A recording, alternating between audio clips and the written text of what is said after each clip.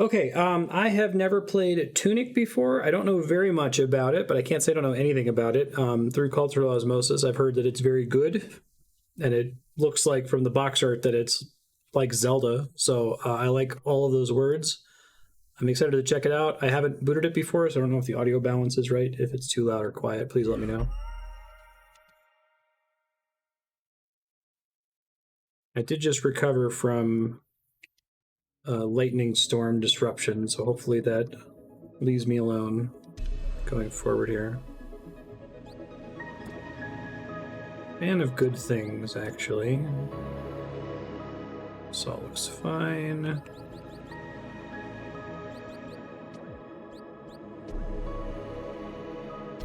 New game.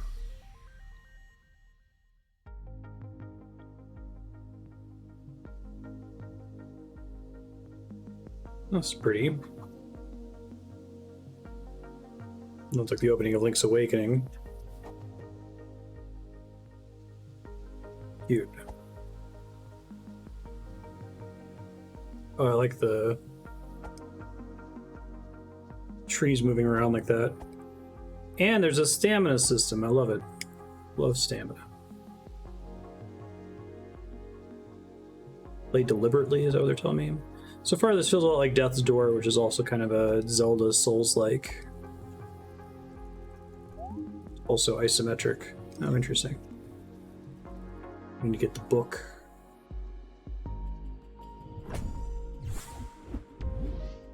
You got a stick. Oh, I like that it's all rune text. Ah, okay. Interesting.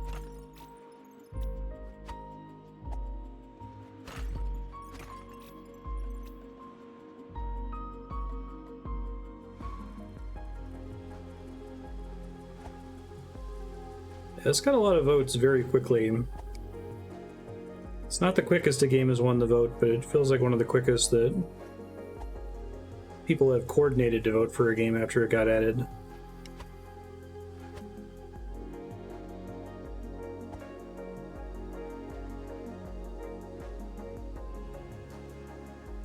Music's nice. How's the audio balance, by the way? It looks okay in the equalizer, but I could turn it up a bit if needed. Hero's Grave. I don't have a key for that yet.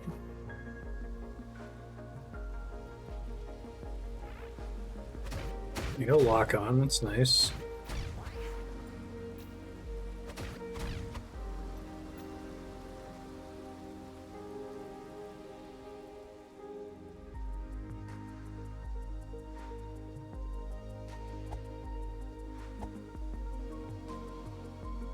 So far, this is extremely my shit.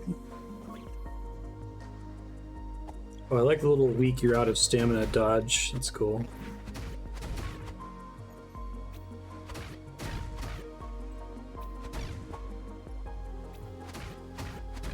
Doing a good job of making the combat feel good.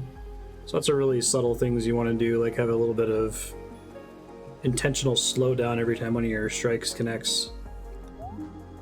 Town. Audio's quiet. Okay, thanks.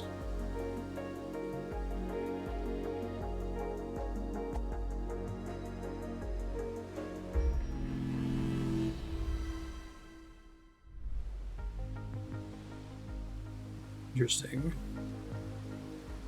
Effectively a bonfire.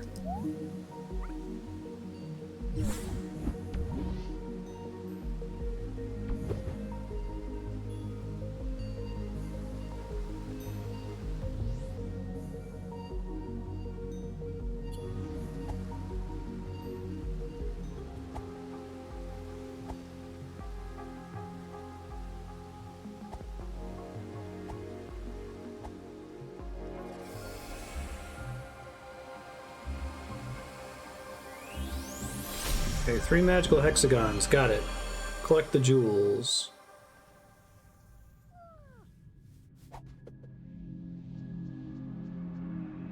Spirit Fox. I like how much this game is trying to accomplish without words. I don't know if the whole game is just going to have the rune text, or if I'm going to get like a Book of Hylian to translate it or something. Go full Heaven's Vault on it and just try to figure it out. Don't answer that, by the way. That's just me speculating. Don't actually want to know.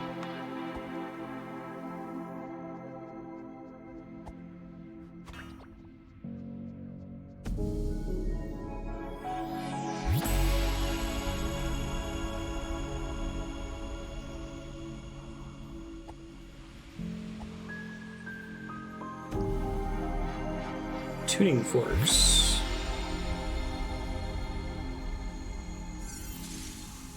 Pretty.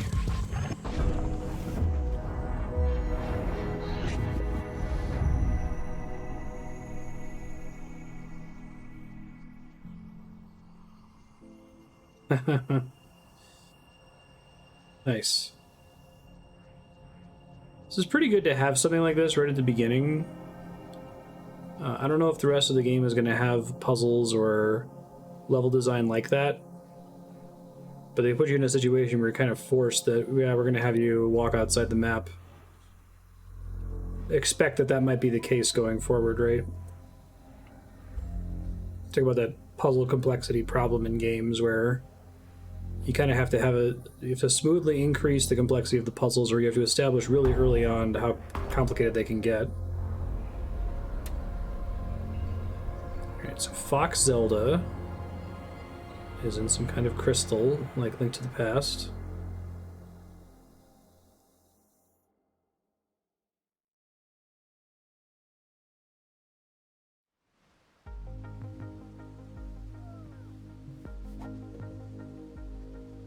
Interesting. Is she the one with the bonfire?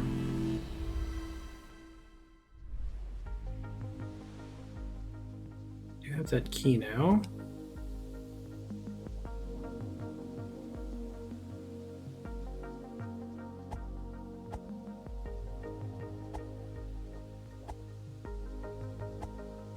So I'm limited in my ability to drop off of ledges. Got it.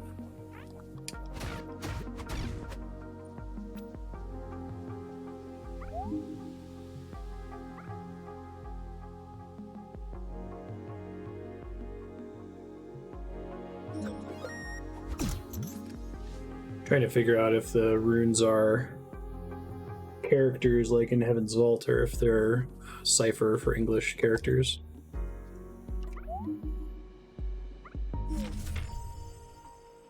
That's so much text. Adventure. I really like the font here. This is by a Western developer, right? Everything hurts way more when I'm tired. Super SP. I love this. This is like extremely my shit. This is like they've got an in-game thing that's basically an NES manual. Let me screenshot this really quick.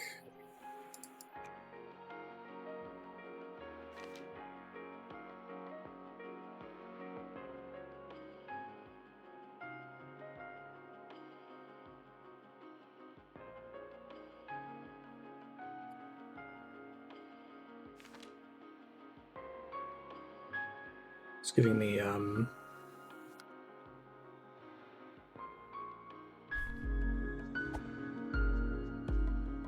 La Mulana feels. I was mentioning that a second ago.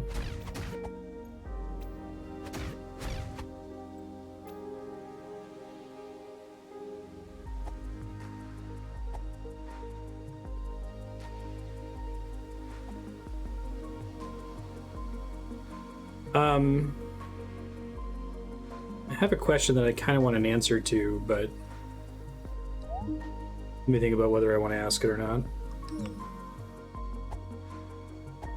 I think it's a pretty significant spoiler to ask, but it'll help me arrange my life.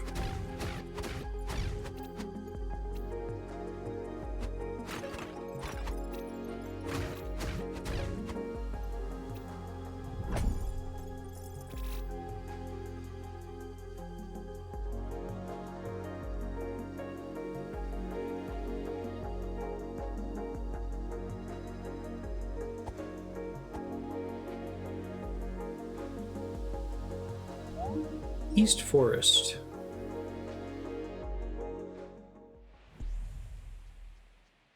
Spell Tower.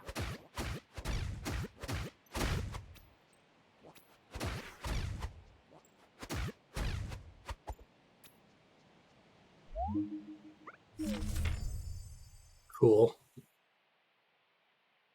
Okay, so this is where my question comes in. If y'all can discuss this and hide, maybe, and come to a consensus. My question is, am I going to get an in-game Hylian book at some point that's going to translate this text for me? I just want a yes or no to that, and you guys can choose to not answer if you agree, and hide to not answer. Because if I'm not going to get a diegetic translation of this that's just going to update everything in the manual, I might want to figure this out because this is kind of cool.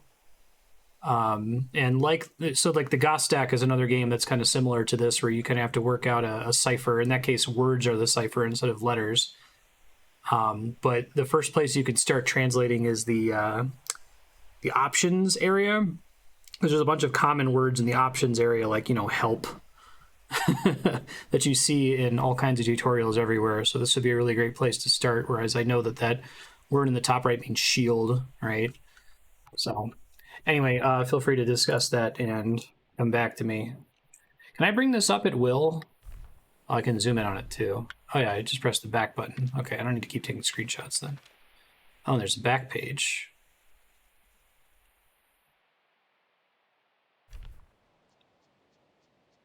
I like the idea that that's like an ongoing theme of the game, because I haven't really seen any video games that are explicitly about the manual being nostalgic. Like, I have fond memories of renting games from Blockbuster and then reading the manual on the way back, getting excited to play the game. But I feel like it was around the PS1 era, maybe PS2 era, where game manuals either started going away or became very boring. They didn't have pretty illustrations like that. There is no in-game translation. Okay, thank you for agreeing on that. I have a follow-up question then that you might also want to discuss, whether you want to share the answer. How do I phrase this? I assume that it's possible to play the entire game without ever translating any of it, and it's fine. So I guess I don't need an answer on whether that's true. That just seems evident. East Forest. My follow-up question is...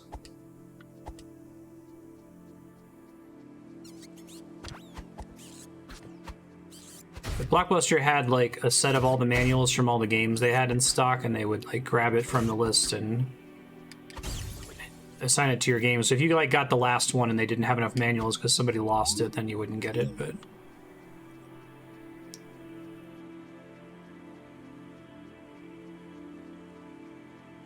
at least the Blockbuster I went to, you would go to the boxes that they had out on the floor didn't actually have the games in them. They had to go to like a little counter and fill the box when you checked out.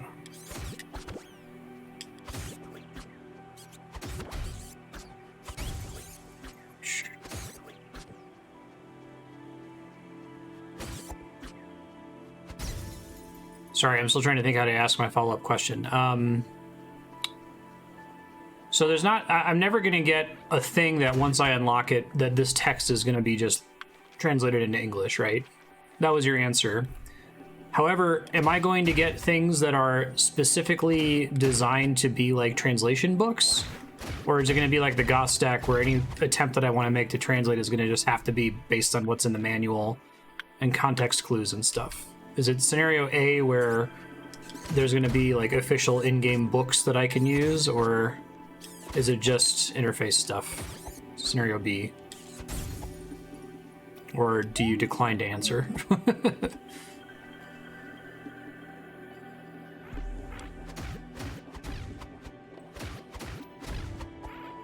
I get a lot of information from the zone names too.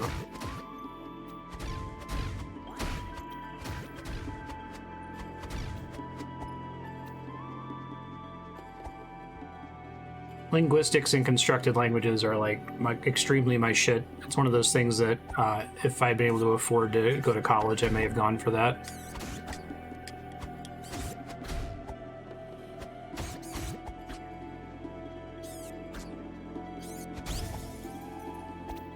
So you add that on top of a Zelda Souls-like, then I'm pretty pumped. Those are all things that I like. Enemies respawn when I leave as well. Necessarily.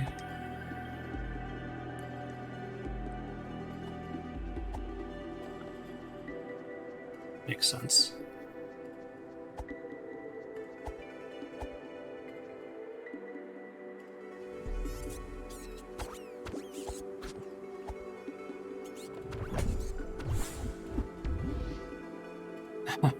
Okay, is it Estus Flask?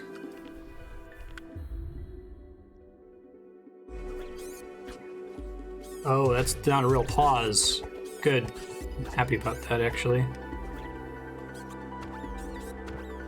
Oh, I see. Right bumper. Gotcha. Something caused it to regen, presumably. Oh, and I moved my weapon around accidentally while I was in that menu.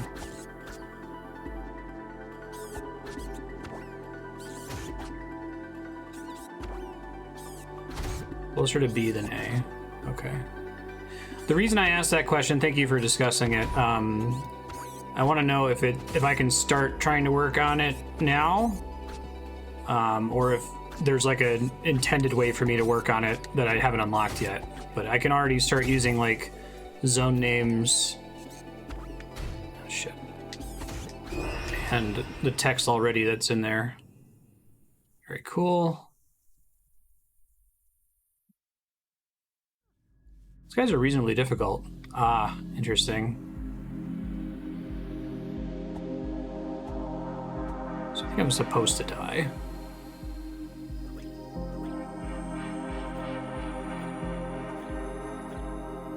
I died. Help.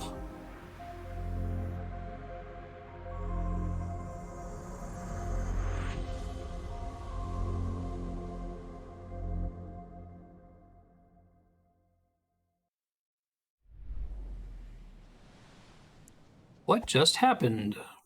Ah, but I got to keep my Estus Flask. Okay. Cool. And there's my souls. My money. Got it.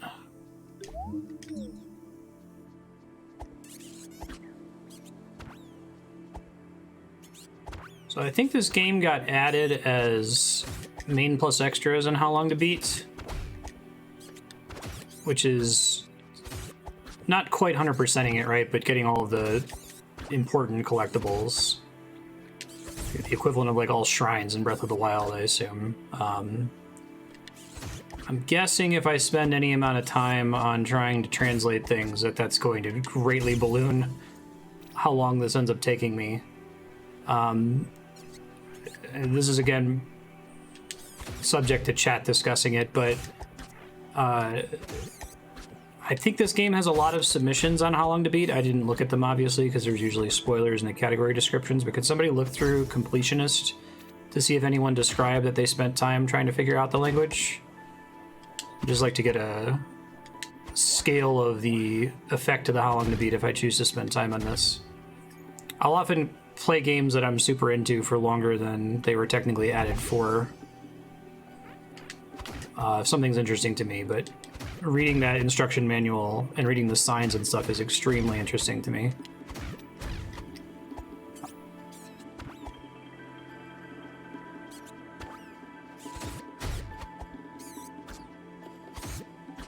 Curious what causes me to get my flask charges back. It might just be bonfires.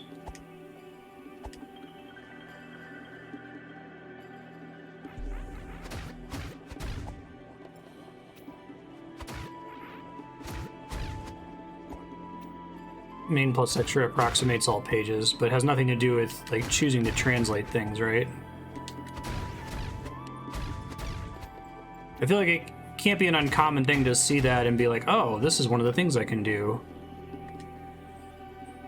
So I assume someone has submitted a completion where they spend a bunch of time working out the language.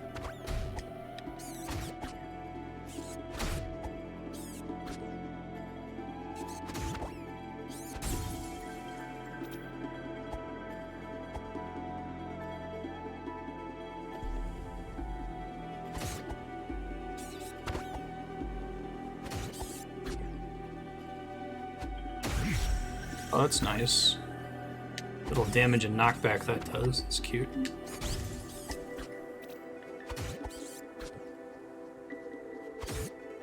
This is a great, like, enemy. Big fan of deliberate combat. It's perfect for that. Okay, cool. Got my cash money back. Is this a shortcut? Yeah, okay. Okay, thank you for checking. I'm just trying to get a rough idea in my head of if that's gonna like take 32 hours, I might not want to do it, but if it's gonna be like an extra 4 hours, then I might want to. For now, I might just want to play the game, but I could probably start doing like La Mulana and start taking screenshots of all like the zone names and stuff. That might be a hint. I guess it depends a lot whether it's just an English cipher, if there's just a way to get English letters out of that, or if it's characters like Heaven's Vault. Y'all were right though, this game is like insanely my shit. This is really good.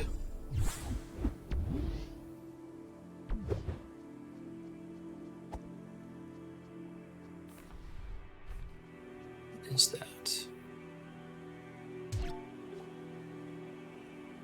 Okay, don't know. But I can equip it. Interesting. Do I have anything in my paperwork about it? Let's preview ready equipment. I don't know yet. Yes. Guessing that says read. Face your adversaries. Target lock. Focus and evade. Focus and block.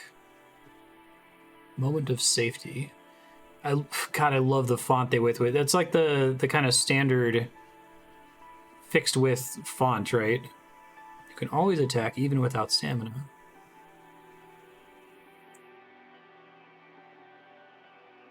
I think it's saying if you're low on stamina, you take extra damage. Okay.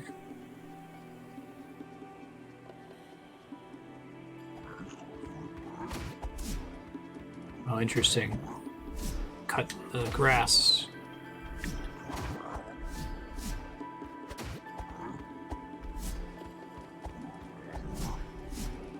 Oh, they can break the blocks for me. Smart.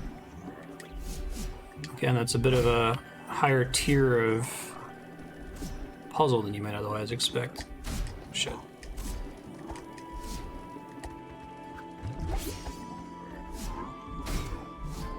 Trying to get them to get me through here if possible.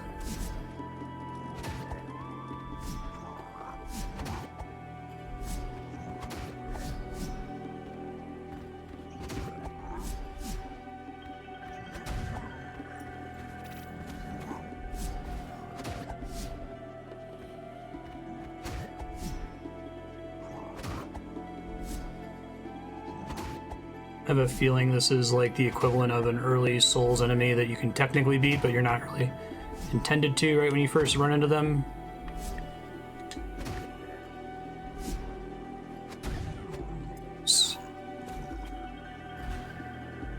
We good. More money. Okay, so that's consumable healing versus my Estus Flask healing. Got it. So I thought it might be.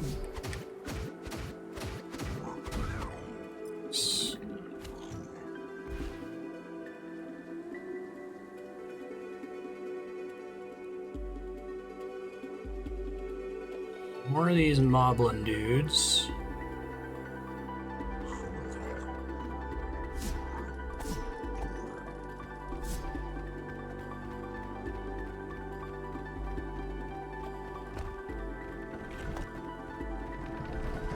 Cute.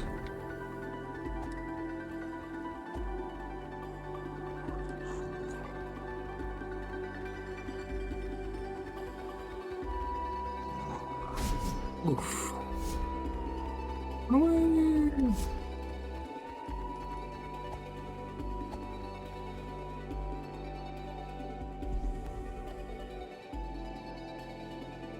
top of guardhouse 1.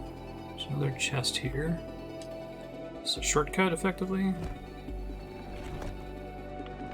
Ah. Oh, I'm in love with this game. I love everything about this.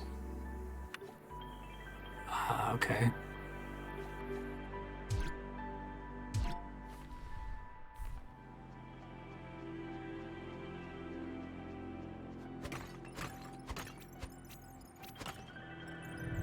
Good risk of rain.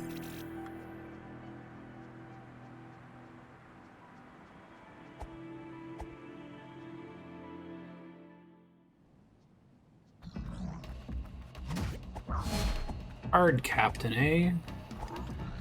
There's a regular card, too.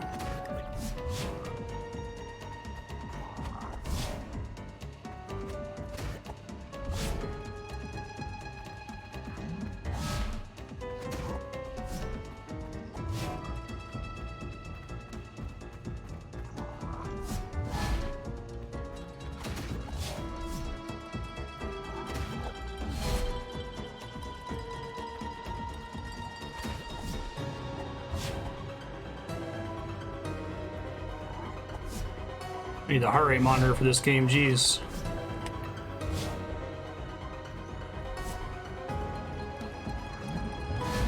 Appreciate the flashing screen instead of a beeping noise, right?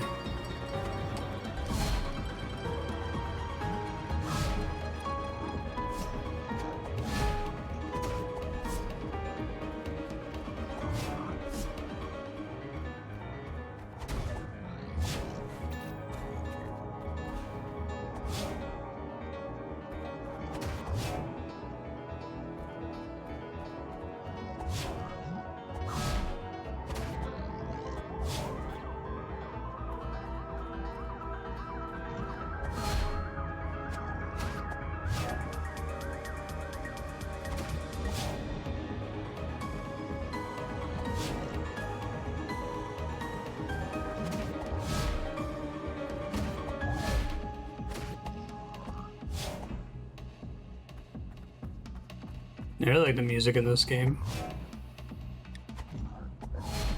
Whew. Cutting it close there.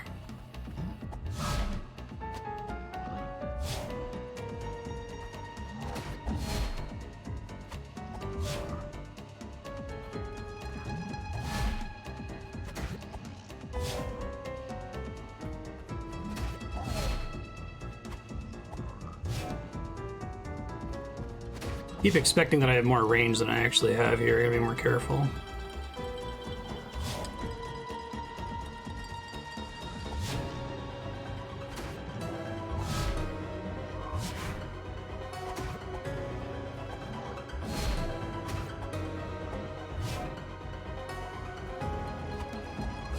Ah! I whiffed on the hit, which didn't help. All right.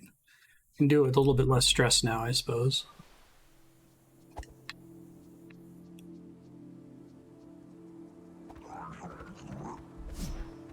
Got the shortcut now, which I think is up and to the left.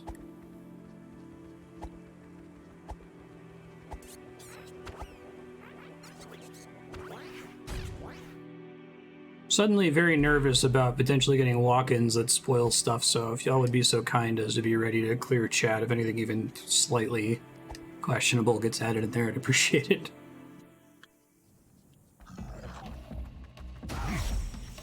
Like that.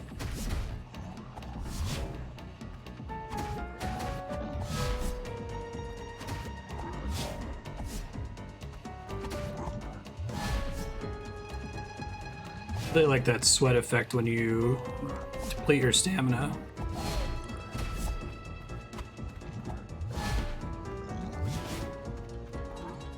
I like that you still get a weak dash and a weak sword attack if you're out of stamina. That's nice.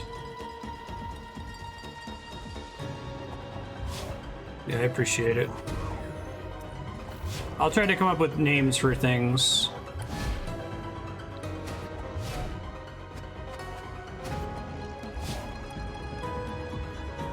You wouldn't mind using my made-up name for stuff.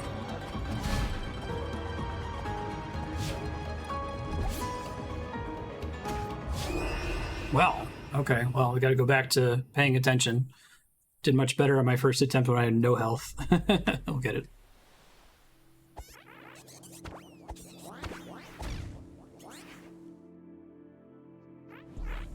Probably will do the heart rate monitor after this attempt here.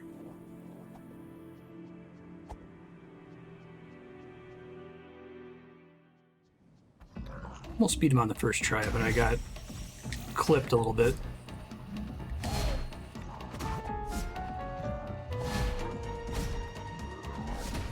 He also hits a lot harder than the main dude. Ouch. Yeah, especially if he gets that dash attack on you, you're in trouble.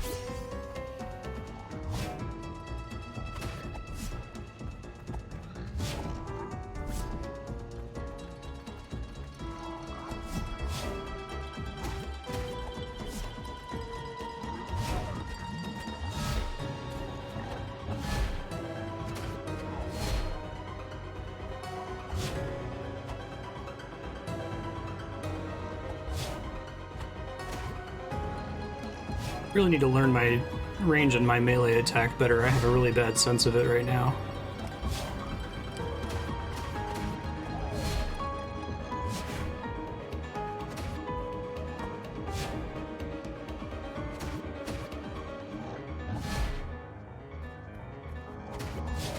Shit.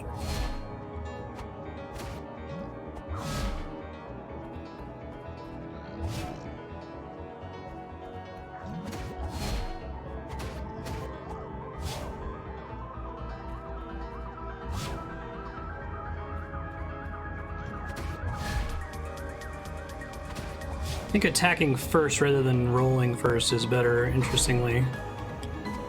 It's not so much punish, attack, and then get out of the way. Ah, that was really good, though. All right.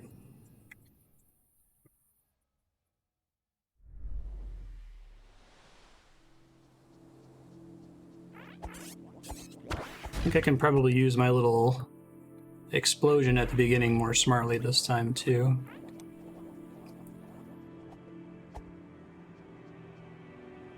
Heart rate monitor. I think I was being the most cautious in my first attempt, and I could have beaten him, but I got clipped at the end there.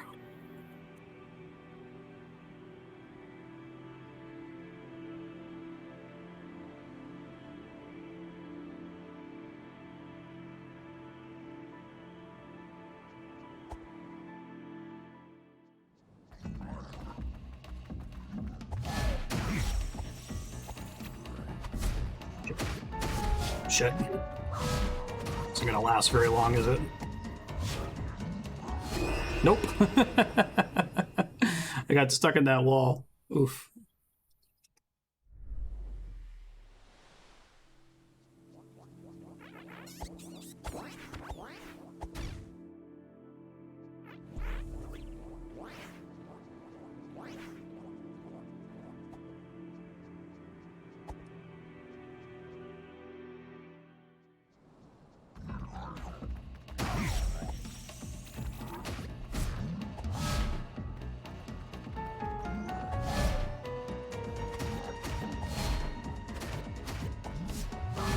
I think there might be some stun lock on enemies. It's hard to tell.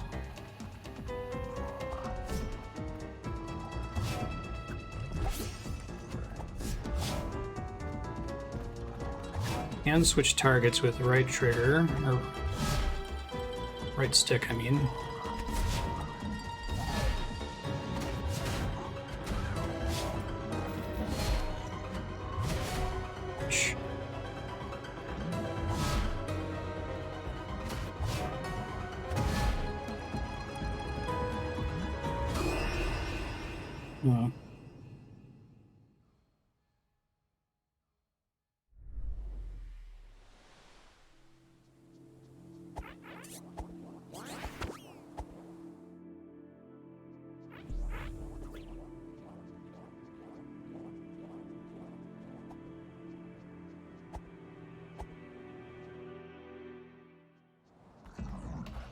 Come on.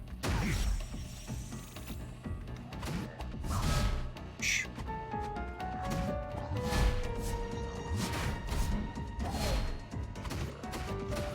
Trying to test if I can actually stun lock him or not. I don't think it works on the boss, but I think the little guy I might be able to interrupt his attacks. Feeling bad that I wasted that first excellent attempt when I had no health.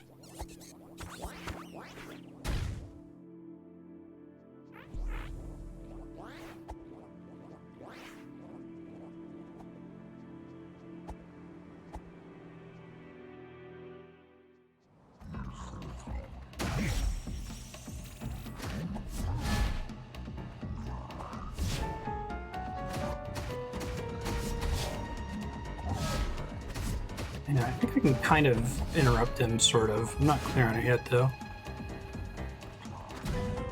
Thought that guy was dead a second ago.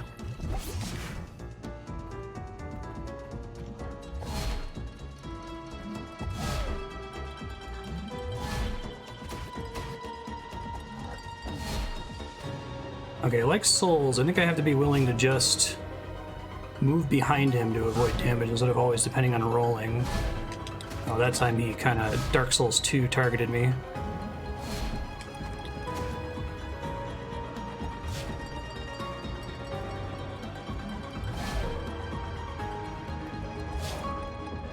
I like how his horizontal slash is distinguished in the telegraph from his lunge.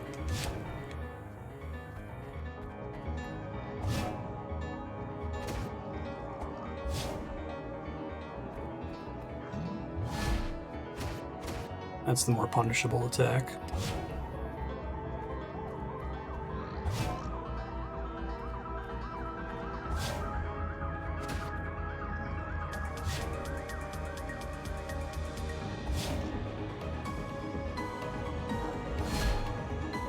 If I just move, it's better than if I roll past.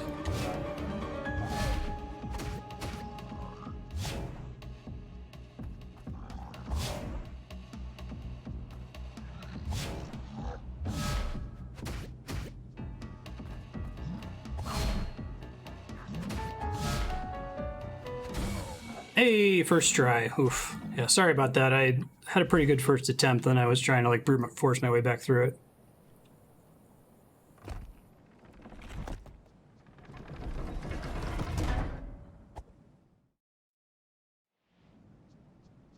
Yeah, I got to like over 160 heart rate on her. It's usually a good sign for a game. Ooh, that's a really good reward.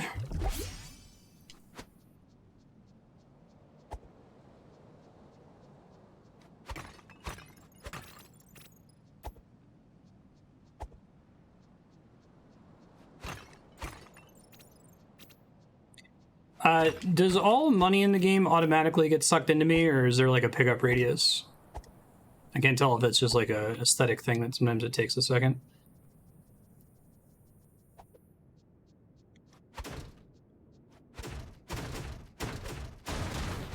Interesting.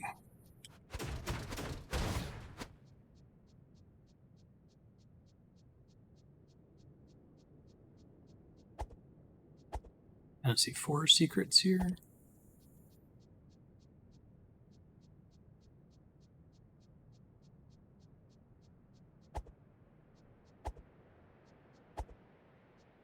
That was a really solid boss. Like, had just enough attempts to really learn his. I'm actually kind of glad that I didn't beat him on the first try because I had to learn his attacks more. Ring strike.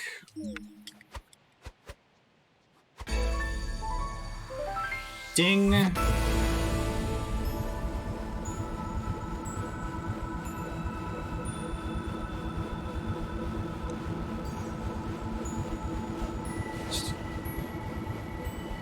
Tuning fork, we gotta do a raw blink on Harry Carry Rock.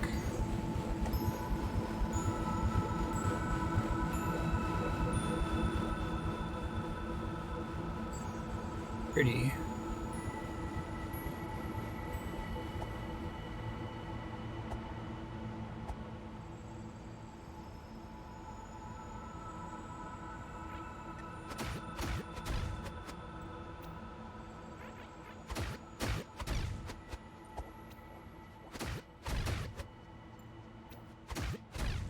We can get back up there. So the main advantage was getting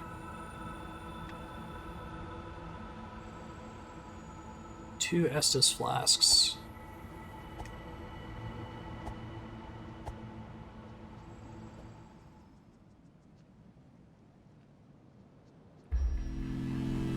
Thank you.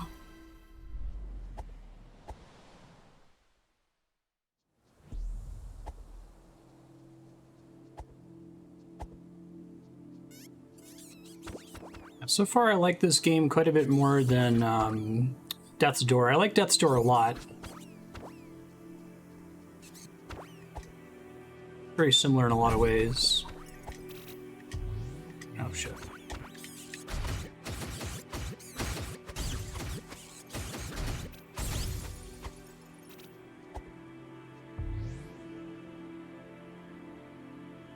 don't think there are any other paths in there that I skipped. You always get all the money from chests. Okay, thank you.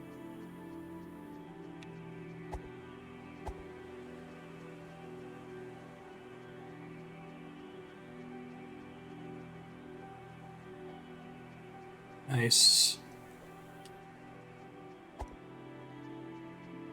Exploration in this seems top-notch, too. Lower forest. It's a big old spider.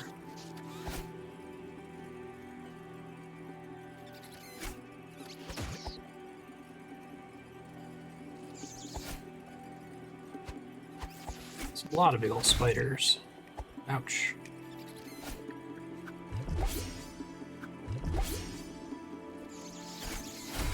Jesus Christ. It's like I don't get any iframes, which is fair.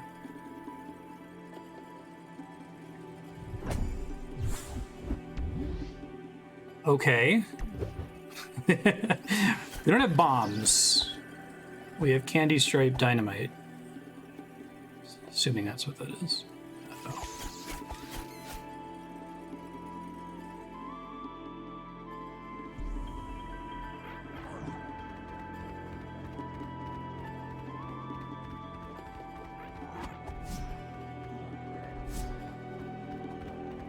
I'm gonna explore this all further, but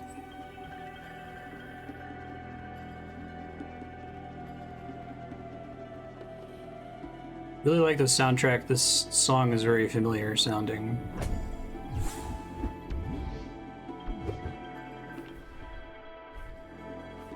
Check for dust. Oh, that's kind of cool. So during the dust, that's when I have iframes? I didn't even realize that I had iframes. Okay.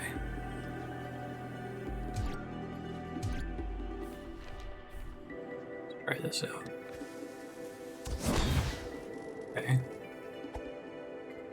Limited count of them. I don't know if enemies can drop them now.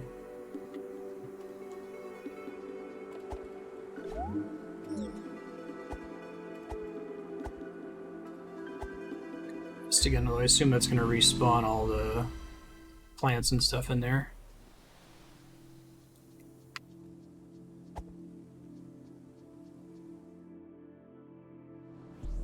Oh no, they stayed down. That's nice. Maybe they'll come back when I die.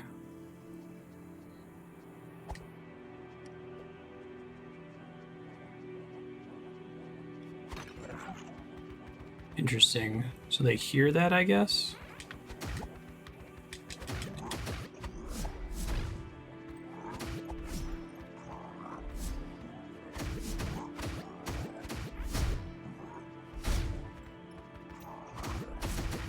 Probably use these explosives on them, but that seems like a waste. Ouch. Ouch.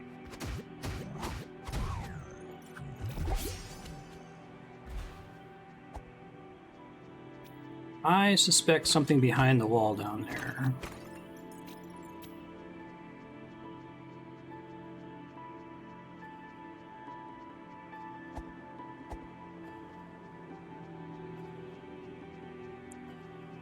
I'm in love with this game. I feel like wanting to do the translation is just so that I can be playing the game for longer. Maybe I'll do next episode. I'll try to focus on doing that for a couple hours. I kind of just want to play it for now for episode 1, but I might try to take screenshots of everything and instead of showing you guys this beautiful video game, show you a much more boring image of Photoshop.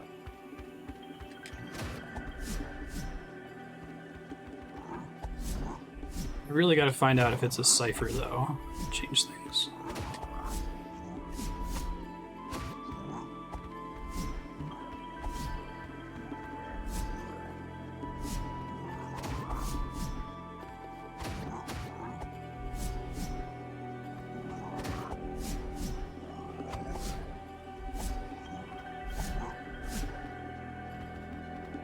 Lose me.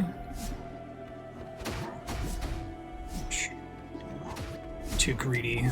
Once again, I'm too greedy.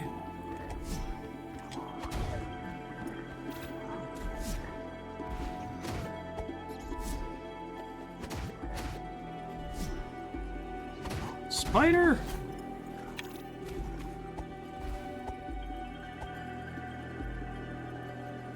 Yeah, look at how I handled La Mulana 2 to see an image of what that's going to look like. Maybe I could drop down there, I guess not.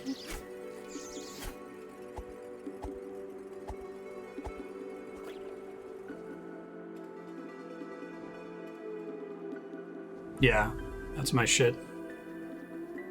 This game seems to be nailing that feeling really well.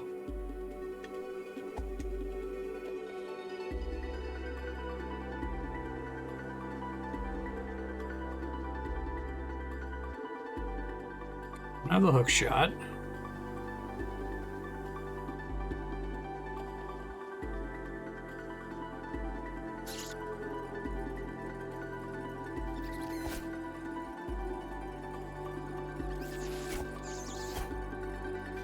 Maybe since there was a spider in that corner, that was my tell.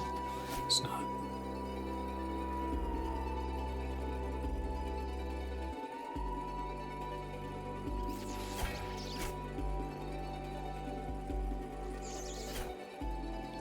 Might still be something I can do over there, but I'm too stressed out to try to figure it out at the moment.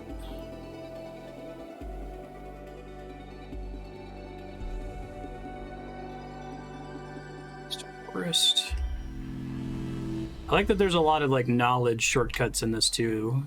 Like that was always there, but it was easier to see from the other direction, so now I can just remember it forever. My jam.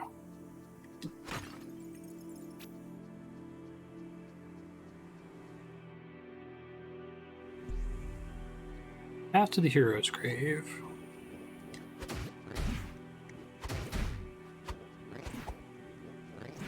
This guy's nasty.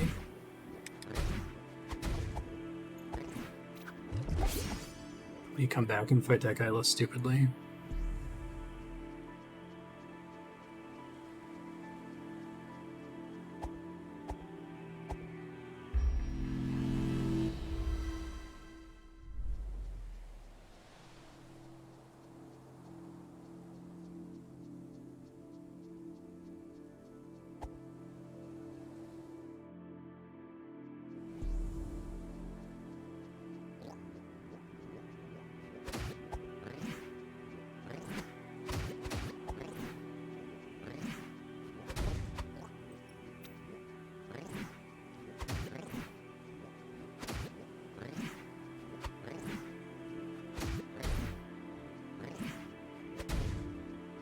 Getting a better feel for my radius there.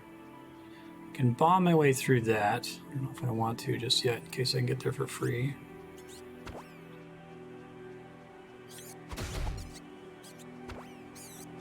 Shit.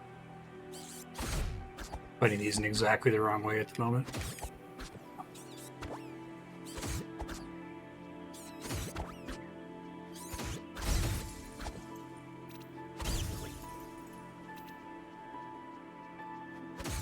I think there's just going to be a progression shortcut later when I have the ability to just cut those down trivially. Need the card over there.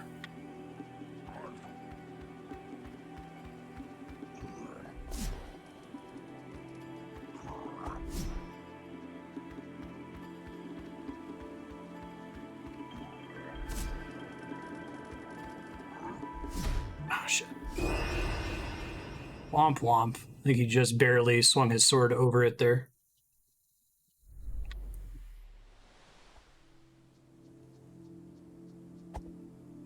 I've been in that. There's actually a door I skipped there. I'll come back in a second.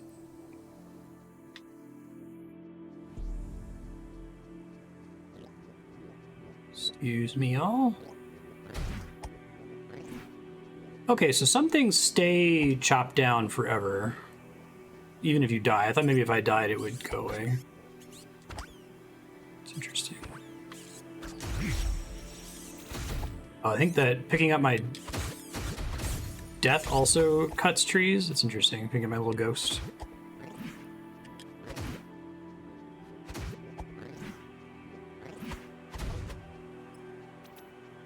Come on, bud. This way.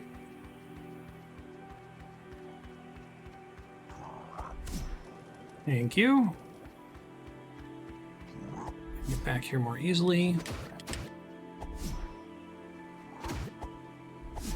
I think you can see there's like a stagger effect. Like the enemy actually responds to getting whacked. I don't know if I can just freely do that until they die, though.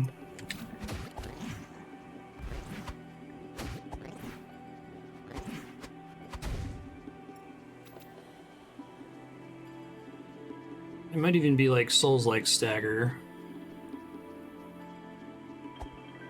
Ah, shit. Okay. Maybe there's another guard up here. If not, I can go rest and come back. Get this guy opened up.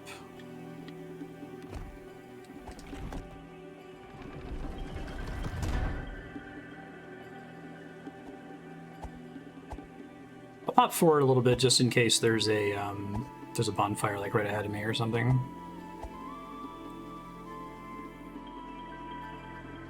Or I could just have the problem solved. A sword!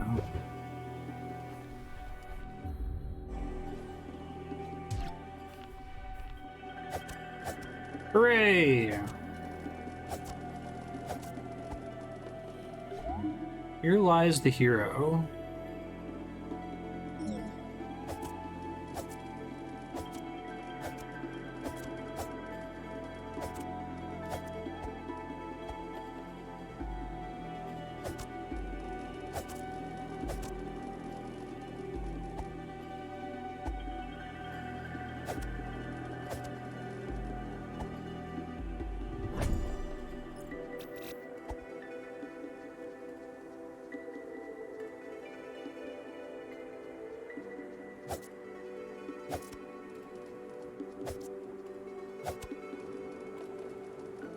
So bouncy.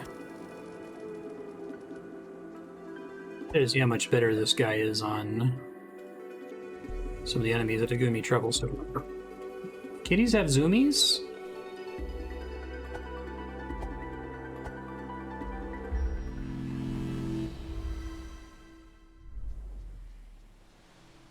I love what the Souls games have done for indie games. Okay, I guess I did come through here already.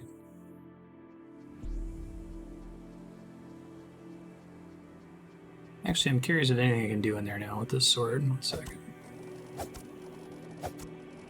Also, yeah, I thought so. Oh, they're way easier now. And there's a little sword combo with a thrust at the end. Cute.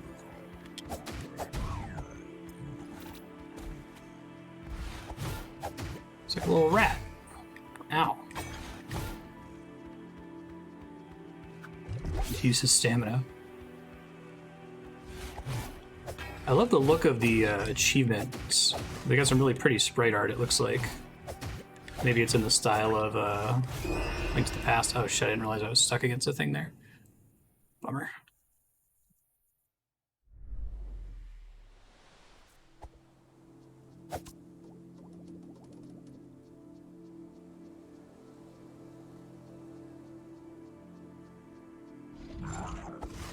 I assumed I was fighting him earlier than I was supposed to. I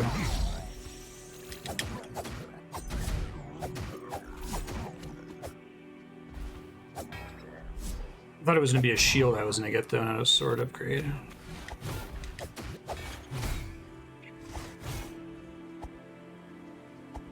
what I got stuck on when I turned this corner before.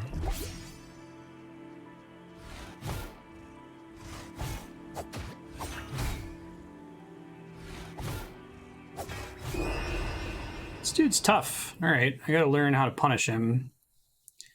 Gotta get behind him.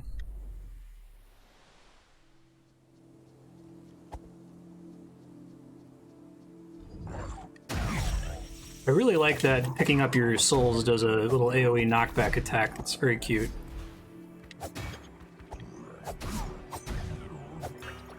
Ooh, it also knocked his shield away somehow? Shit.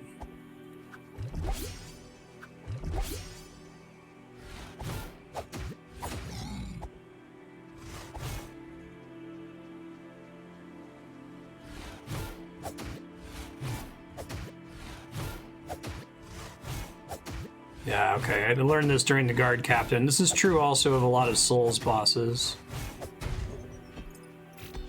It also kind of slightly trivializes some encounters in Sekiro because you have infinite sprint.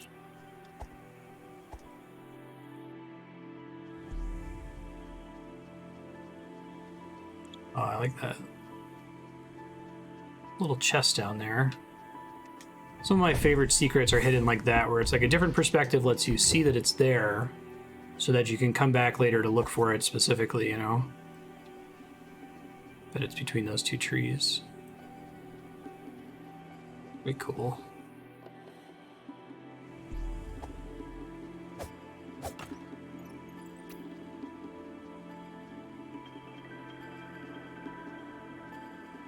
Right.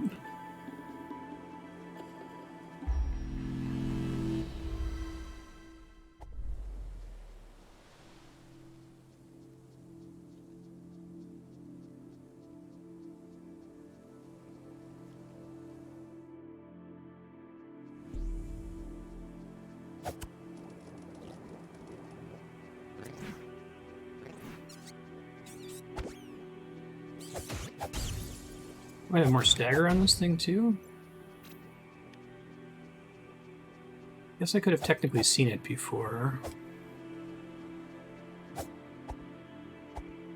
Big fan. It was easier to notice from up top there. Okay. These are getting added onto some screen somewhere, right?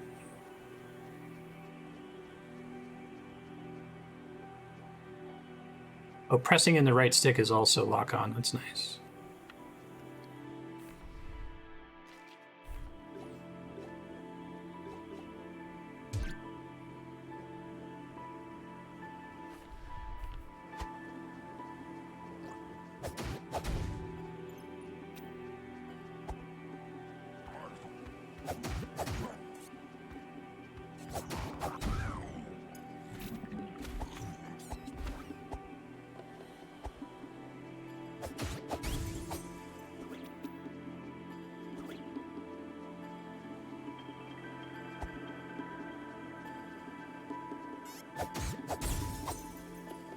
I like the aggro mechanic too.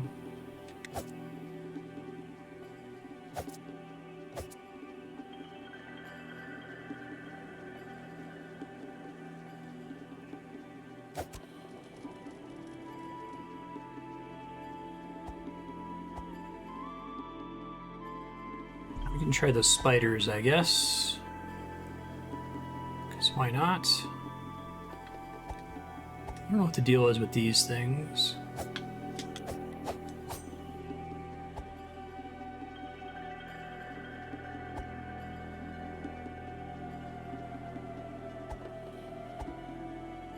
What does this song remind me of?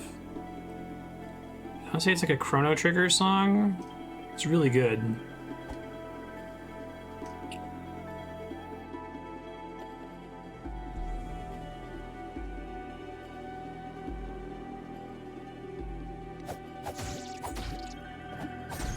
These guys are a lot more reasonable now.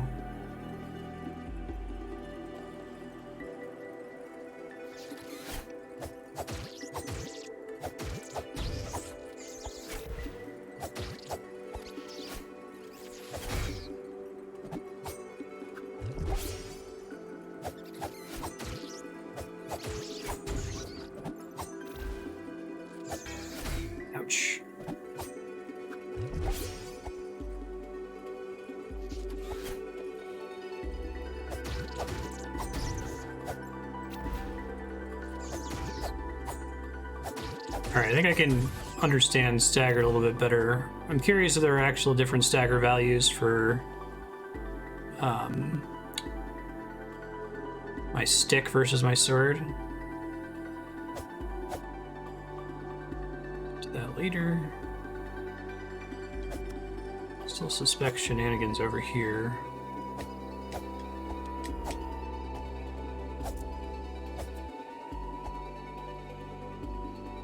Is there a little ramp over this way? Thought so. God, the secrets in this are so good. Yeah, I played Death's Door, and kind of my read on it was like, okay, this is like, there are certain limitations to the like isometric Souls-like, and that Death's Door seems to be performing at like the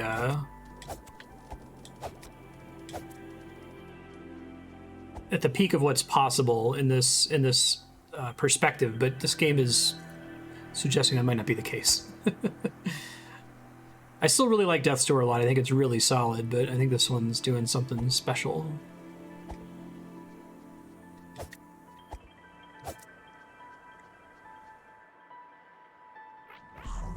I ran past these guys.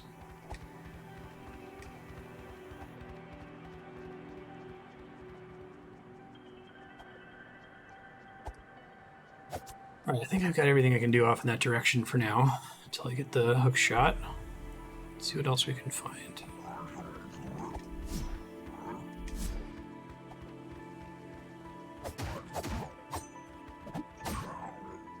Probably more I can do if I backtrack now with the sword, too.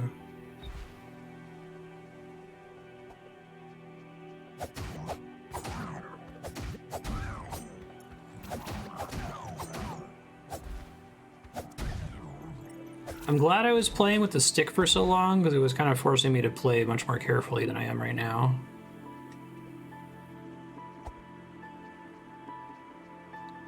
The do do do do do.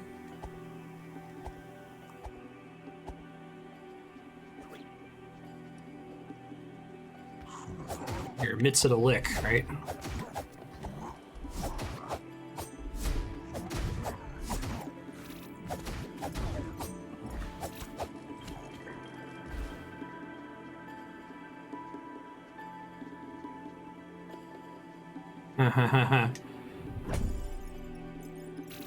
Nice.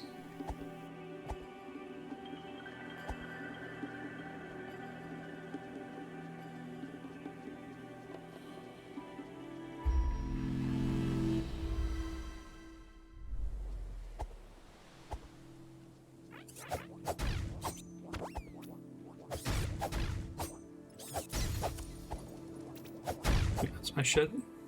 Yay, you can chop down the signs. It's critical. What's this?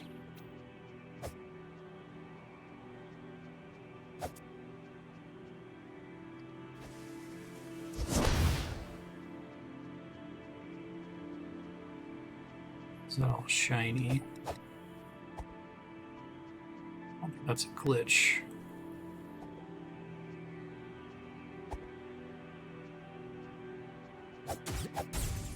I guess to save my brain, is there anything with that shiny thing that I can do right now with my current abilities?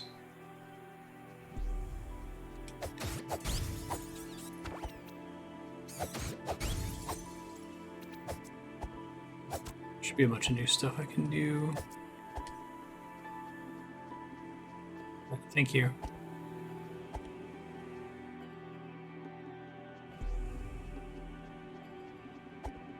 I'll point it out. This guy right here, there's like a shiny rock. I thought maybe it was like a lighting bug or something flowing through the crack in that rock, but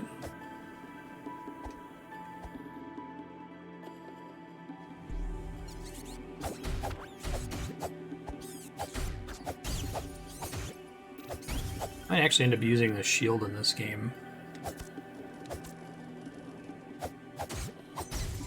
whenever we get it.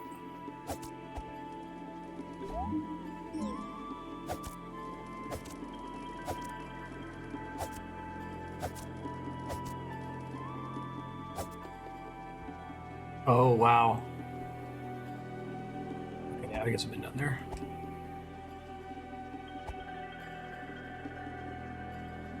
This game is cool as hell.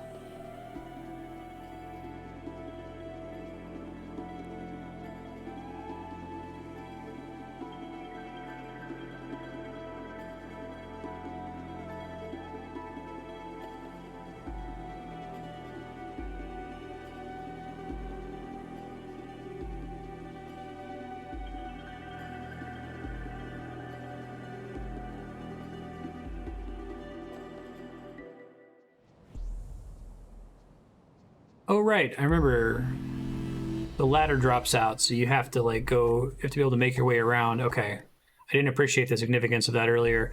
So that's them effectively locking you back here until you can defeat the guard captain, which you probably don't do with the stick.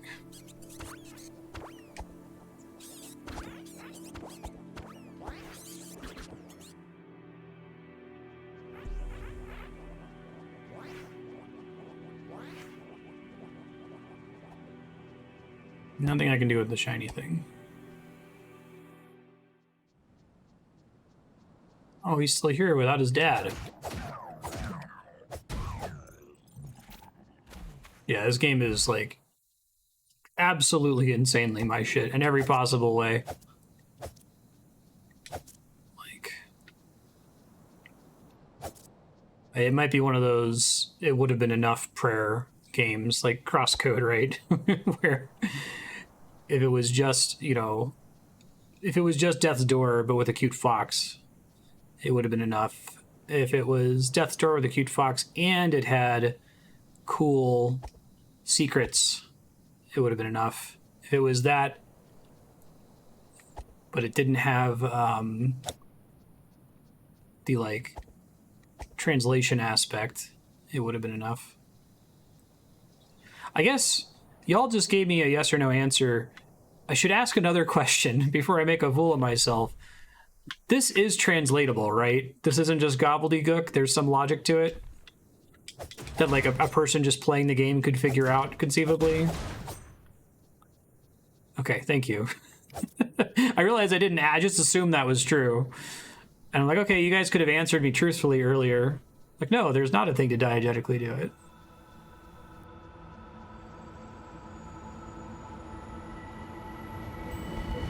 Okay. Cool. I would like to do that then.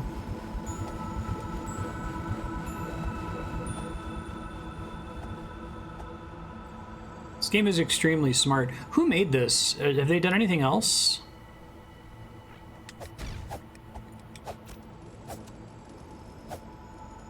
Oh. It's like...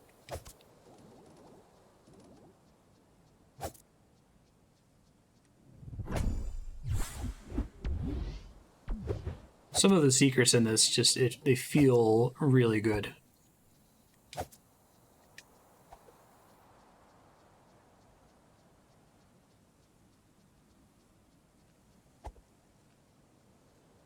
Hmm.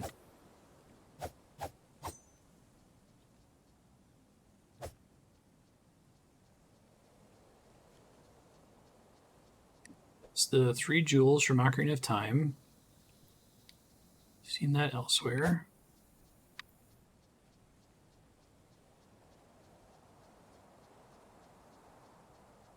It's pretty amazing if this is their first outing.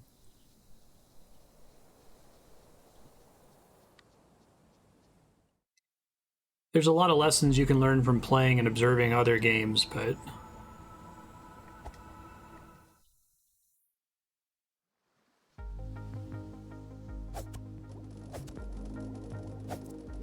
Made a bunch of mobile games and quit to make this? Wow. No kidding.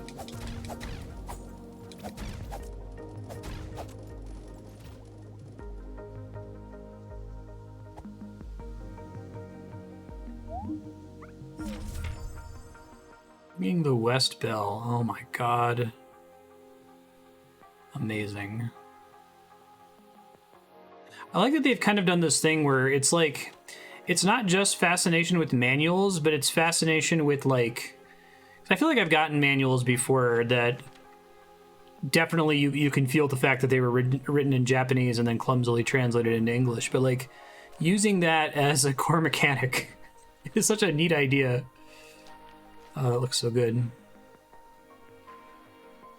So when you say all pages, you mean all the manual pages?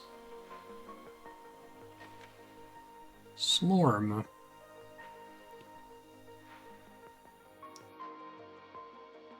Tip. Okay. You know about going under the well. I assume that was the case. That's another, it would have been enough thing. If it didn't have the whole manual aesthetic thing, that shit is so cool. Like, it's such a neat idea that I'm surprised nobody's done it before. Y'all know I'm super into, like, wordless conveyance and, like, taking it to the next step of, like, oh, there's words. You just can't understand them yet.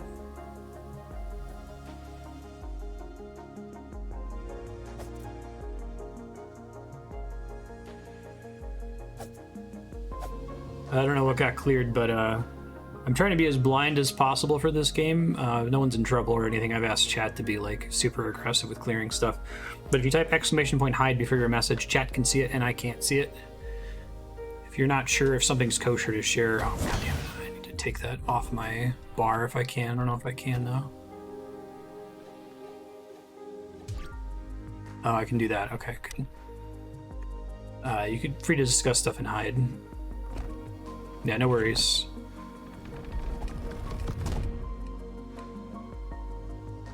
I'm probably being more aggressive about it than usual because this game is really speaking to me so far.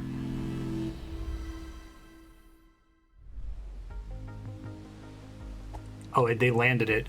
Manuals haven't looked like that since the Super Nintendo era, but it was really most pronounced back in the NES era. There's something like that with La Mulana 1, right? Because they made like an MSX style manual for it, and there's a couple secrets that are in the manual. There's one really important item that you wouldn't know how to get it without reading the manual, if I recall correctly.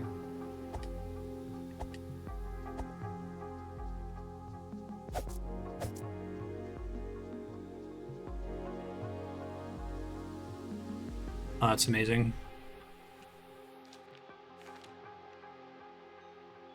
Yeah, that's beautiful.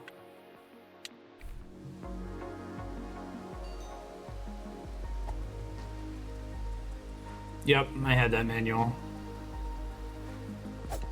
Yeah, you could just do that and have that be a cute... nice secret, by the way. That could just be a cute little throwaway, like, aesthetic gag, but they're actually using it for gameplay stuff. It's really neat.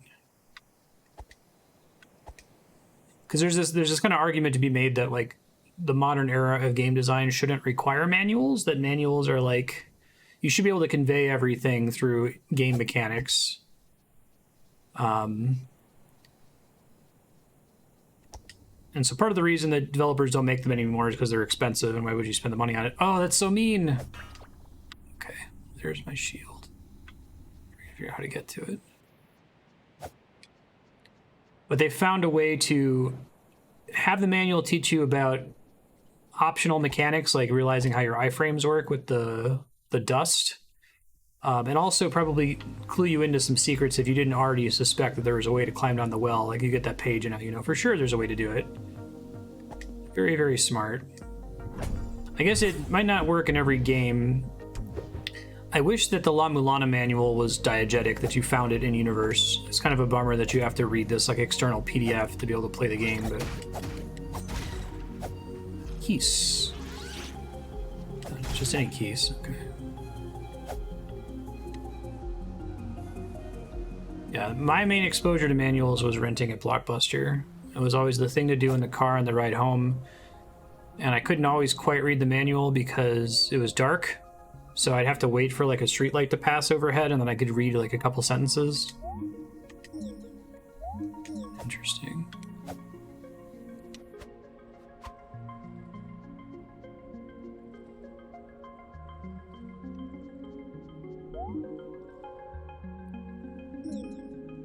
Put an offering in there, I would.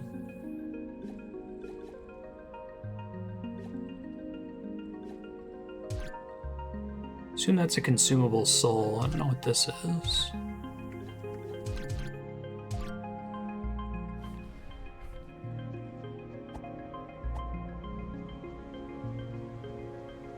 Yeah, that was my experience.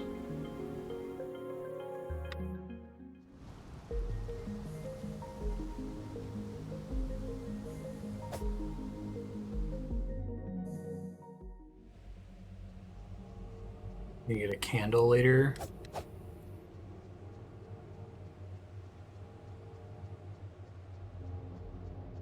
Amazing. Dark tomb.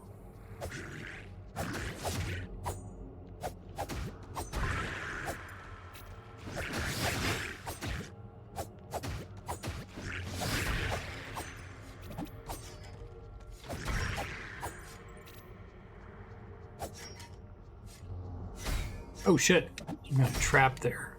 Lots of traps there. Wonder if I can use one of my items to light this room up temporarily just so I can see where the traps are. Let's see.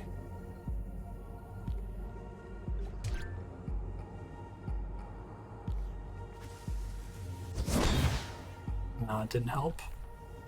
It's worth a try. Let's try this one maybe. Does kind of let me make them out.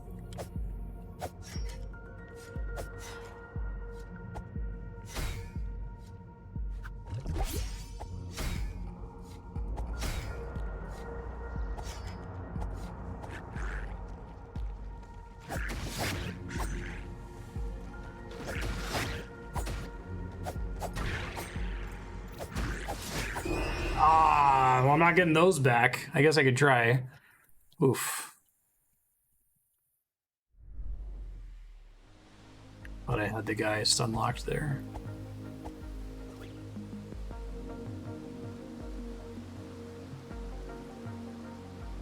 Just things that were only true in parts of beta. At least I'll be able to see my little souls, pick them up, potentially.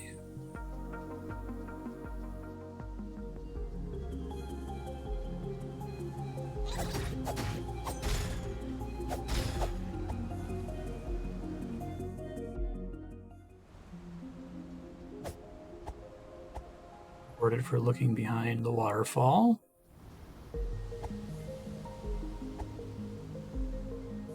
Kind of like fairy fountain. I think my first pass through here I may have gotten super lucky on just like happening to avoid some traps, so this might not be possible.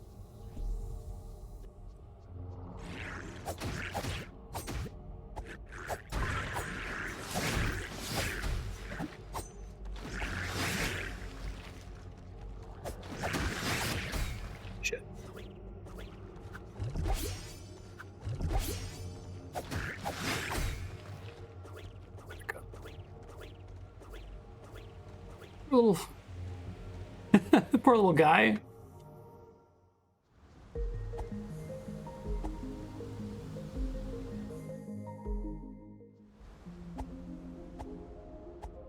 That's interesting. Just curious if this does anything when I'm low on health. Okay, no.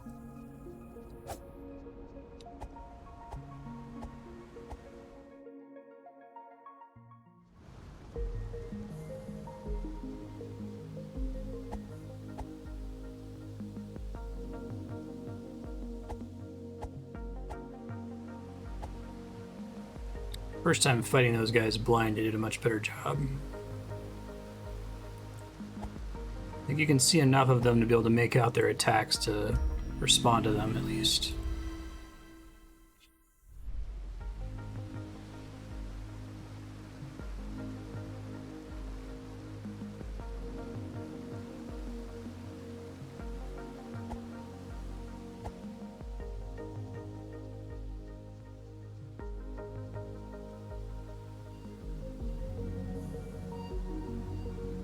There are very few games that give me the feeling of exploration that the Souls games do. It's really, really hard to kind of nail it.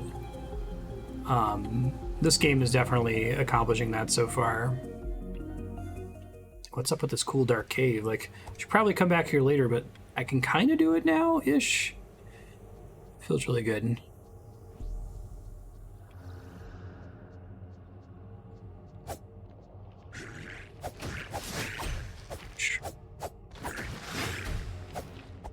So I think I stun locked him before, but I didn't quite understand what I was doing at the time.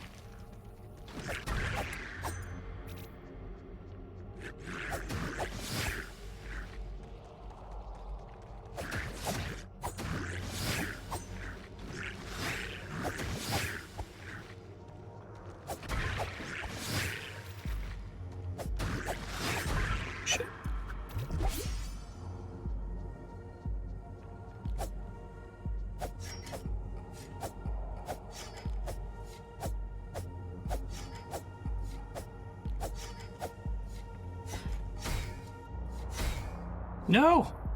No! Ah, I just lost so much. Oh, do you not? Oh, no, I guess I just lost the stuff that was on me. All right, oh well. I could kind of make out the spikes there, but not well enough. Oh, but it is only a partial loss, it looks like, right? Okay.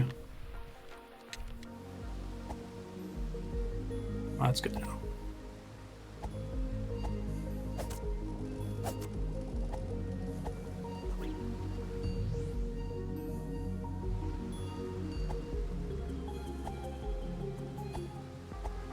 Right?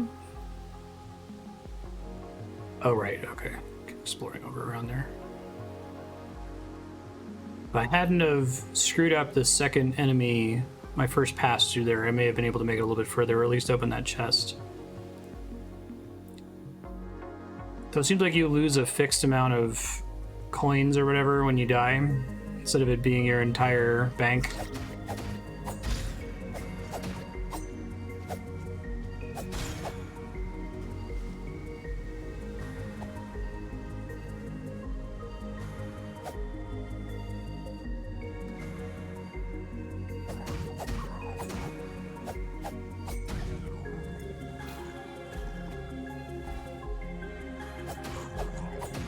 Yeah, dude's like facing things, standing there, very soulsy.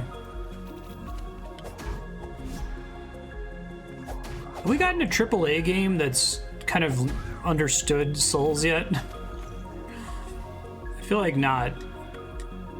Like I like, you know, Star Wars Jedi Fallen Order, but it doesn't have the same feel in the level design.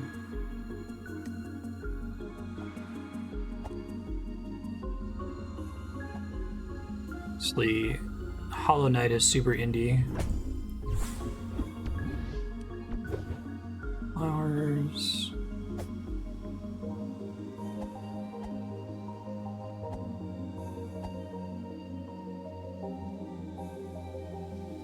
Just been a cool staff up there.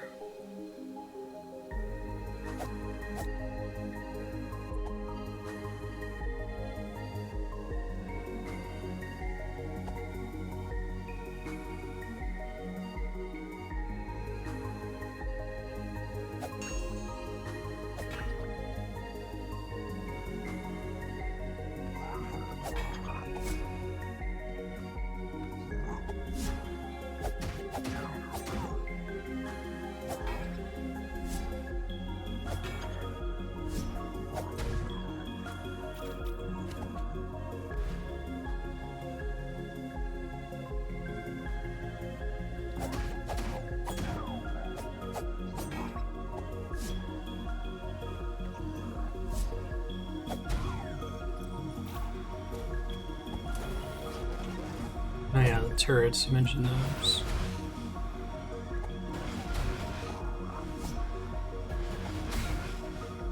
I need the shield for this. Possibly. I'd healed a little bit. Okay, it can hurt the enemy though, it's good to see.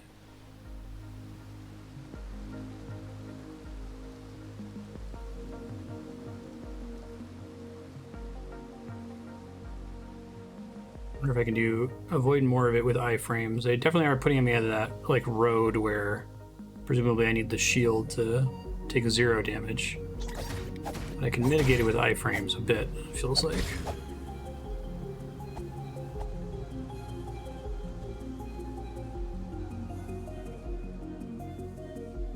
Bertus is just being a goof.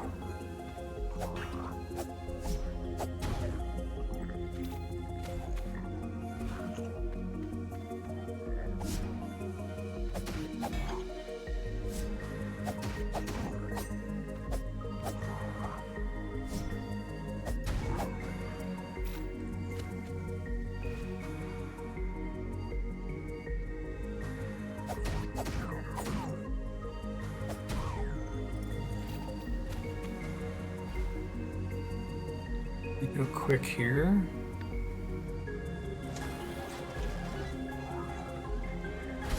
Shit.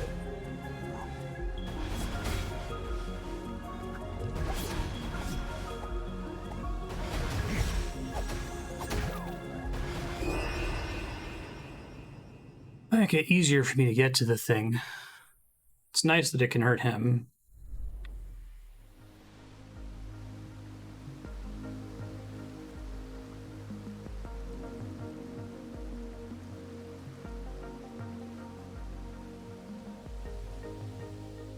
Curious what the regular tuning forks are all about. I like the tuning fork aesthetic.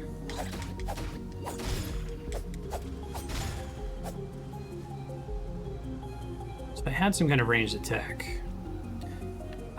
Something that's tough with this game, and I assume that this is to kind of encourage you to make progress via manual unlocks, as I have so many cool little items that are consumable, so I don't want to try them.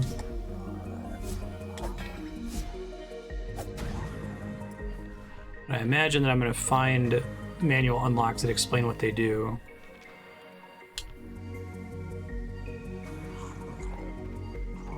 Excuse me.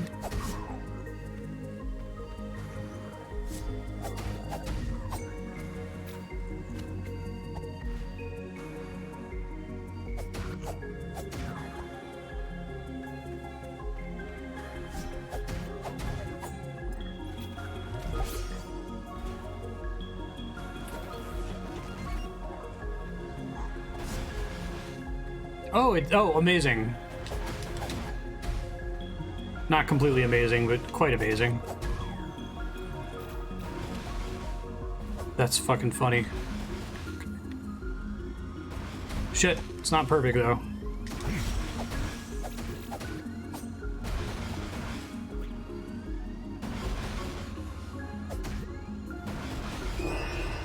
Alright, so I gotta be careful.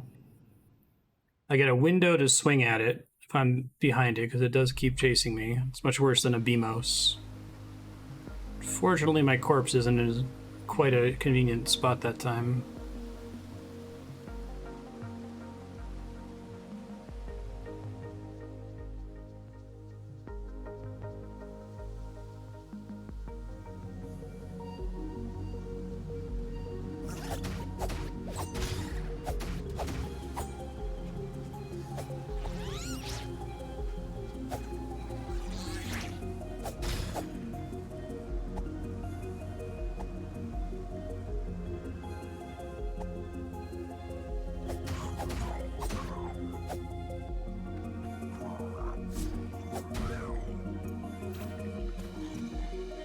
Hey, bud.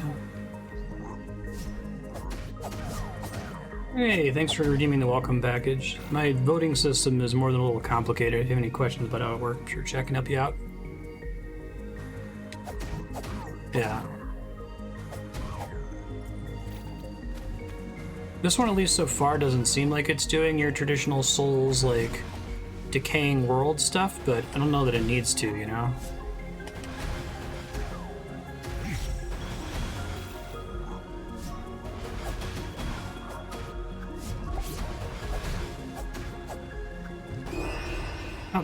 I probably should have tried to go out of my way to die right on that path.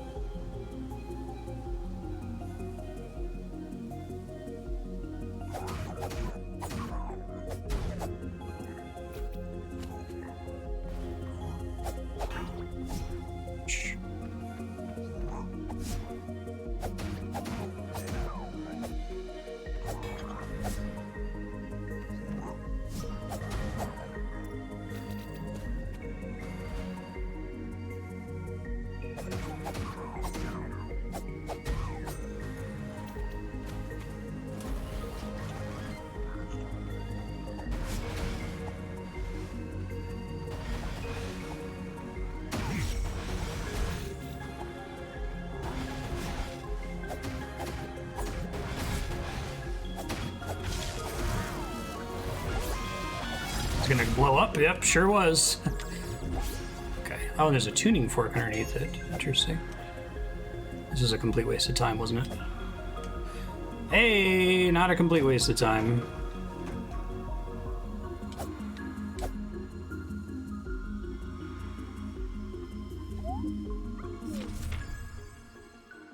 I feel like I should read through this again.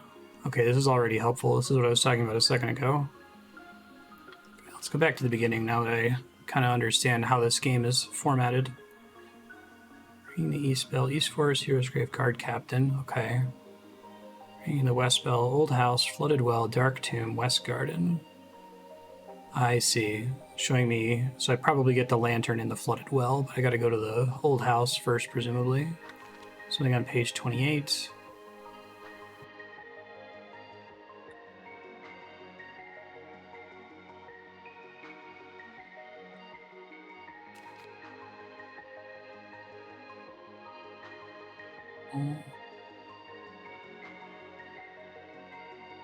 Face your adversaries. Block once I get a shield, presumably. We got the iframes thing. Attack, defense, HP, and potion. The other ones are question marks, which is mean. Oh no! You can do it. Garden Knight. Try to be this strong. Okay, so I can raise my attack and defense at some point. Unless that's just getting a new weapon. Echo of Self explodes. I love how a lot of these are like in-game screenshots too. It's pretty.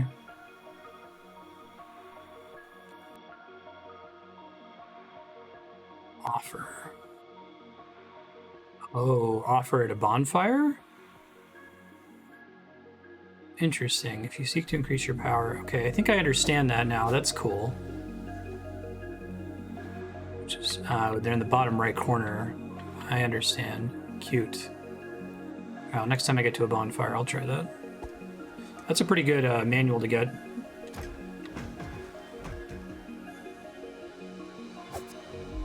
Okay. Thank you, permanent shortcut.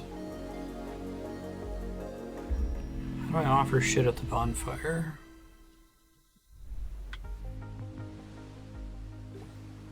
Ha ha ha ha ha. This game fucking rules. I like how it's arranged in such a way that if you didn't have the manual, you might not attempt it. Attack, okay. Yeah.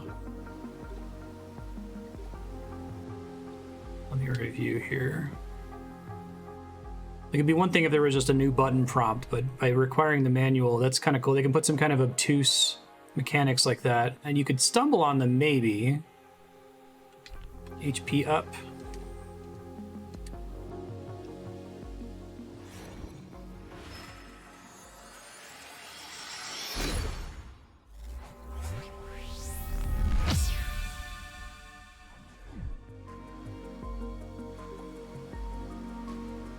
Potion 2. Oh, that's okay. It is for Estus flasks. Makes my flask stronger. Gotcha. Bone shard or whatever.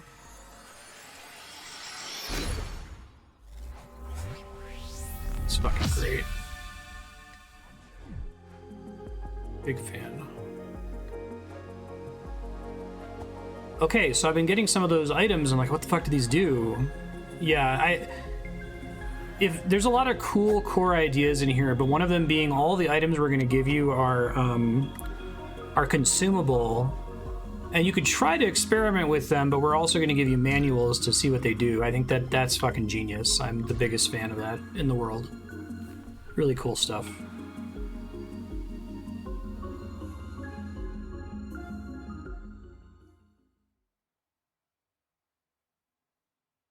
Got down here. Oh, beneath the well. Oops, come on.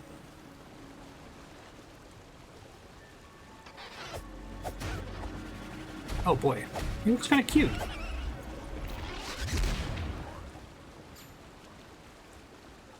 I've talked before about how I want a Souls game that's like really bright and chipper and cutesy.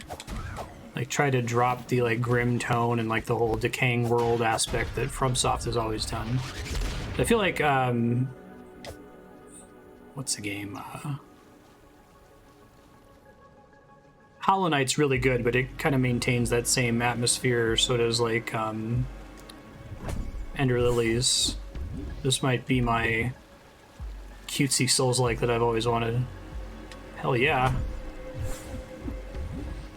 Andrea gets so angry whenever there's a waterfall that doesn't have something behind it in a video game.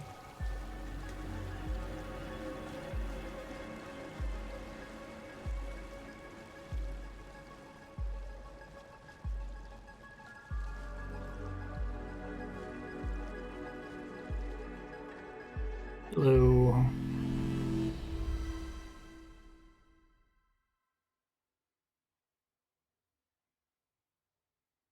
It is still managing. I've posited before. We've talked a lot about like what makes a Souls game a Souls game, and it's interesting how many elements seem to need to be there, and that it doesn't work if one of them's missing. So even if it doesn't have this kind of like depressing nihilistic ennui infusing everything, it definitely still has that like you don't know what's going on and this world has clearly done things without you for a really long time aspect that I really enjoy. Oh, interesting. Under the well. Frog's domain. They take turns attacking.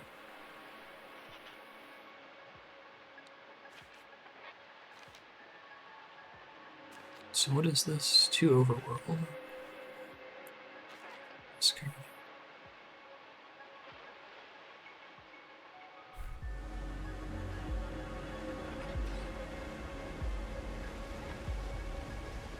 Yeah, and right, it would have to be Android directed. I think this game's probably too hard for her to enjoy, but she'd like to watch me play it, I think. Right, explode, I forgot.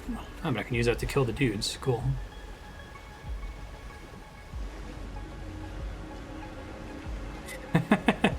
I'm starting to wonder if that's like a design imperative that they made. Every fucking waterfall is gonna have something behind it, goddammit.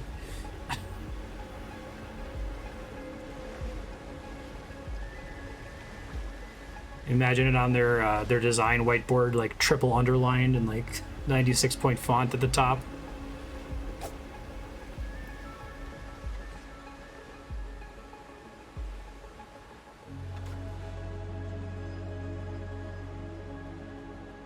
Another good secret there, it looked like. Let's see if I'm right.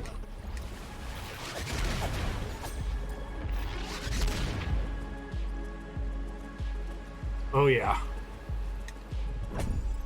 That's like one of those, the geometry of game design. It's the sort of secret that you can convey to a human being, right? Just like almost any game that has secrets will have stuff like that. I like that this is almost more Metroidvania than it is Zelda-like, because it's a combination of both. I also suppose the line between what's a Zelda-like and what's a Metroidvania has always been pretty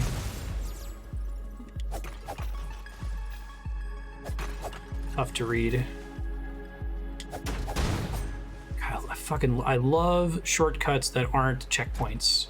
I love them so much.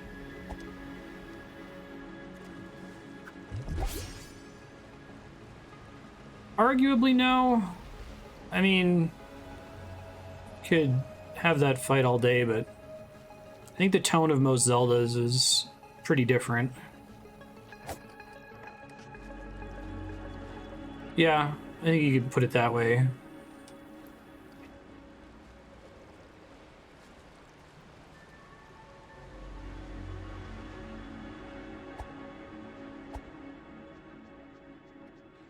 It's a taxonomical discussion that I don't think we're going to resolve. I wonder if this is going to get me to the shield.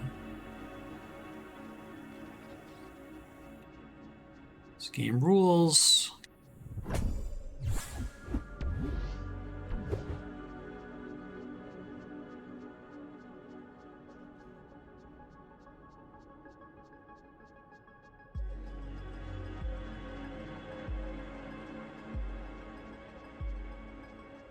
Oh, it's like an accessibility thing? Oh, that's nice.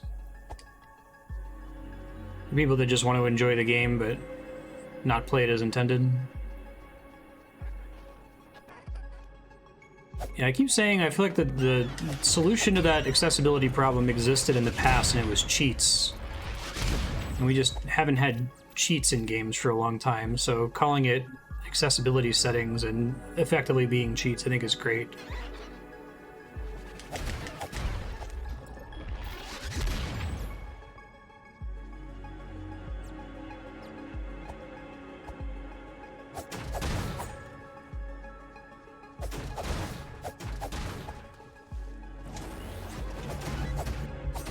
I think these things, I just gotta like go ham on them as soon as I can, rather than trying to like get behind them.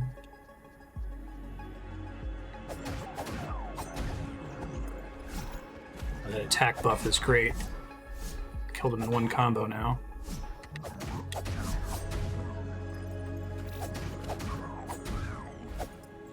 I really like that 3-hit combo. Okay, so I see a chest I can get to.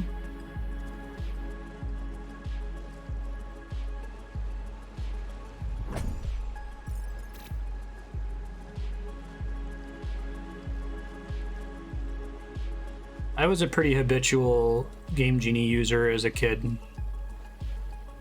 It was a significant stage of my development to realize that this actually makes the game less fun for me. Oh shit. Okay, that's a thing.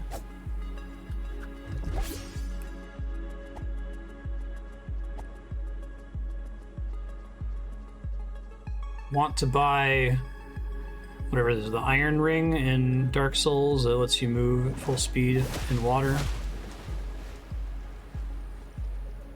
I like that you have to use these special items and coins to level up. That's smart, I think.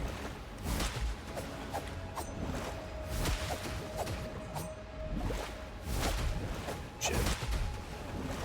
Now bad things are happening. Oh, nice. Amazing.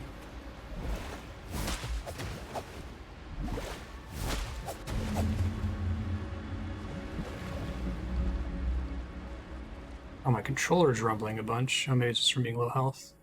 I don't know if there's like a penalty for being in the water for too long or something.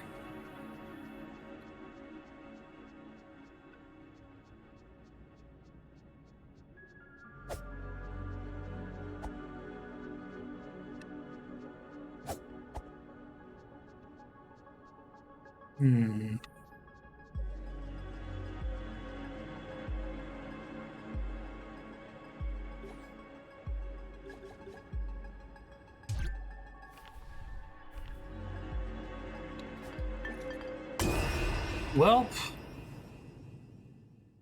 that blew up much faster than I thought it would. I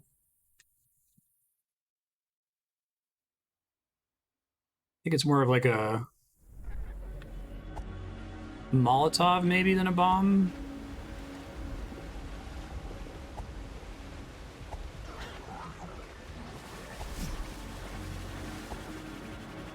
Oh, they can chase me between rooms. Cool.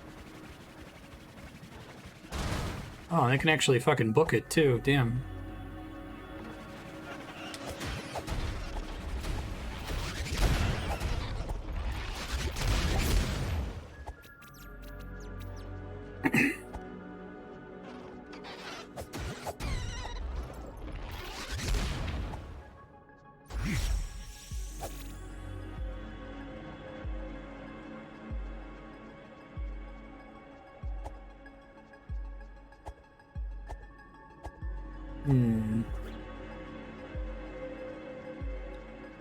Just so I'm not sitting here forever. Oh wait, never mind.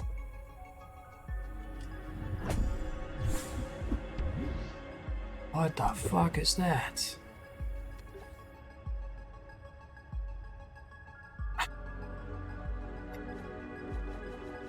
Cool, okay.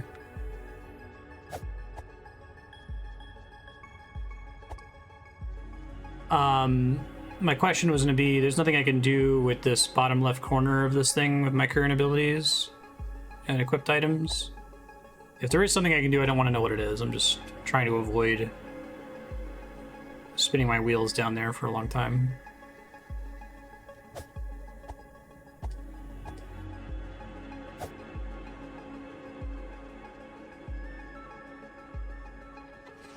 This song is also, there's parts of it that remind me of a tune from Final Fantasy VII.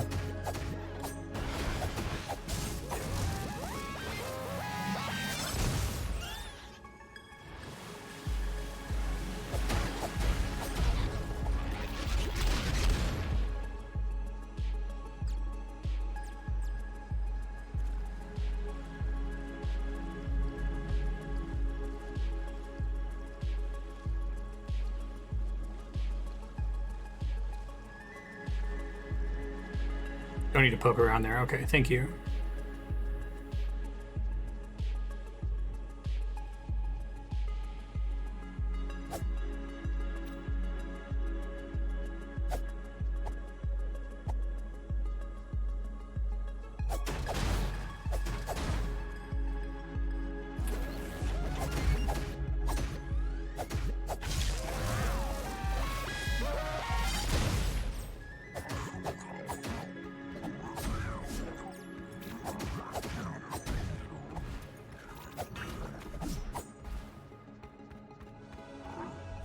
Yeah, no worries.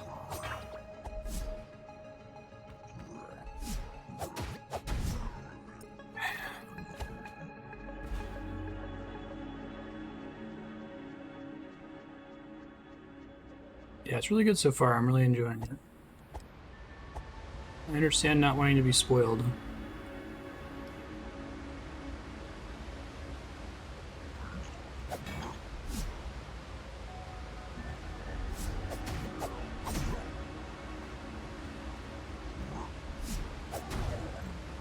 You can see how far I am with the live split timer.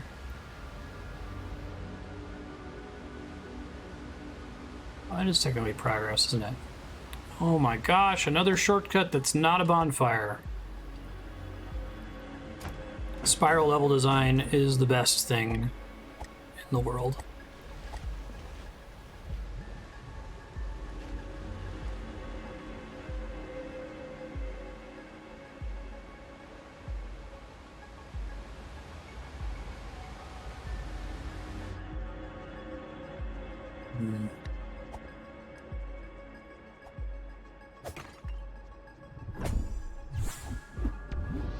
Chests in this game are really exciting.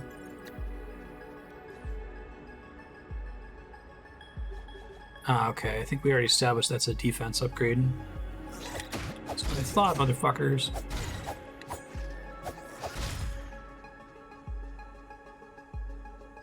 Yeah, there's a very brief part of this song. Oh, is this gonna be the shield? This looks familiar.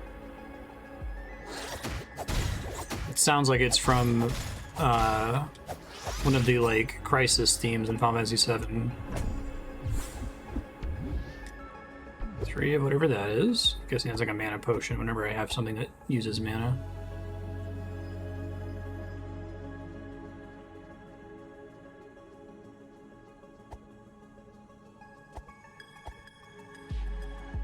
You can do your zoom in thing all day, game. I'm not going to trust you. I'm going to check all the corners like this. Sorry. What I fucking thought.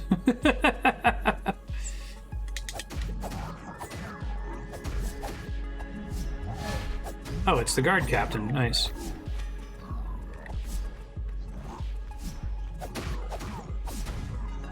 I'm not sure what got cleared, but I'm trying to be as blind as humanly possible for this game. So I've asked chat to be extra aggressive in clearing things. No one's in trouble or anything. If you wouldn't mind, though, just try to use exclamation point hide. If you type exclamation point hide before your message, chat can see it, and I can't see it. If you're not sure if something's kosher to share, you can always discuss it with everybody else first. Hell yeah, and we got a bonfire. Under the well and beneath the earth, dark tomb. Oh, I love that there's little pencil marks drawn on it. Oh, oh god. This game gives me chills. It's so good. I don't think I've been able to say that for very many games before. It also kind of makes me angry. Like, I'm angry that this game is good. Like, it's making it harder for everybody else. How dare they? This is what I'm saying.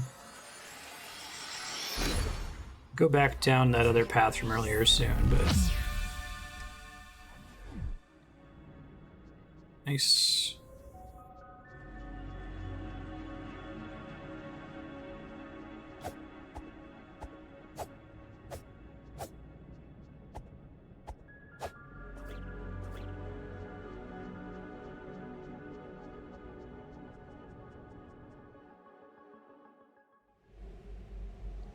Really? Okay, so I assume that I stumbled my way. I'm guessing the lantern's actually back down here. Okay. Like, I'm gonna get the lantern and then come back outside and see this. And be like, oh, there's a thing up there. Okay. That's fine, though. I still felt good for catching their bullshit with a zoom in.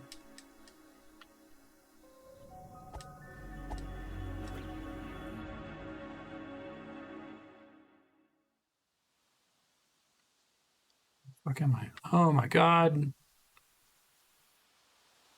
Yeah, this game gives me chills.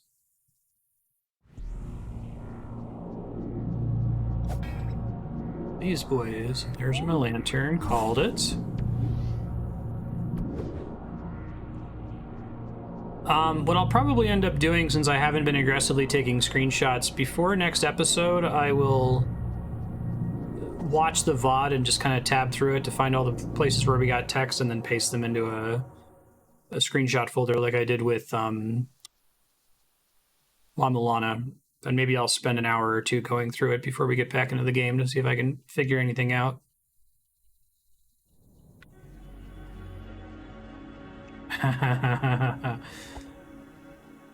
Fun.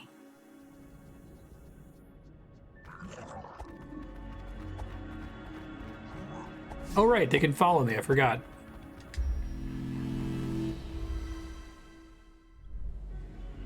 This game is dope as hell. Before I go to the underground tomb, which all along had a little secret ladder, I'm going to go back to that room with the purple line just to see if there's anything there I can see now that I have this.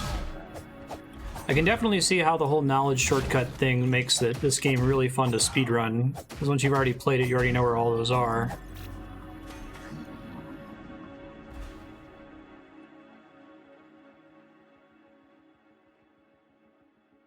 I'm gonna guess the speedrun for this game is like sub 2 hours, if it's even that long.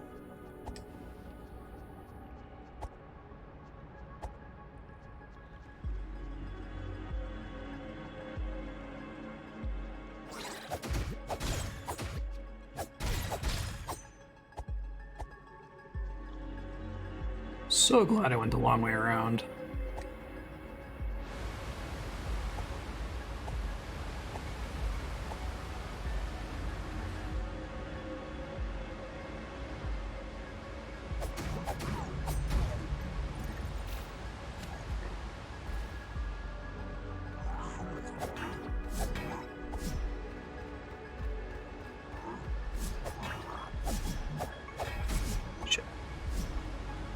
Two of them at one time when they both have shield are not great.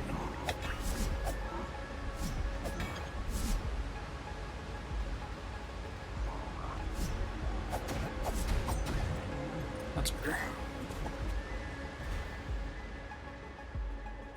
Oh, they leash eventually. I didn't realize that. Okay.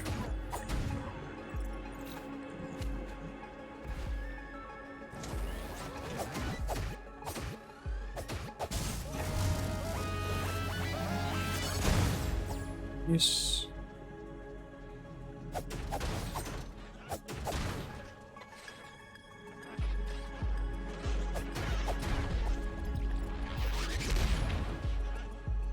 What was this? Okay, I already found that little pathway in the back there. I think that's all that I was meant to find. Got it. Okay. I'm actually curious how often the lantern is going to reveal those kinds of secrets if you get close enough to them.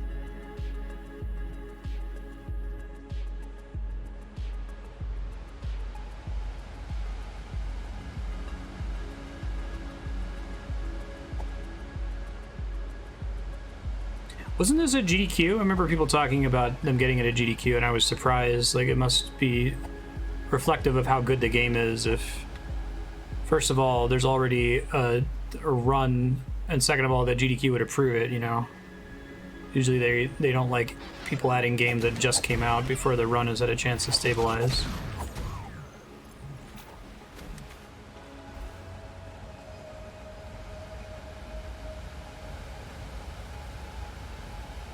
Just curious.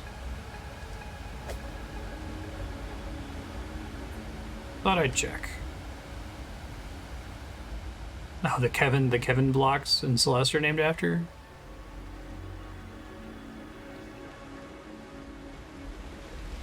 This feels like a perfect indie game. Like, I love that it very much has its own identity. It's not... I've played a handful now of games that, oh, it's just... They're just doing Dark Souls. Okay, got it.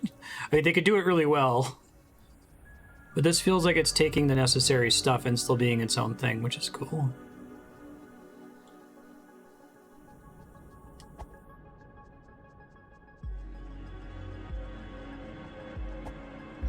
Okay, so that's like a loading screen between those areas. Gotcha.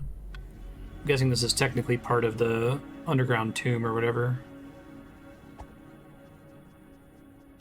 Alright, let's try this again. Shit. Really like this was just here the whole time. It's fucking awesome. Amazing.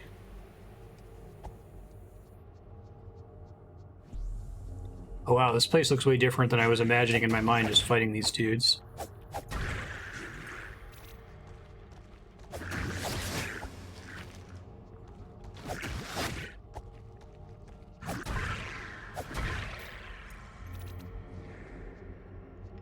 I see. Yeah, so it's kind of folly for me to be trying to avoid them earlier.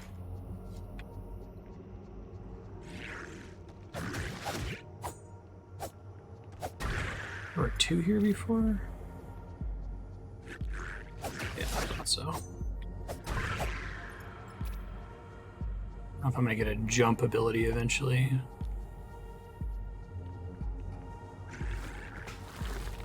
Spider.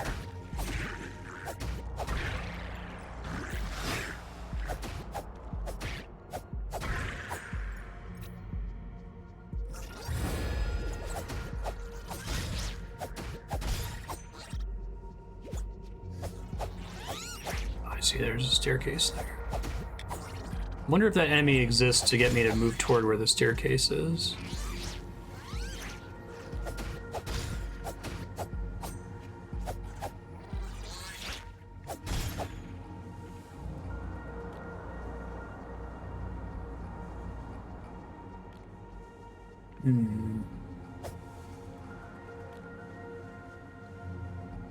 Might be like hook shot to the chest kind of a thing.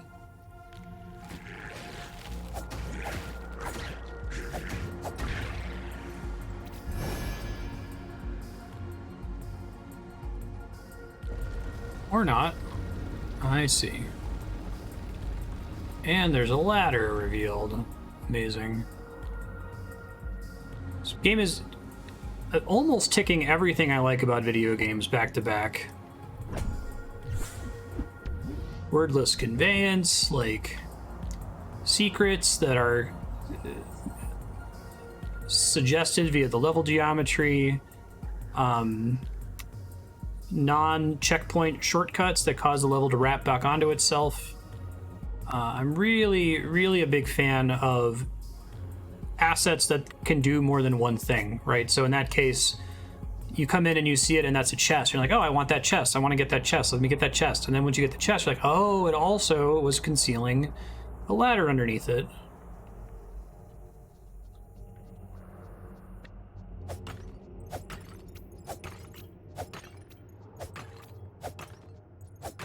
This lighting's really pretty too.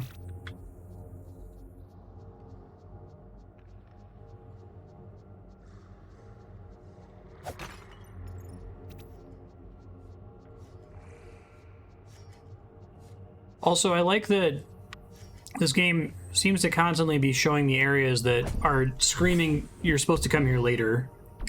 But they design the area in such a way that you might still be able to get a cookie, you know, for visiting it early before you're supposed to. And whether that cookie is time efficient, like me killing the guard captain with the stick and getting an extra Estus flask for like 5 minutes, and maybe that wasn't the most efficient thing ever. I wonder if that's like a piece of heart or something. I don't know. Like, it's nice that if you choose to push through those areas, you get something cool for it. Like, you get the manual piece that explained how to level up, because I kept throwing my corpse at the turret that I wasn't supposed to go to yet.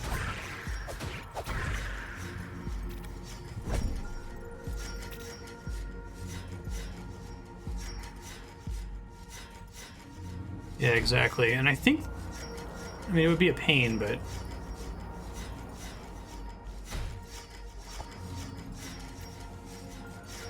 it's worth it.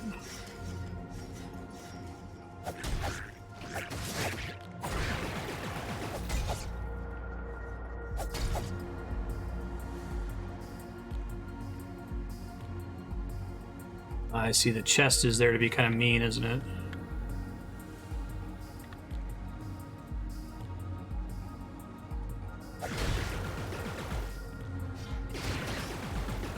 The enemy can proc it a little bit, okay.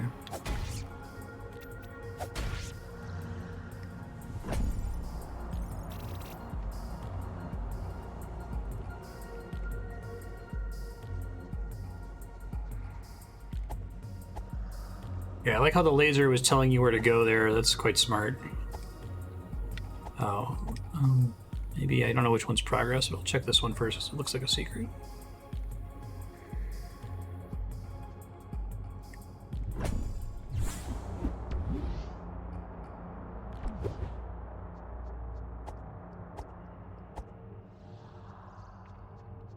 That was especially nice at the beginning of the game, when I needed enemies to do lawn care for me.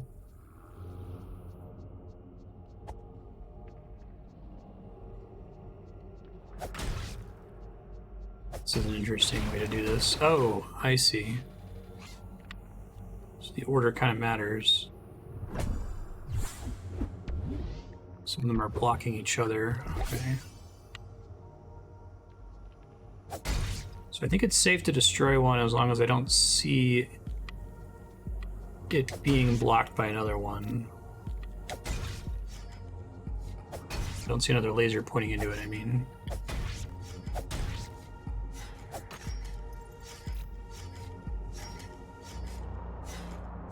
I have that corner there.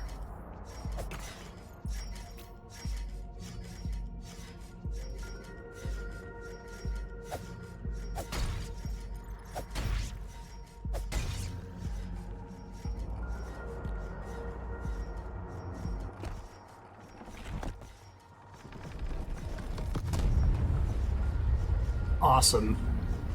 Holy shit, what a visual. That's really cool. Very pretty too. Okay, nothing in that corner. I thought I'd check.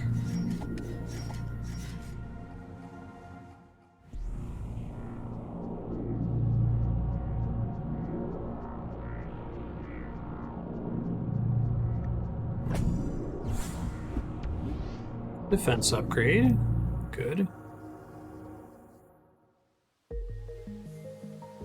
It hit the shortcut thing. I guess that's not what that is it?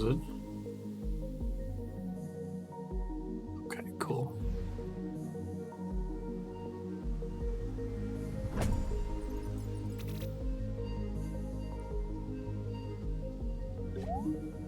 West Garden.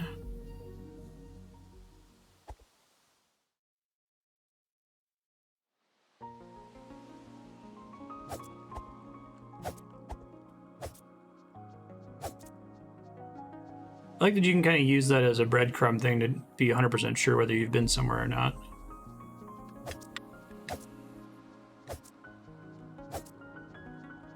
I'm already like pre-sad for this game being over. I've just started. I think I'm definitely going to do the translation thing, if only to like artificially extend it. Here lies the hero. Okay, well, they're definitely pitching that as being a little sad.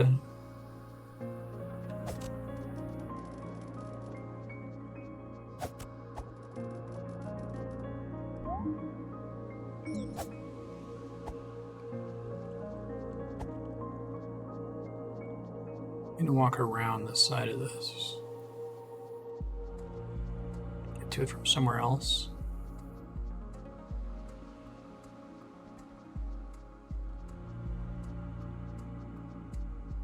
I might see where I can do it. Okay.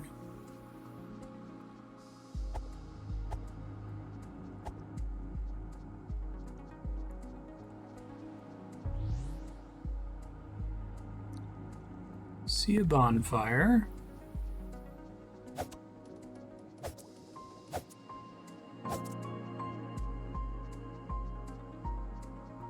It's interesting what an amazing, like, innovation the bonfire concept is. Enemies stay dead until you die or choose to rest and recover your health at a checkpoint. Like, it seems like someone could have just as easily just stumbled on that idea in the NES era. And it's wild that it took until Dark Souls and Demon Souls for it to get standardized. Okay, we still know how to interact with those doors. I think that's going to be like a manual hint at some point. Thank goodness.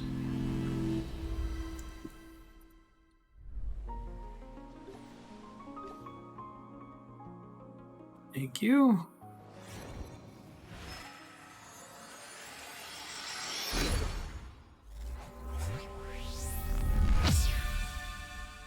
Having the stat increases be items that you find in the field is such a good choice, because now I'm like, okay, I just learned something. I'm constantly pumped about finding new items, and I didn't appreciate that I needed... I need 2 to get to this level, and then 3 to get to the next level, and so on. That's how golden seeds work in Elden Ring, and I think it's a really good way to give you some freedom as to where you explore without letting you get OP if you go in one order versus another order, right? And you can still get wildly OP in Elden Ring, unfortunately, but...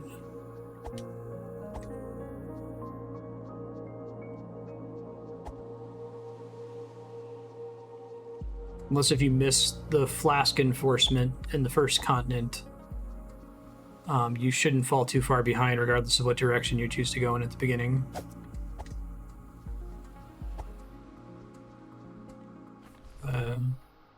Note about this boy. Envoy, more questions than answers. Maybe not, I thought I had a...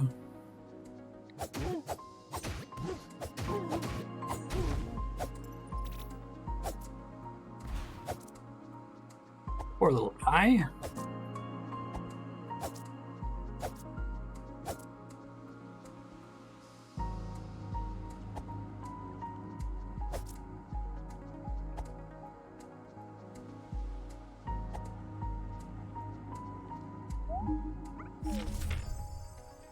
Survival tips. Keep your eyes on your bars. Oh, interesting. Extra damage. Tired all the time, hold A. Get those cards. Use your items.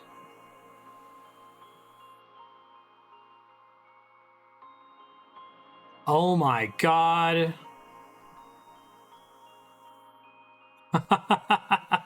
That use your items one. Extra bombs for some reason? You must like using them. So how they've tried to like recreate the feeling of reading a partially Japanese manual. It's fucking great. Dangerous as family from the Chompignon. Rudling, magic dagger.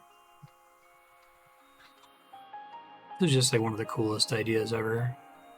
Okay, so there's a magic dagger by where there's some kind of golden path here somewhere. Okay. Check the map. Oh, are they telling me there's little caves that I can spot?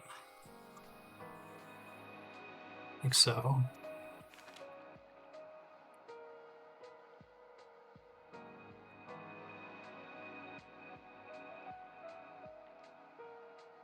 Some of this art is so good. Like, it's perfect. I think I have no notes for this game. We'll see. I mean, there's 14 more hours plus however much I spend on it after that, but... Yeah, exactly. And they even have, like, that fix with font. It's so good. Has this game been localized in Japan yet? I imagine that might be a little challenging. It's actually kind of an interesting... I hadn't thought about this before, but, like... You know, Miyazaki has described making the Souls games as his main inspiration was being a kid and not reading very much English, but having like chainmail and D&D manuals and reading through them and trying to have to piece things together through the pictures. So if that was one of their core ideas, like let's do that, but with like partially Japanese game manuals, it gives me chills. It's too smart. How dare they?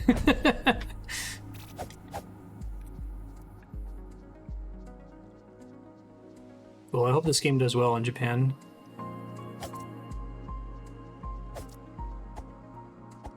I think it's hella suspicious.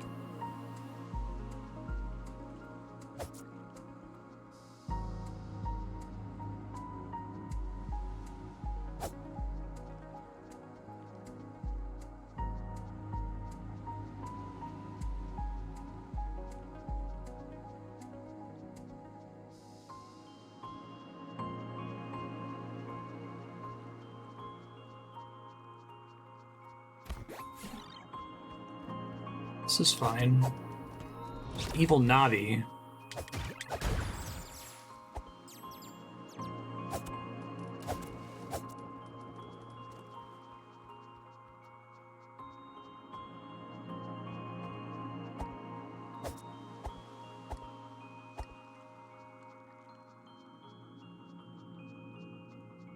Cute. You can see the little places they come out of. Gotcha.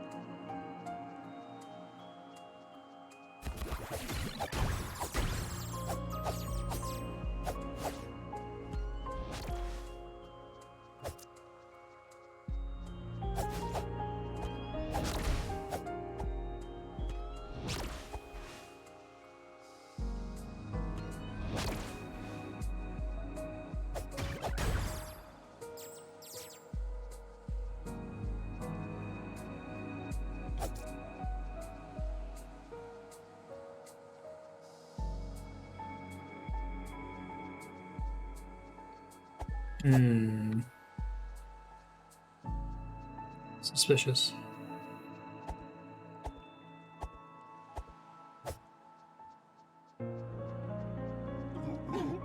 Uh-oh.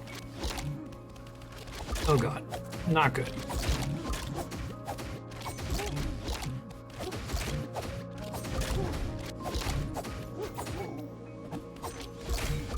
Tried to heal. Jesus Christ. Okay, I gotta deal with those guys a little bit more smartly, I think.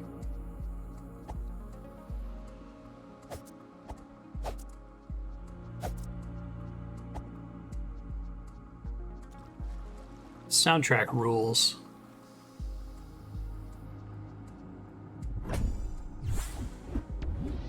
Chili peppers. Alright, so the game wants me to use consumables, right? Made it sound like there's some kind of reward for doing so. Oh, cool. Let me try to do that instead of being a wuss about it.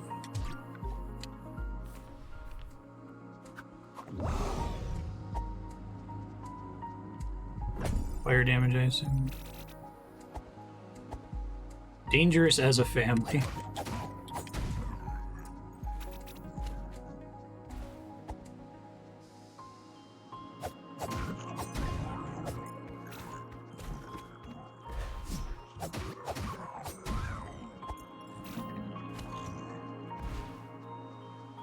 I'm gonna get that.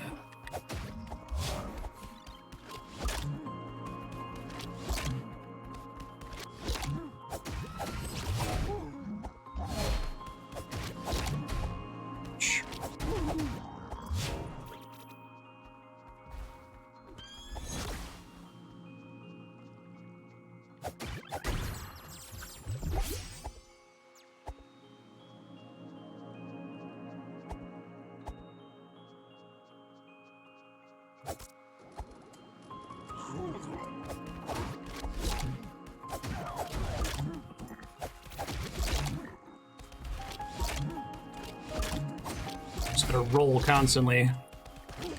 Taking extra damage from being out of stamina. Ah! I just panicked there. Okay, that's a ways back.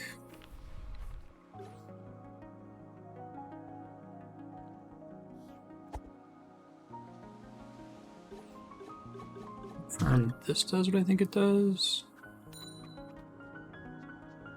Oh, weird. I use it in a well? Ha ha ha ha. Nothing happened.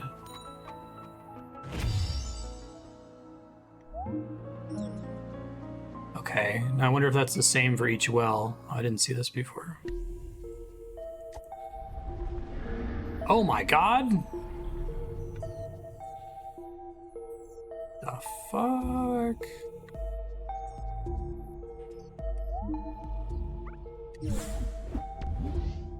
You said that was a consumable. I should be trying to get more flasks. 999 for one of those coins, really?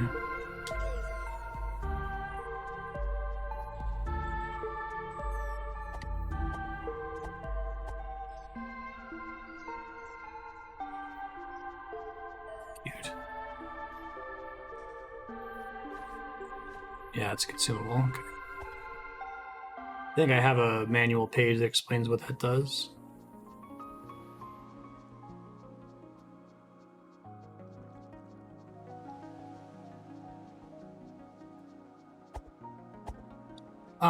I think this is probably a mild spoiler, but if I misunderstood this, it's going to be kind of bad for me. Extra bombs, for some reason, you must like using them. Like, am I right that you don't have to tell me what it is, but there's some kind of, the game tracks how many consumables you've used?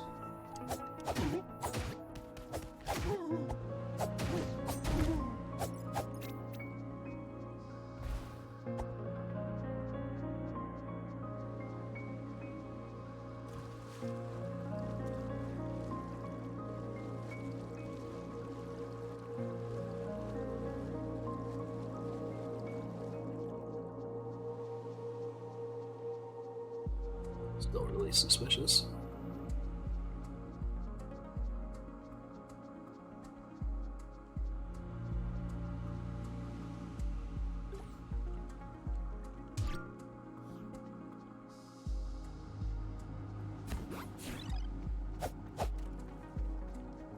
Now, what I'm hoping is the case is that after using some threshold number of consumables, it unlocks the ability for enemies to just drop them when they die.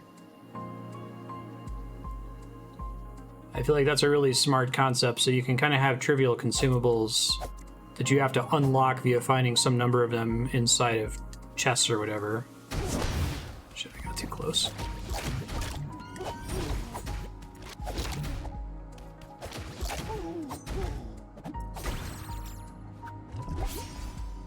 I guess that's kind of a problem with like the Zelda 1 model, that if all enemies drop bombs, and bombs aren't really a progression upgrade necessarily, because you could just get bombs from an early enemy that you fight. Having to unlock the ability for enemies to drop them is a cool concept, if that is in fact what they're going for.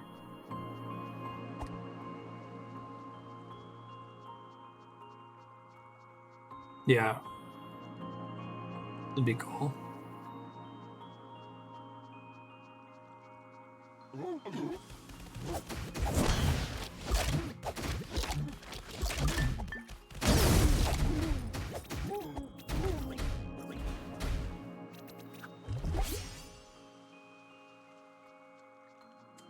Yeah, you spent some number of stones, now you can just buy them, right?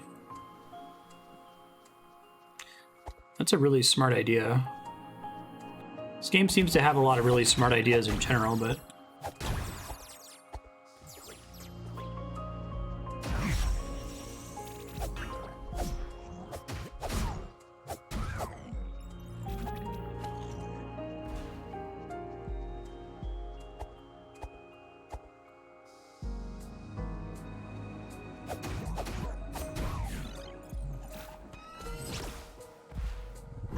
I like that they've calibrated the knockback on enemies.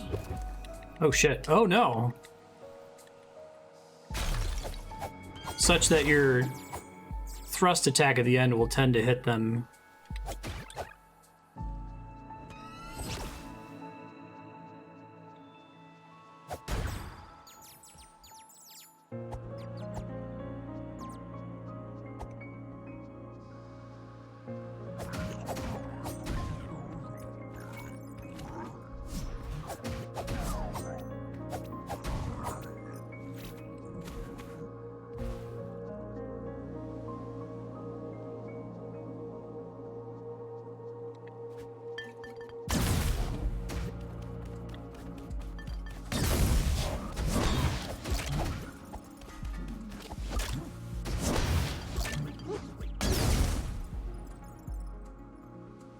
We'll see how it ends up actually working in practice, but if this game finds some way to make me use consumables, it will be the greatest game of all time.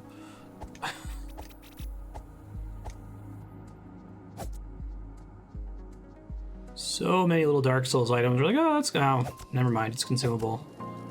I guess I'll read the flavor text.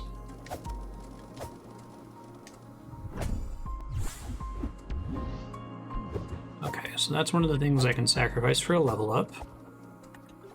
In fact, it does show. I'm guessing that's going to be speed or maybe max stamina or something.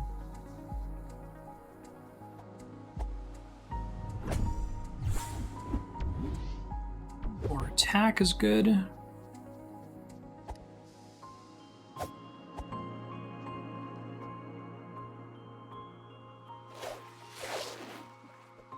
Shortcut? Oh, it sure is.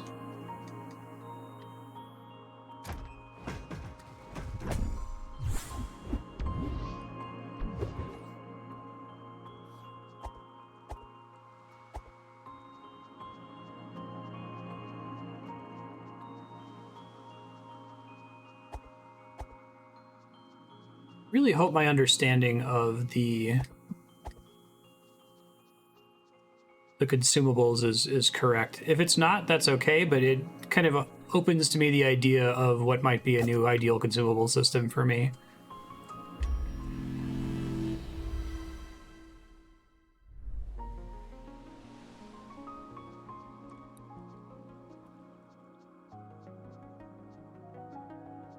Like, imagine every...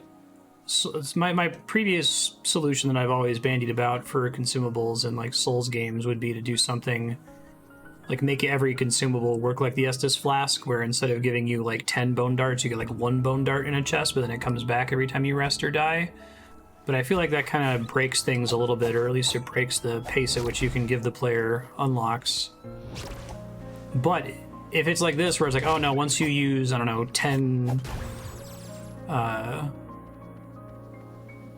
dynamites or whatever, enemies just drop them now. Like, oh, that's such a good idea. Elden Ring almost got there with the pots, yeah.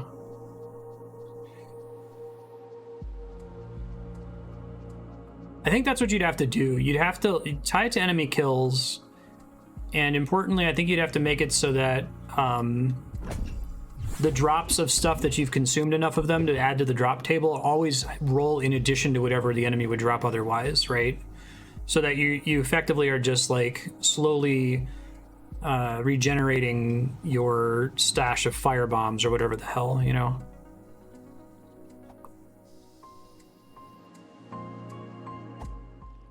Go back that way, let's see.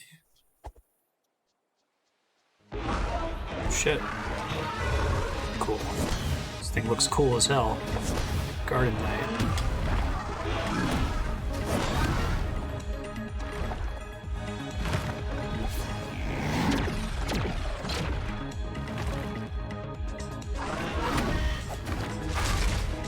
That's an attack, damn.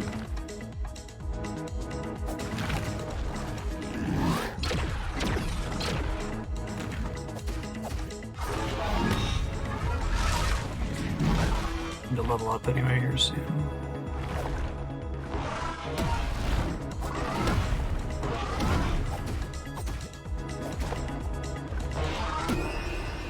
Shit.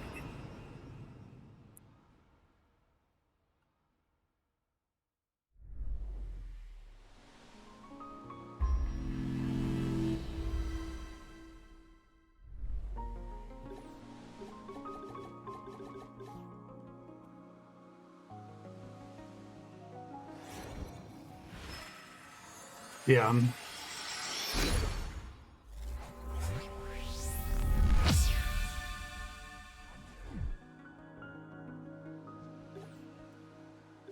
Mentioned SP in the manual somewhere.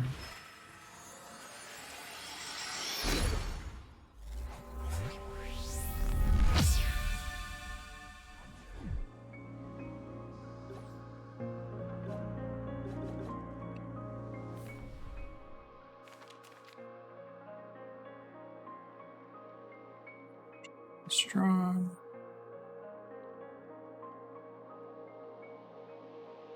Stamina points.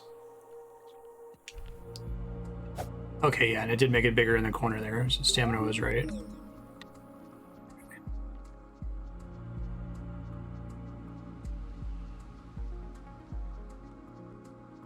Right.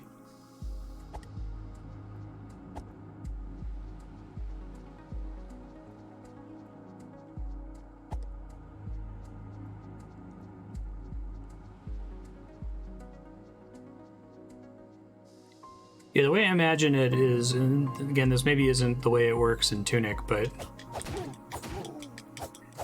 something like you use your rune arc, and for every rune arc you use in the game, every enemy in the game now has an additional chance on top of the normal loot table, like an additional 0.1% chance to drop another rune arc. And so once you've used 10 rune arcs, it's now a 1% chance per enemy kill in addition to their usual loot table, 100 rune arcs, and so on, right? Like, I see this little +1. Is that exactly what it's doing? Is it basically I now start from rest, it turns into a Estus Flask consumable? Did they solve it? That makes me really want to. That makes me want to just waste my consumables just to get that to unlock. Oh my god. I got a shortcut for this, but I guess it's further back than I thought. Or maybe I already passed it and I'm just confused. Oh, I think I know what I did wrong. Okay, hold on.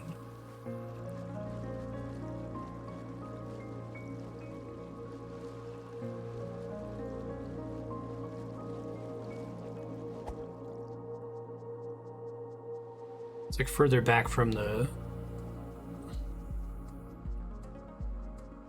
bonfire, I think.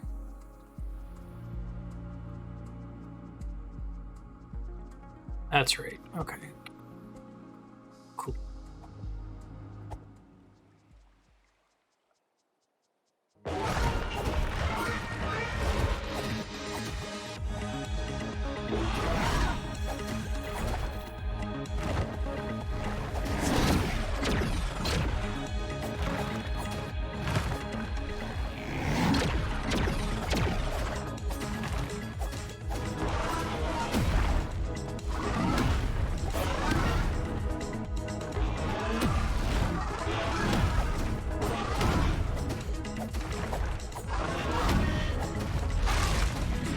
For that, I think.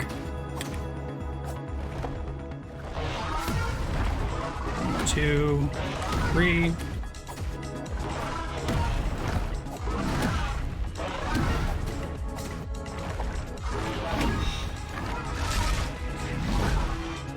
Ooh, I didn't realize you had a follow-up at the end there. Okay. That was a pretty good attempt. I don't think I'm going to be able to reproduce that here. We'll see.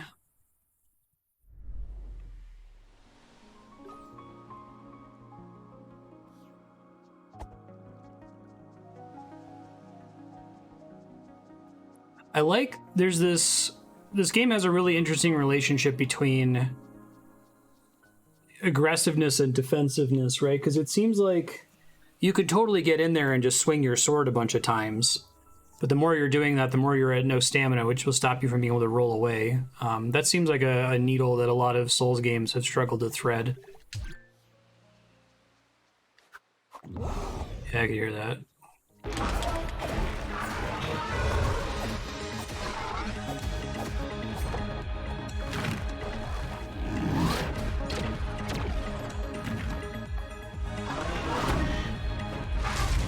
Here, boy.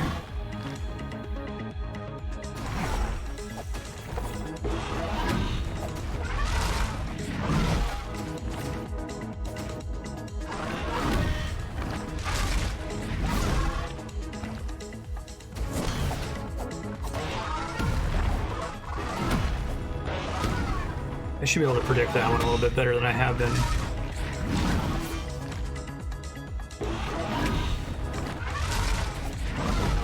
He might have an actual part around him that doesn't take damage when he does that spin attack. I'm not sure.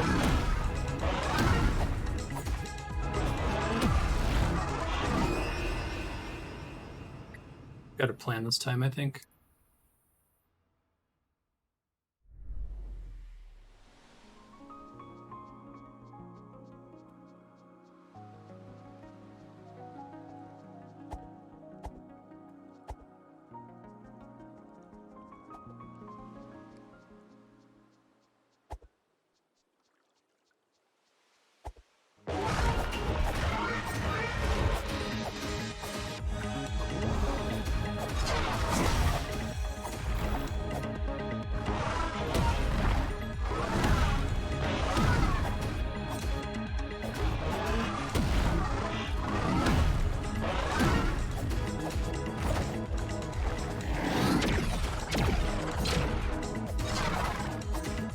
Combat in this game feels so good. I love the relationship between taking risks and trying to play it super safe. I just got nuked by that attack. Damn.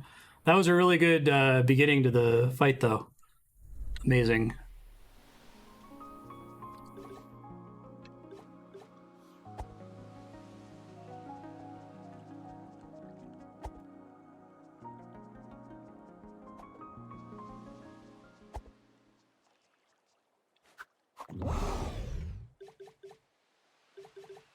What does this do?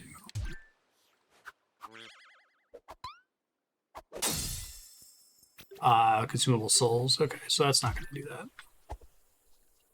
I love that it pops just like shit. Wasted that.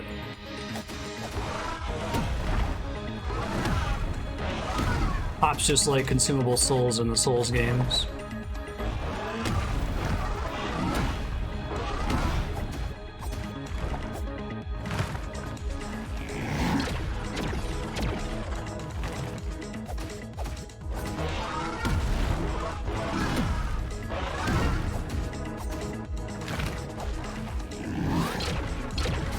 Ouch! Pulled in my own bomb there. Yikes.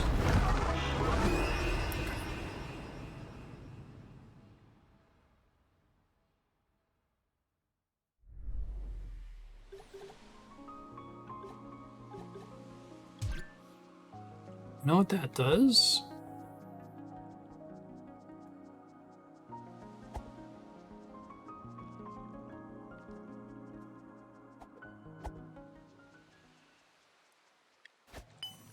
It is that. Oh, that's interesting. I don't think that's supposed to happen.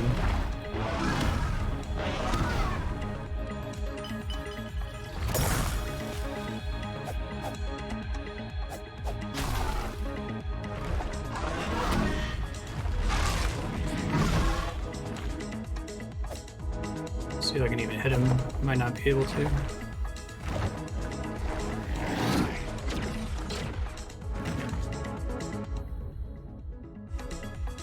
I wonder if I need to leave, and I'm worried that if I save that it's going to cause problems. Try to go into the title screen, I guess, right?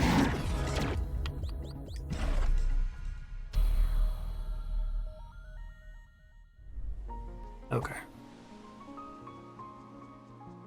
Fortunately, I wasted one of them, but...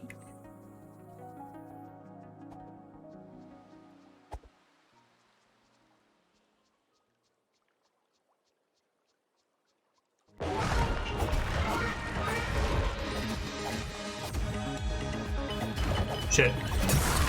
Throw 2 of those there. Oh, I froze myself. Whoops. Whoops, indeed.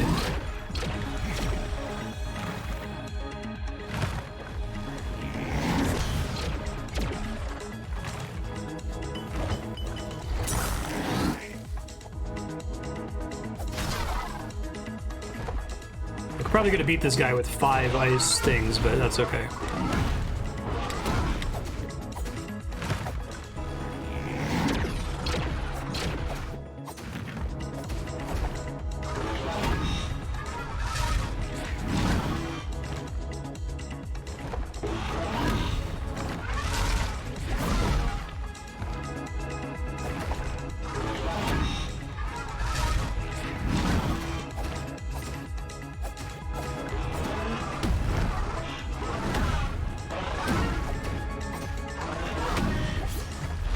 I still don't know what's safe there. I can't tell.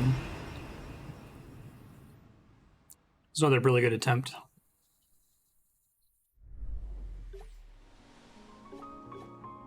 Okay, so I haven't used enough ice grenades to get 1 by default. Actually, let me see. Does he sell them? Now that I know that they're ice grenades. I've already used way more. I think I've used more consumables in this playthrough of Tunic than I have ever used, like, lifetime in any of the Souls games, or at least in Elden Ring recently.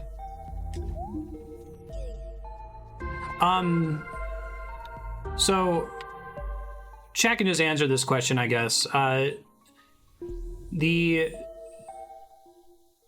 dynamite that I start with, I'm guessing the dynamite that I start with doesn't count towards me starting with more dynamite in the future, right? It would have to be additional consumable dynamite on top of the one that I start with each life.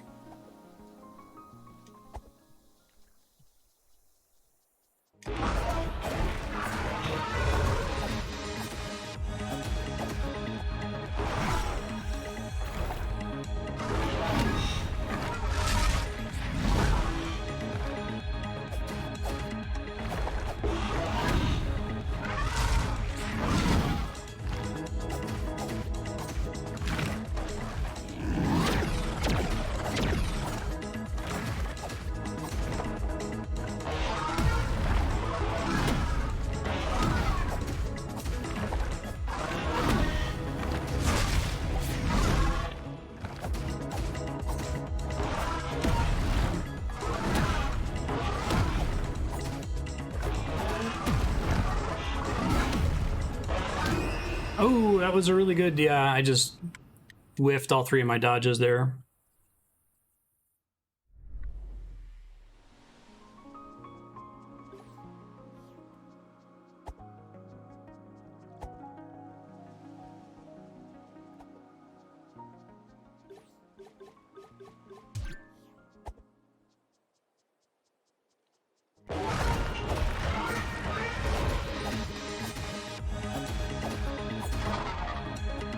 Oh, I think I just staggered him.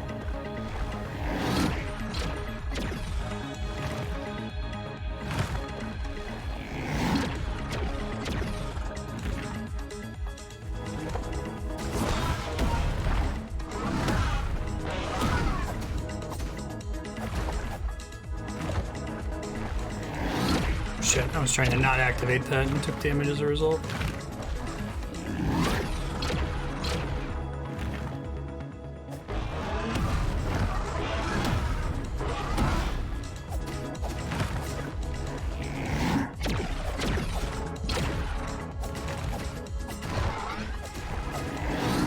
I really like that stagger effect. Good shit.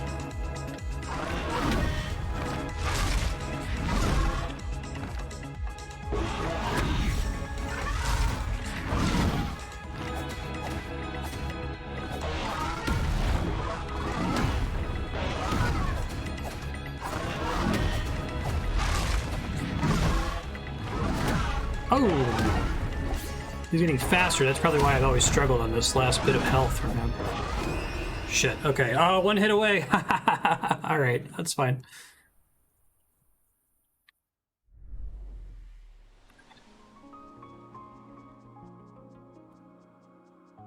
I wasn't looking at his health bar. I would have just gone in for a hit there to finish the fight.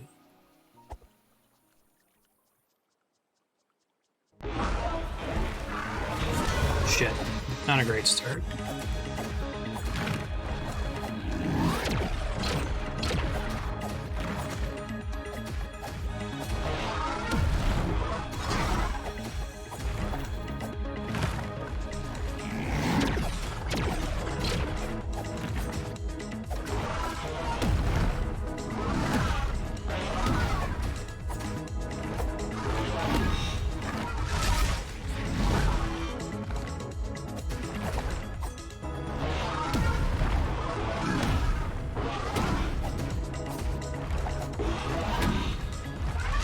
Ooh, shit. I knew that was going to be a problem.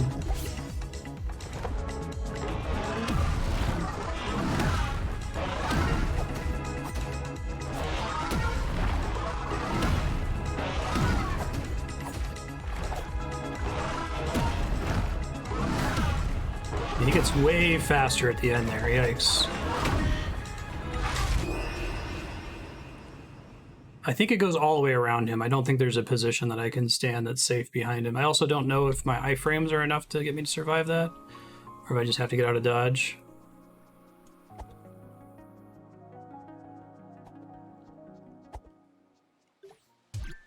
think this said something about what that does, right?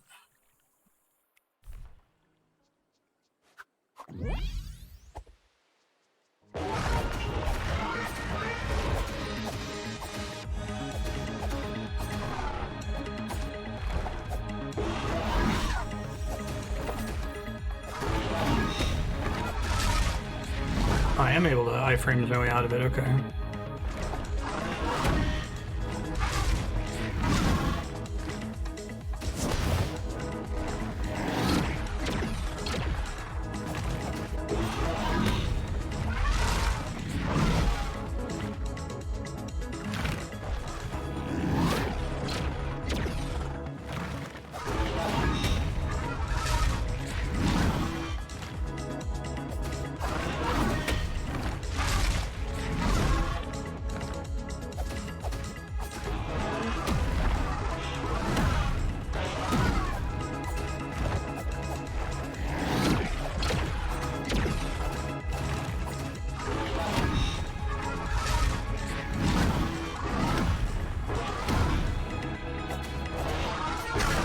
Hey, first try. Really good boss fight. Really, really good boss fight. Simple move set, but like it's really well conveyed how his attacks work. You do it a few times, you just kind of learn it. Amazing. This game is extremely my shit.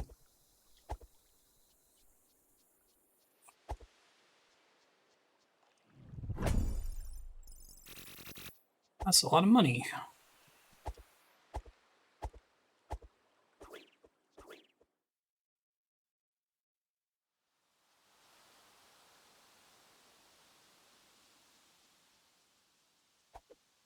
They've already shown me that my objective here, like I was able to see that this is the tuning fork, bell tower. Dong. This is the first achievement called Ding.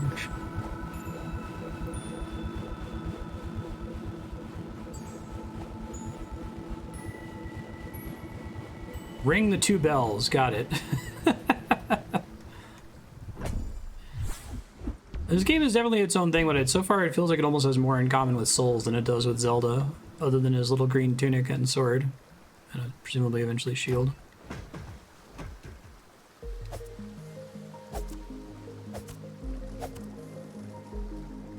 You tonged.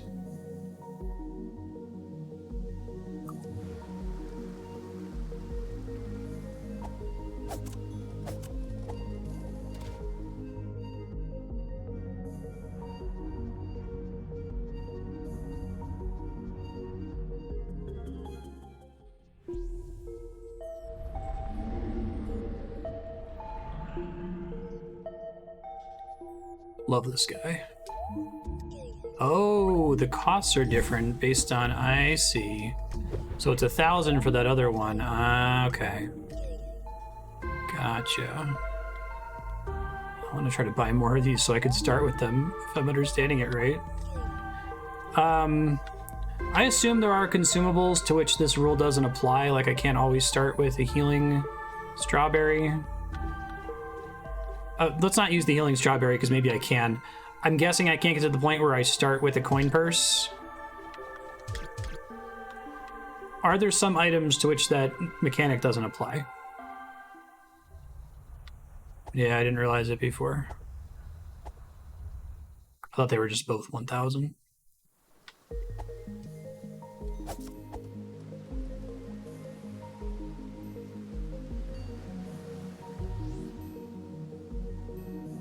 And there are items to which it doesn't apply. Okay, thank you.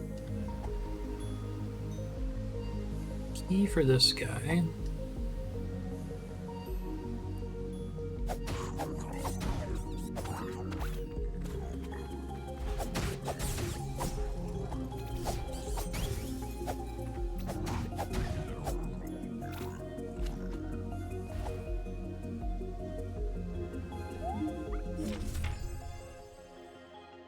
Low safety, low stability, hurt more. Moment of safety. Interesting. Stability, special tech. Sword, keys, stick, fruits, shield, hot pepper, and ivy. Bomb, effigy. Oh, different kinds of bombs, okay. Lure, golden coin. Yeah, I'm guessing that magic dagger thing. Note, Holy Cross. What is Holy Cross?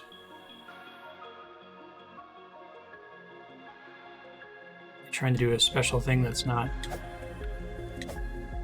I was trying to do a spin attack earlier just to see if it was a thing.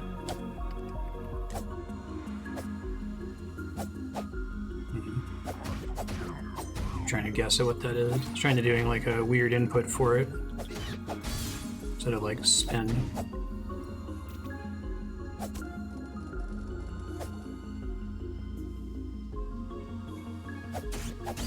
Thank you.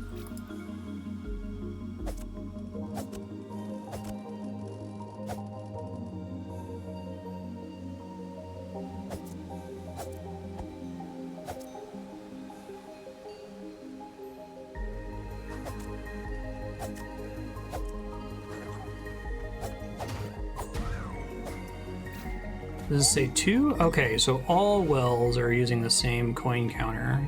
Interesting.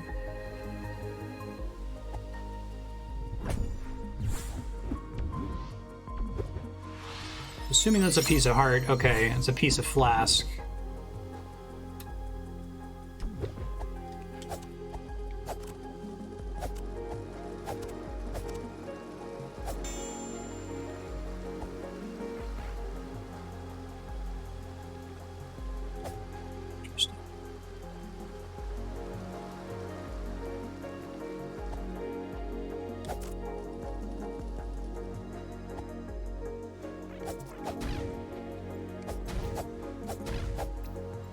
Nice to have those things die in one hit now.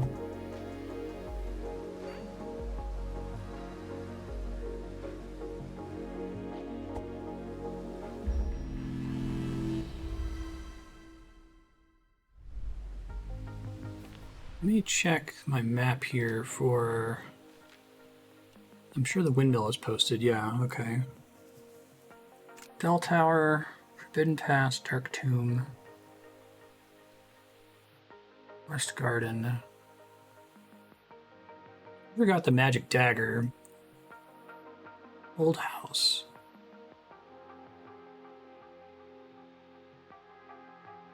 Did I do the old house?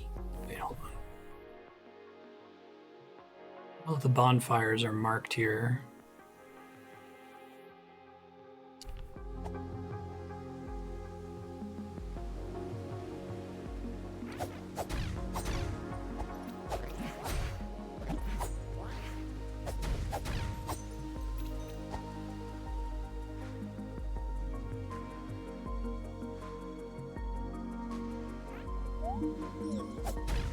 Hero's grave, right.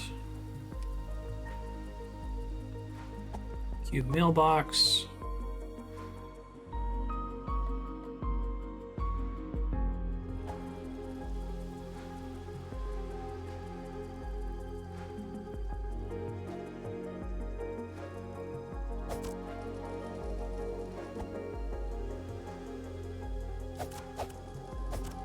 I don't want to go this way just yet.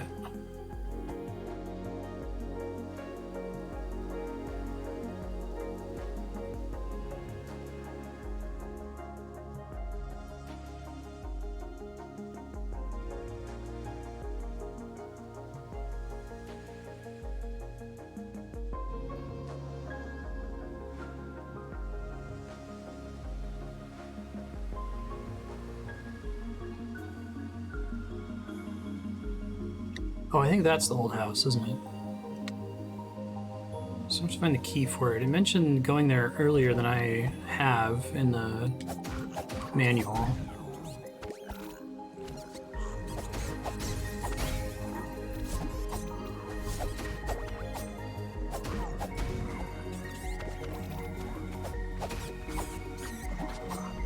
Ouch, ouch, ouch, ouch. You guys are stun locking me here, kids.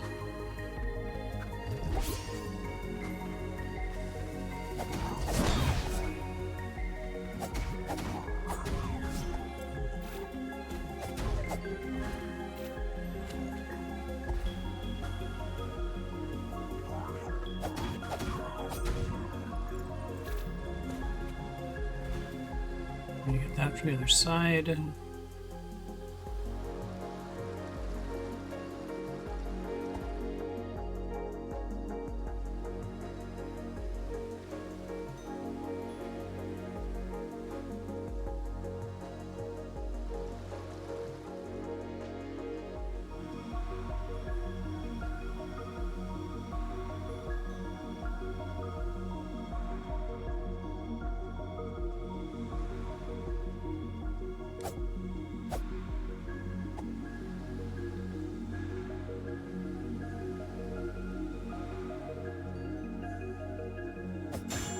Ooh.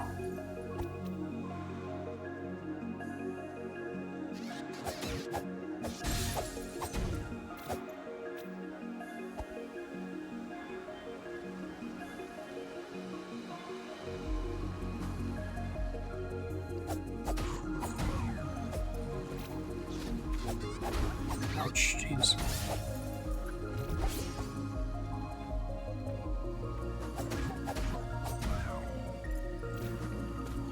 Raise the water or something?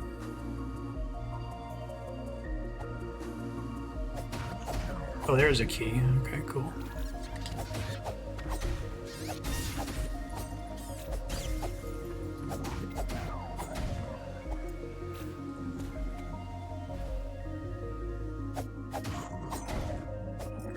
Oh, can I use this against the asshole? Maybe.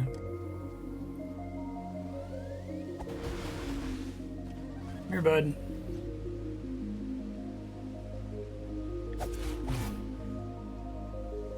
Oh, do you generally not follow me? Okay.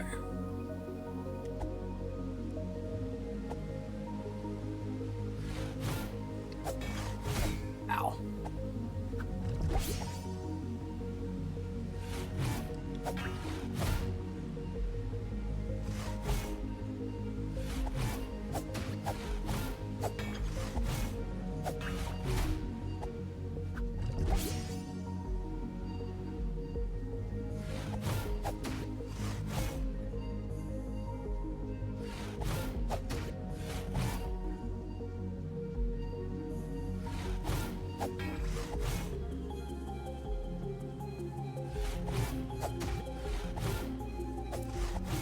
Where having my explosive still would be nice.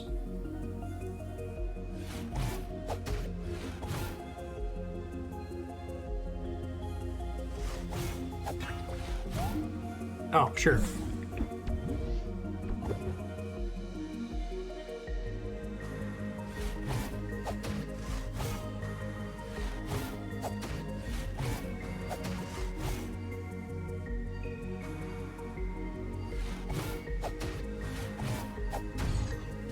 That'll do.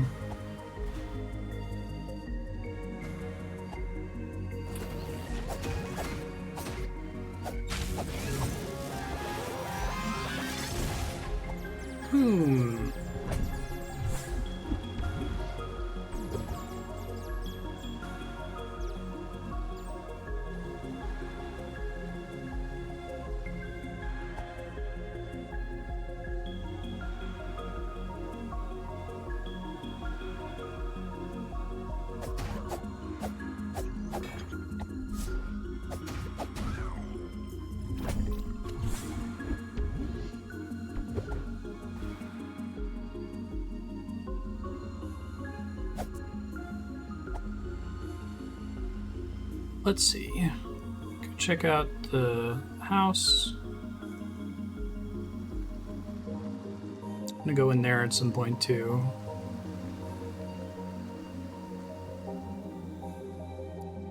Said I was supposed to go here earlier. I think before I went to the well.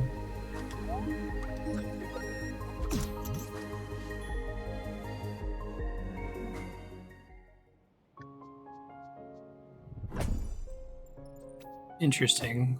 1 coin. Oh, is this gonna be... The thing that I remember thinking about was the purple line. Hooray! Imagine I was supposed to get that way the fuck sooner.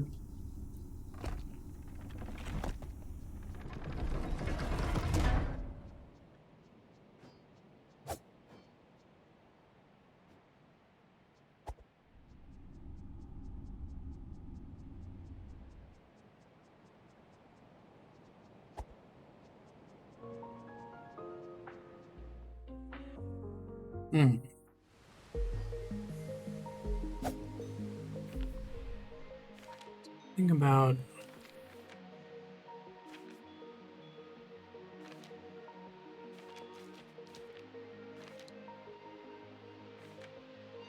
What is? Magic items.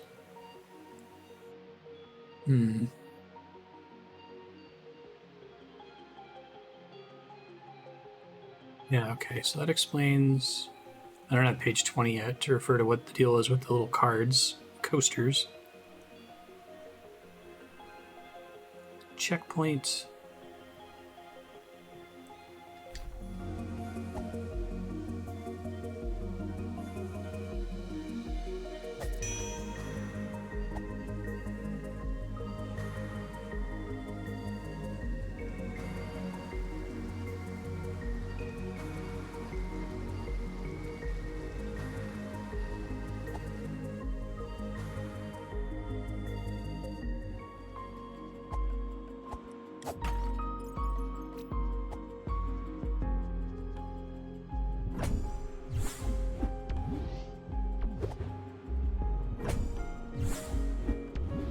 All right.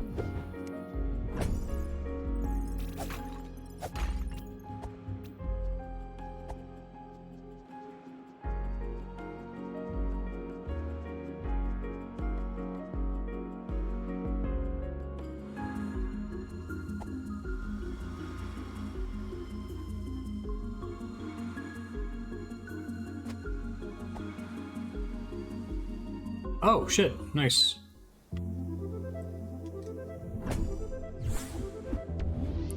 Pull out one of these.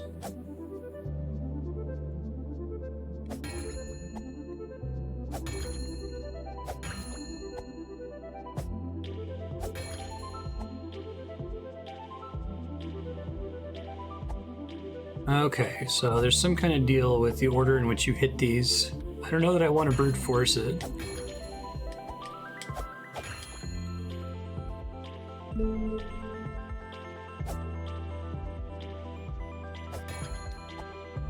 Deal with the shades.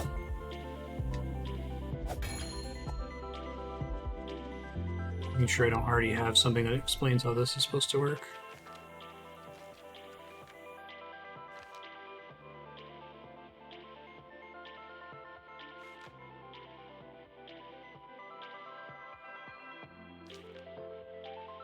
Safety.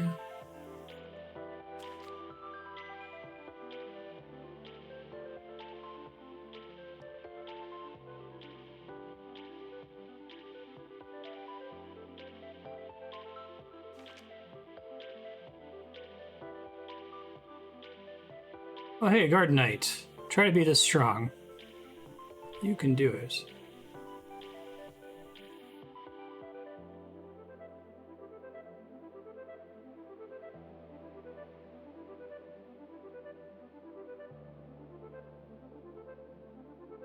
Special techniques. Is there roll stab, I guess is what they're telling me there.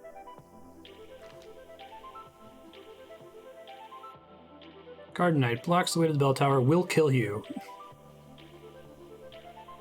They are fairies. I like Rudling as a name.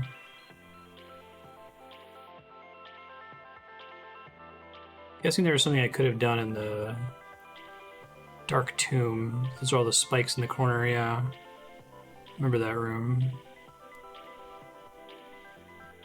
Oh, and this shows you the little shortcut. That's cool. Somebody drew in the ladder that goes down there. I see. Cute.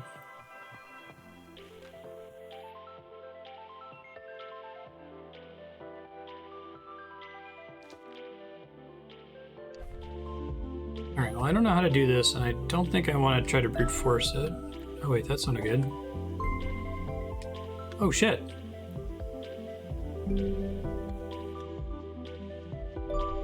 Change my look, basically?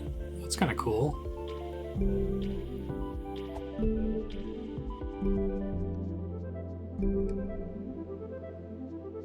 Cute.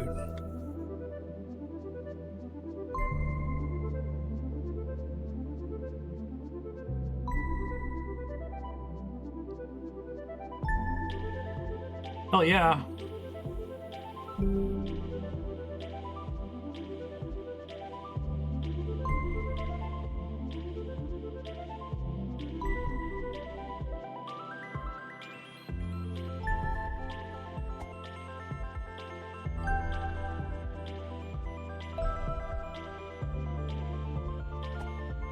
Yeah, that's great.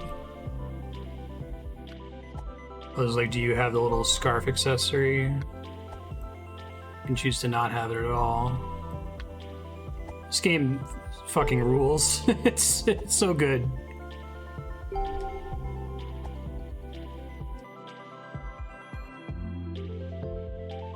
Yeah, sure, that can be me. Oh, okay. Just a way to reset that one.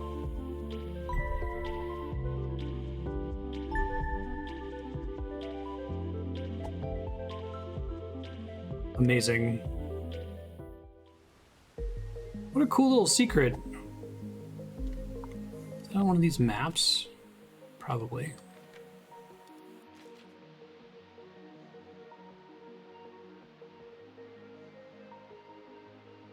Does my character actually show up on the map? What the fuck? That's cool. Oh, wow. This game rules.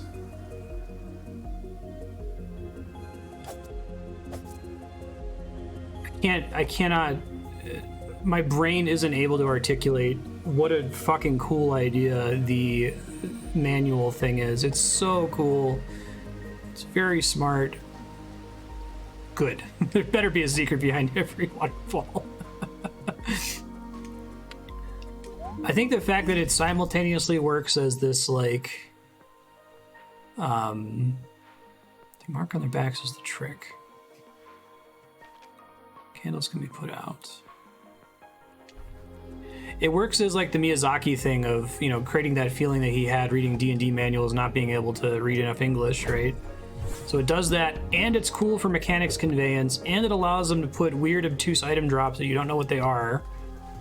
Like, it's doing so much at the same time.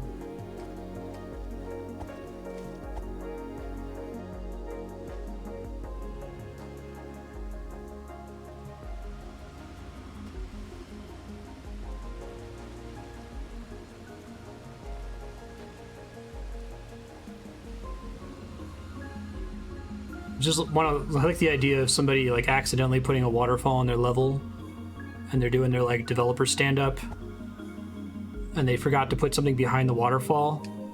And this angry guy with a, he's got like a stick. He like taps the board with the triple underline 96-point font. There needs to be something behind every waterfall thing. Fucking it up, Steve. Why is the camera moving here? What does that mean?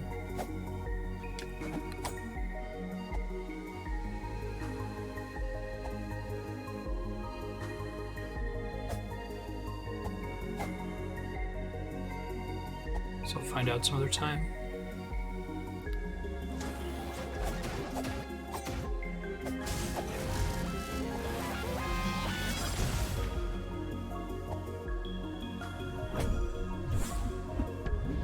Oh yeah, next time I get to a statue, I should level up.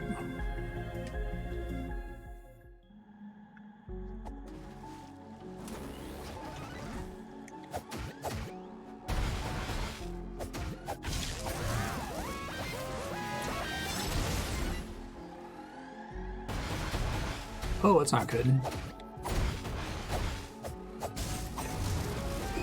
Nope. They've just gone ham on it as soon as I saw it, instead of trying to block. Once again, I get punished for trying to use a shield. Should just never do it. It's never worth it. It's always a mistake.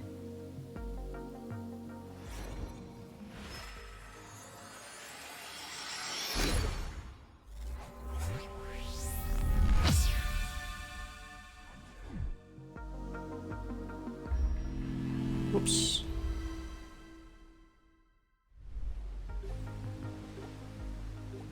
1,000 for another potion upgrade. That's pretty significant. Oh, yeah, I look for another well. I think I've passed a few of them not far from here. Be one down here, even.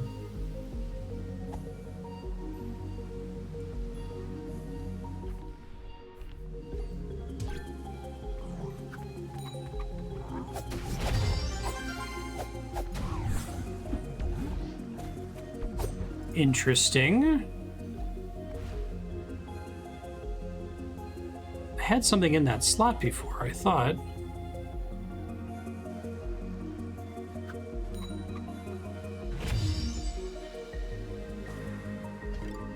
Oh shit. Oh shit. Okay, cool. This is like a revive. Oh my god, this game rules.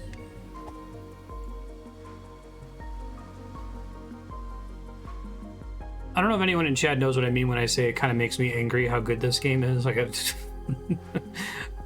be like, why? Like, it's good. Why would that make you angry? It's hard to describe. It's just... Yeah, how dare it? Exactly. That's right.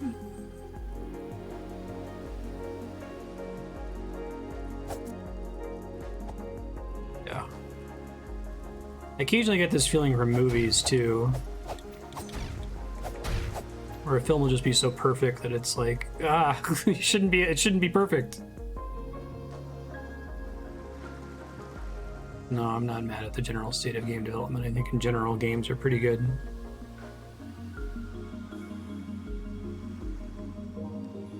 Yeah, there you go. How many people could make this game but couldn't quit their job because their basic needs weren't met?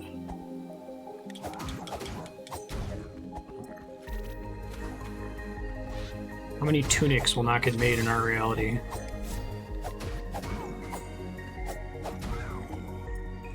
I think I'm gonna change things again now that I understand the costume room better.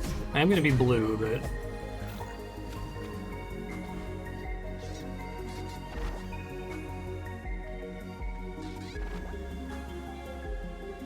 It's a cool little secret.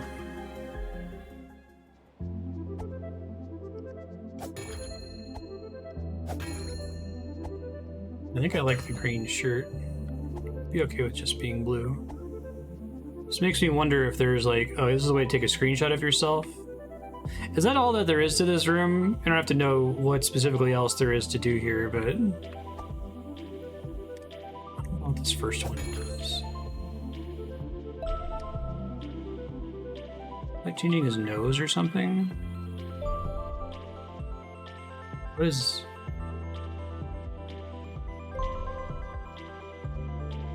Oh, it is his nose, isn't it?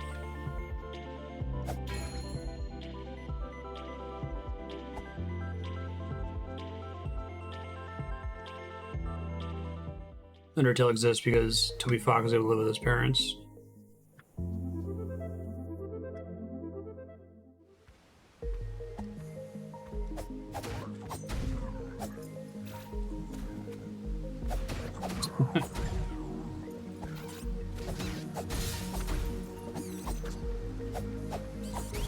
Okay, I'll keep it in mind.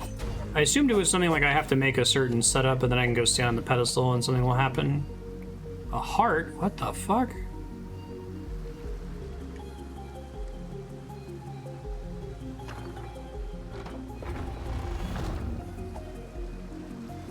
Oh, the heart is from... Ah!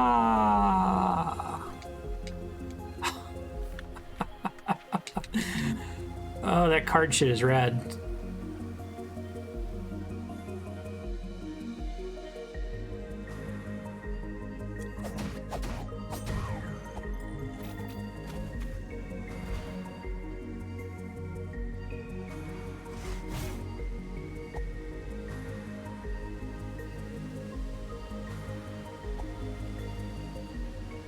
So what around here?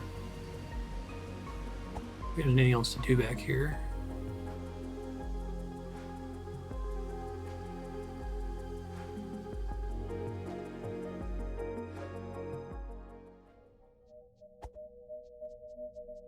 I like the way that the shops feel in this too. Oh, this isn't a shop.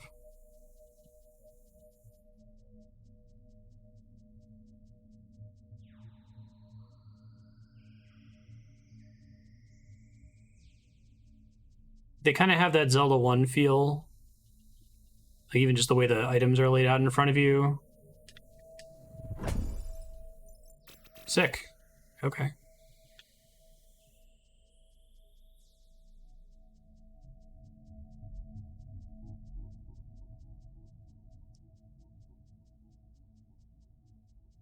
This is probably the closest game I've ever played to Zelda 1. I know Breath of the Wild was kind of trying to do the Zelda 1 thing, but it's its own thing. It's different enough, I think. And I love that they got all this extra stuff on top of it, like the Souls combat, and all these other cool ideas that are in there. Yeah, 255. Such an important number.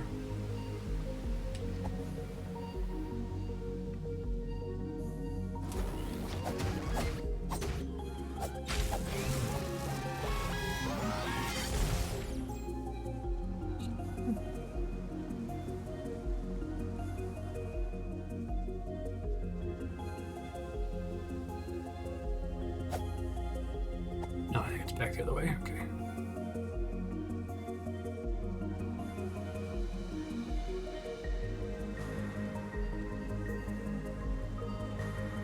Yeah, right. Zelda 1's one of those games that I can never unplay, and it makes me sad. I already know where most of the significant stuff are and what the big secrets are, you know.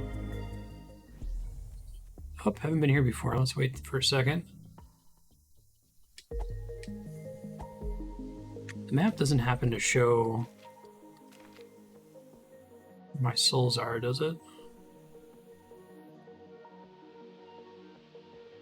Okay, I see myself down there.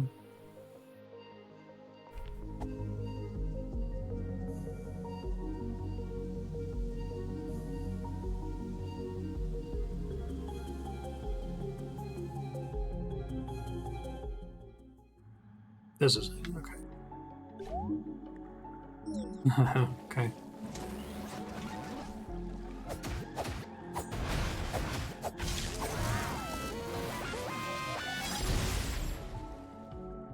Guess I'll heal just to be topped off.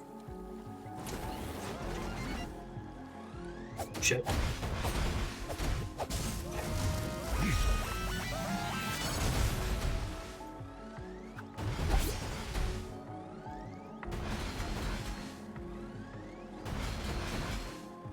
I like that that consumes your stamina.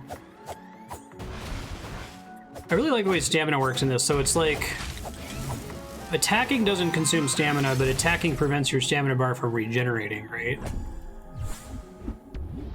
What the fuck is that?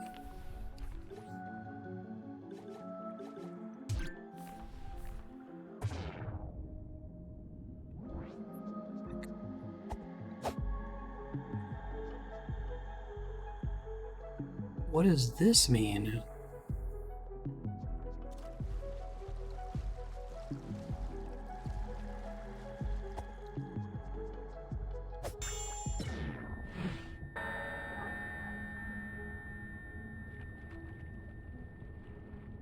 Slows me down too.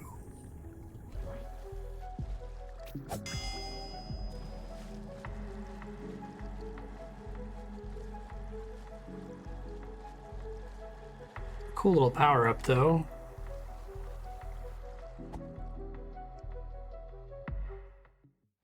Yeah, right, exactly.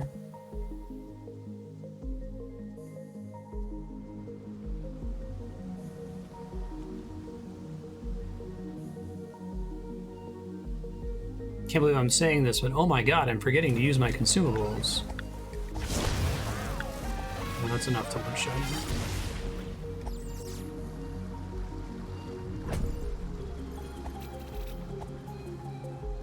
I've always maintained that my resistance to using consumables isn't... I mean, yes, part of it, it's a character flaw, but I've always kind of had this attitude that, like, well, a game hasn't yet convinced me to use consumables, right? It hasn't combined its design in such a way that it feels correct to do it, you know? Shit! Run, run, run. That is no longer true now. God. What the fuck?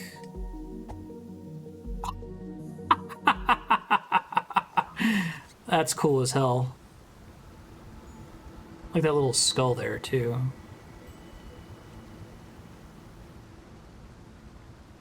Oh, that's a long waterfall, so maybe it doesn't count.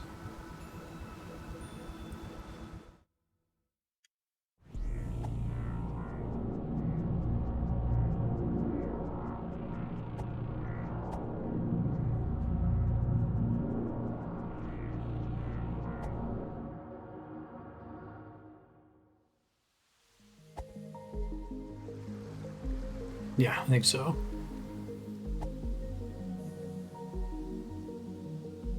You saw the grasses and demon souls. That's rad. Let's do that. But worse.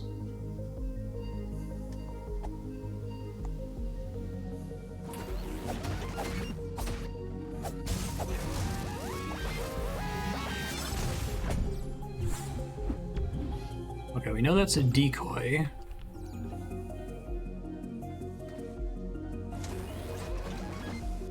Oh shit.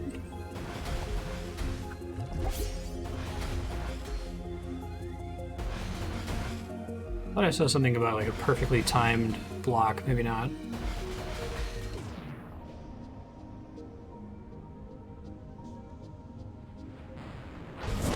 Oh shit, I didn't realize the projectiles could hit it. Damn. Okay.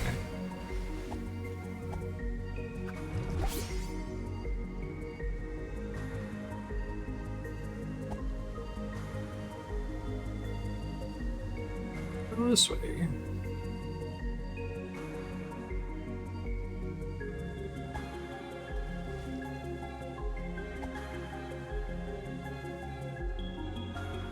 I'm aware of the hubris of like saying, oh, my behavior in video games, it's not my fault, it's the game's fault. Like, I'm deeply aware of that, but I think that to some extent it is true that in ideal game design, if you want the player to play the game a certain way, there are things that you can do to ensure that they play it correctly.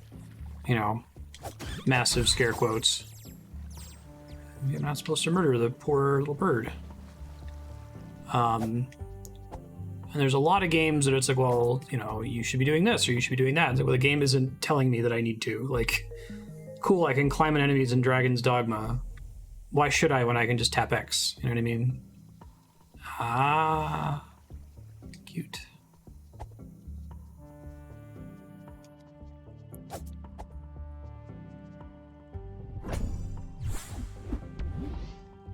I think it's like the fun way to play your game should be the only way to play your game. I'm gonna try to figure out what these do. I think this makes my attack stronger. I think this one lets me resurrect once, maybe. Yeah, that makes sense. Most RPGs have an upside down difficulty curve. I would agree with that. You definitely don't need elixirs for the final boss. Although I feel like I've played a handful of games where that ended up being true, that I did need to save all my elixirs, my full revives or whatever.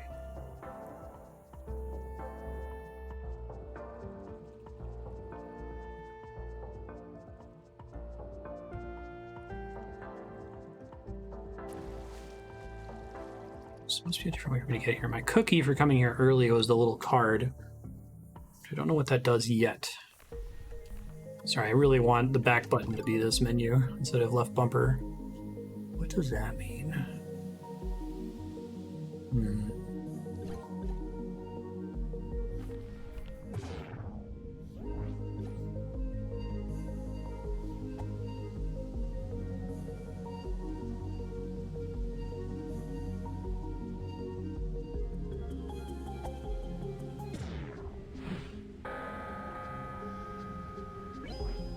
Well, maybe that would do something, maybe not.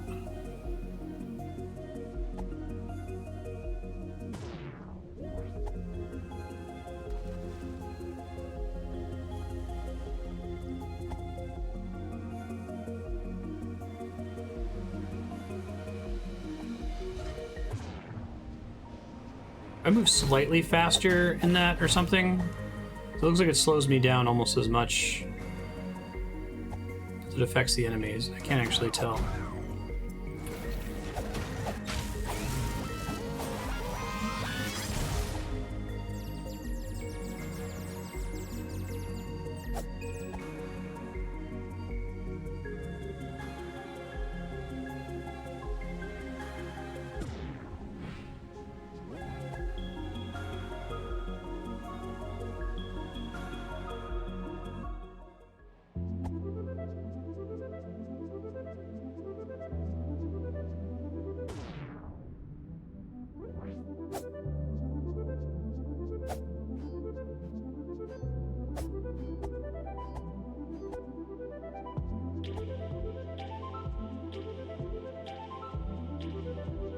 Oh, interesting.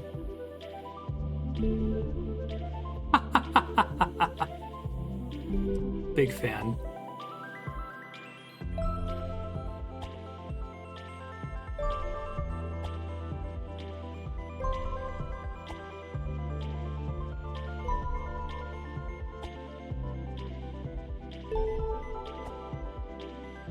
I'll do yellow. Wish I could get like teal on the shirt.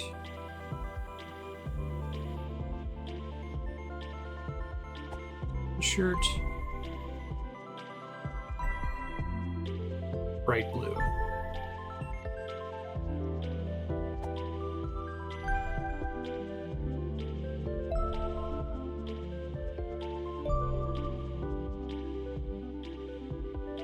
Look like a fashion disaster. That was my objective.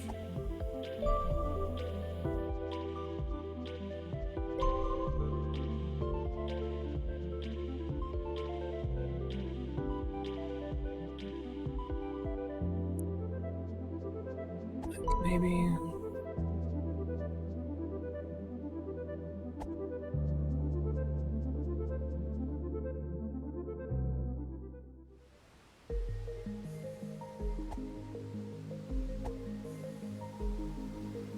That's weird.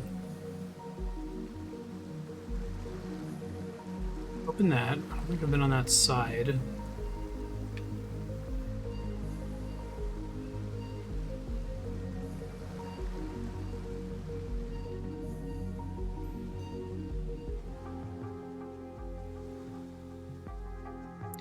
Basically the stream color scheme from Final Fantasy VI. Yellow for highlight, light blue for lesser highlight. Dark blue is the main background, and then I guess it should probably be white instead of black. I can adjust it next time I'm there.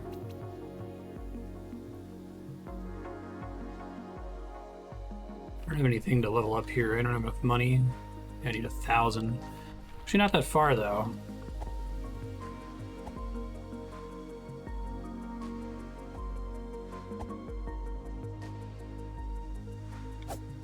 I wonder why they made left bumper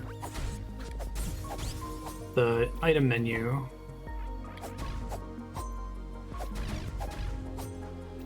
All the way over there.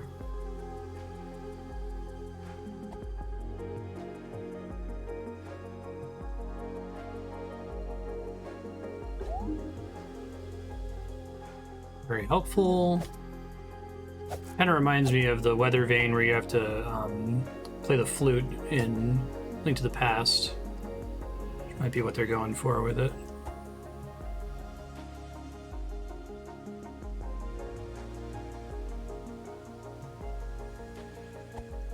It's one chest.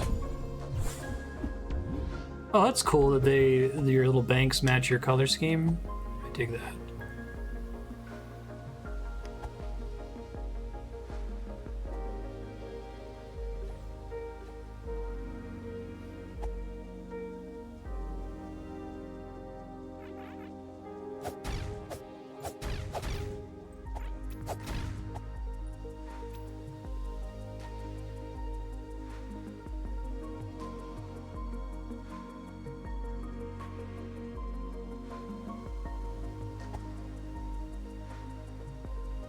Box color was a donation or a GDQ. That's cool for each individual piece.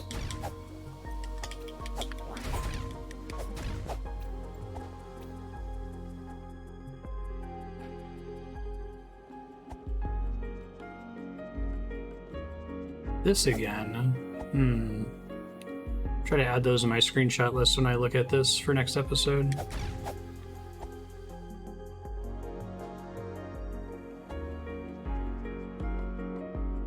Oh, just the fur color?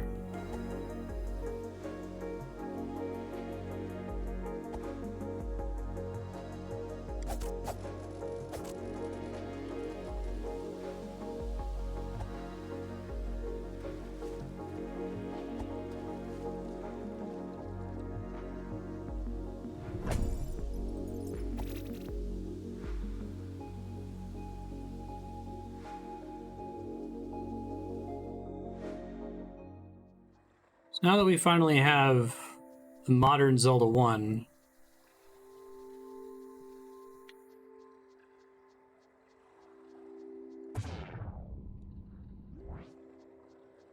you just need somebody to make the modern Zelda 2. I know there was that short Legend of Princess demo, but... So I wonder if this is the pattern they were trying to suggest to me earlier. Like those walls.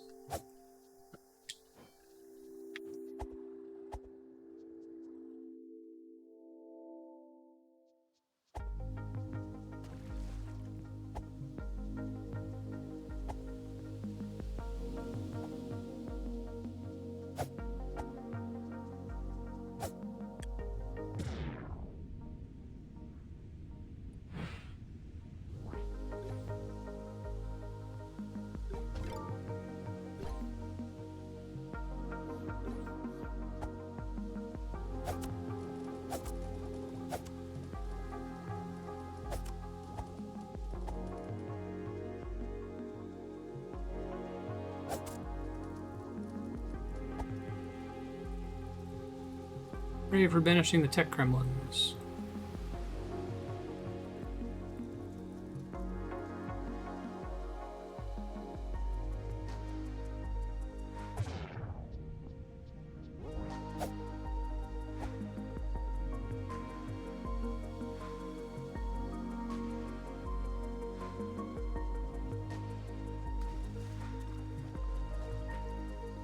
Thought I'd check.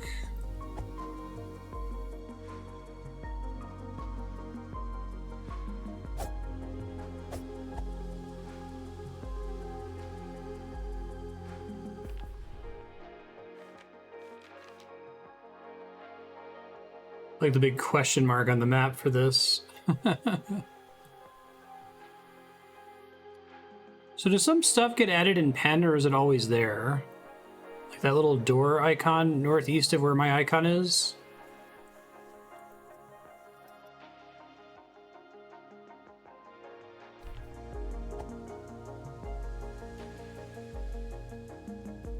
It's always there. Okay.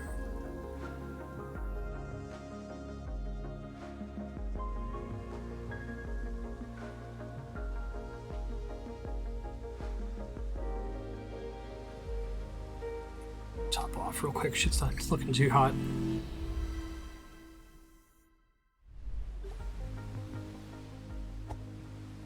I feel like this game, like seeing a thumbnail of somebody else playing it is potentially a massive spoiler. I haven't been back here in a minute. I'm just curious if things changed. I'm guessing no.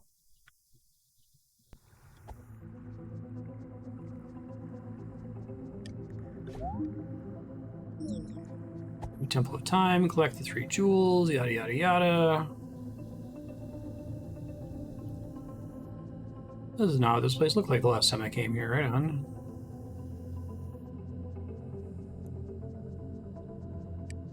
Like a spiritual version of this place before.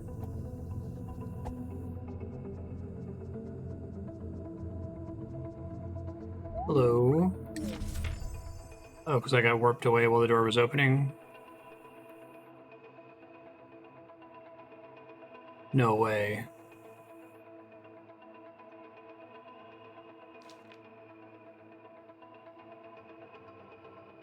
Okay.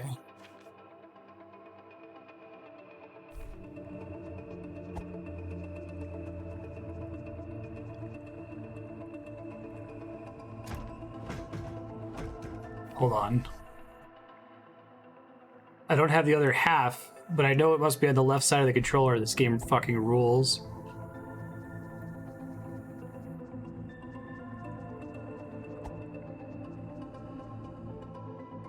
I see.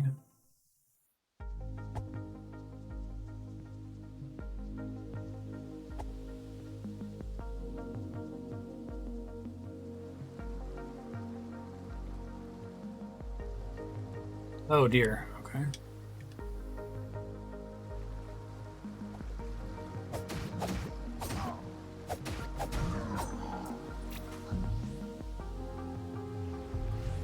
I want to go try this prayer thing. Might go back in the dungeon really quick just to do it where it's suggested. Right.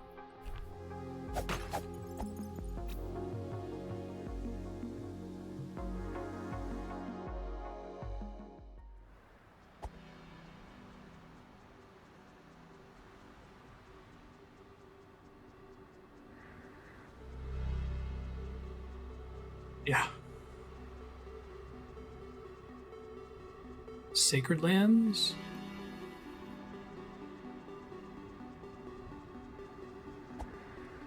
Right, hold on, let me see if I can just do this anywhere. So I know it's...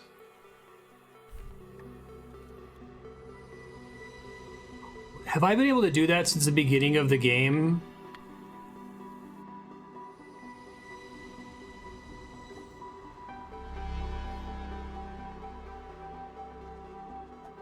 It's got some Outer Wilds in there. Fucking incredible.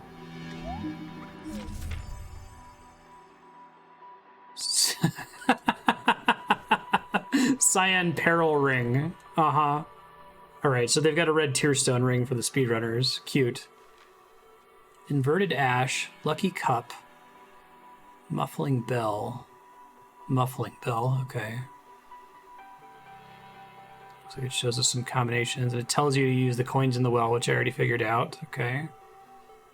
It tells you how many coins you need to get each tier of slots. I like the little screenshot there.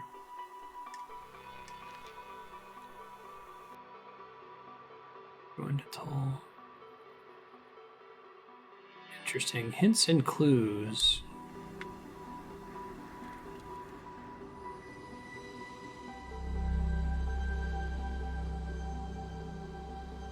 What does the sound that make change based on this song that's playing on the stage? Yeah, I think the fact that this game also has a bit of Outer Wilds in it is really great. I played Outer Wilds and I'm like, this might be like one of the best games ever made, and I hope more games take lessons from it because it's really good.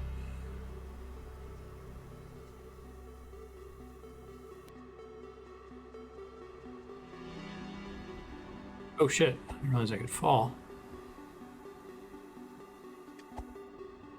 What the fuck? That's a thing that can happen? Okay.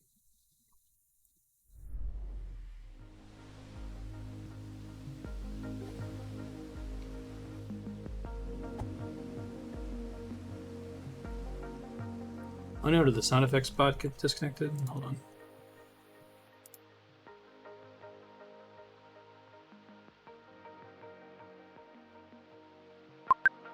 Whoops. You win again, Gravity. I did not mean to do that. Wait, so did ringing the bells cause the door to open?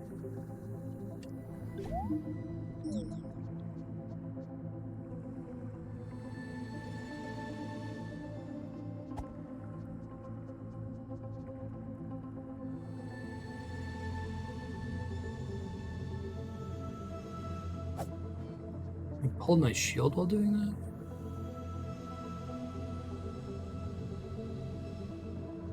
Yeah, no.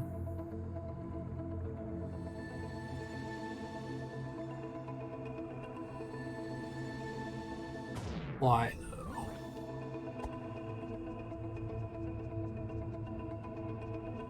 Okay. So we have to put the 3 Zelda gems.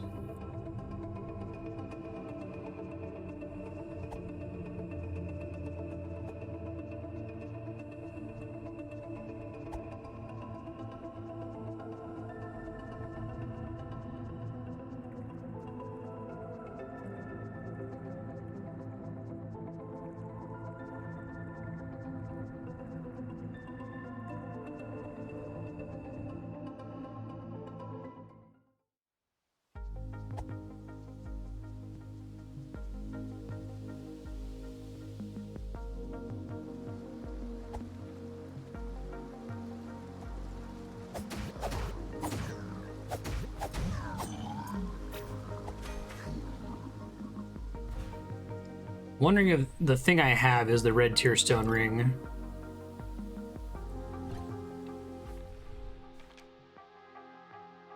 Yeah, cyan peril ring. Is defense increase when you're low health, right? And I think I have the red one. Sorry. Okay.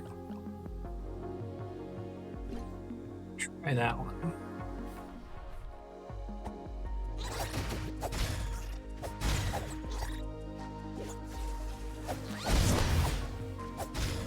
Trying to use my consumables, that's all.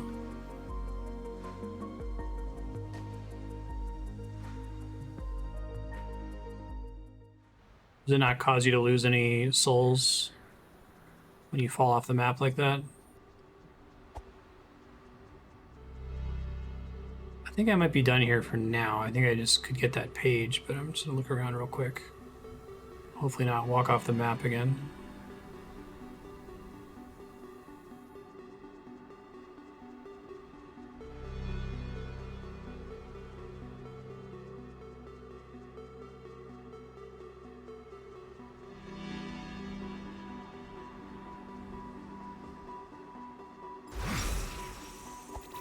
Did lose a bunch of souls.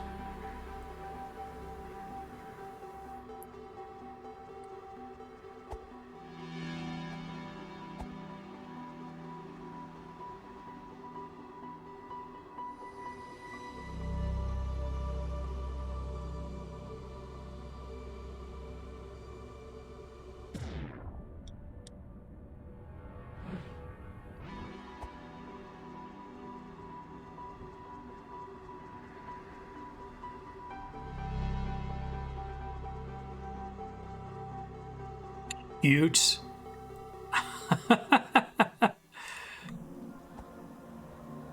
This game slaps.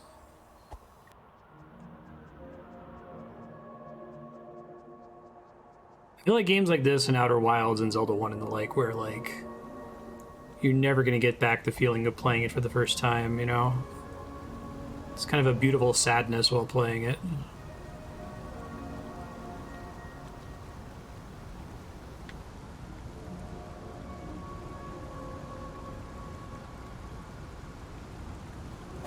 I do like, so this is something that FromSoft doesn't seem to have picked up, but, and I've mentioned this in some other indie Souls games, they seem to try to go for a strategy of the majority of your souls come from like chests and special pickups, basically never from just killing enemies. Like you can kill enemies and you technically can farm, but really you're going to do that to get like a quick upgrade that you're close to getting. It's not going to be your main source of upgrades. I feel like that's how Ender Lilies worked. There's thinking like 2 or 3 other ones that have kind of used the same thing. Death's Door works that way. You get a very small amount of XP from killing enemies, but way more from finding it in the game world or from getting it for bosses or whatever. I don't want games to go full Chrono Cross where you can only get upgrades and XP from completing levels, but oh, I see. It'll be a shortcut once I lower that rope. Okay. I like a middle ground. Enemies in general don't give you a ton. If you wanted to grind, you could, but it's much more efficient to just play the game and explore further. Whereas like Elden Ring is an almost perfect game. I love it very much. Like it's perfect rating on a curve for its ridiculous scope. I have things that I'd like to be changed, but it's harder to do when your game is that big. But anyway, like the way XP works in Elden Ring is incredibly, frustratingly janky.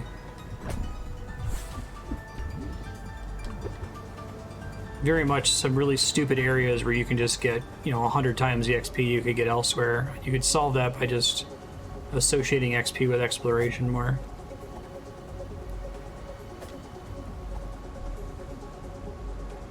Yeah, I suppose that's true. That's a good sound to hear.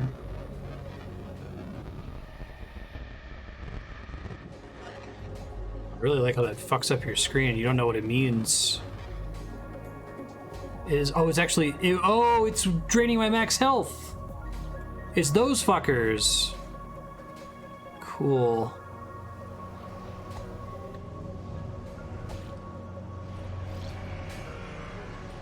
Just the ones that were mining earlier, I think. Well, that's one way to go. Should have guessed it because they were red. I think my nearest checkpoint is fucking forever away. The jailers.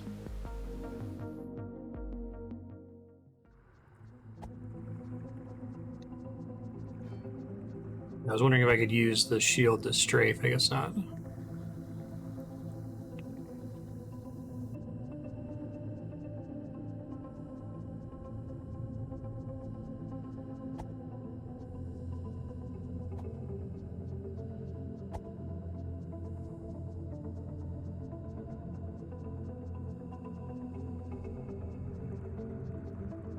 Not sure what got cleared, but if you can, try to use hide.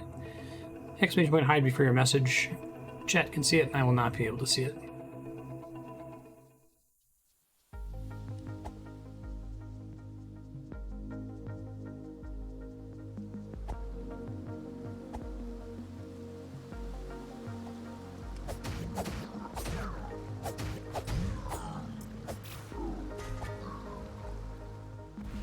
No, thanks for catching it.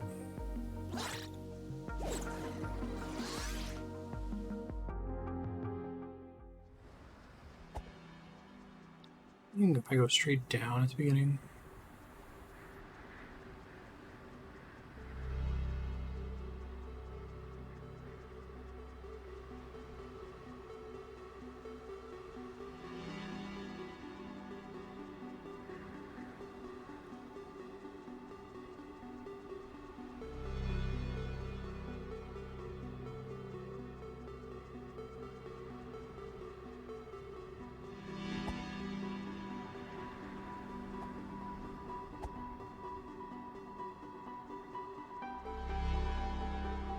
I love that. That's so good.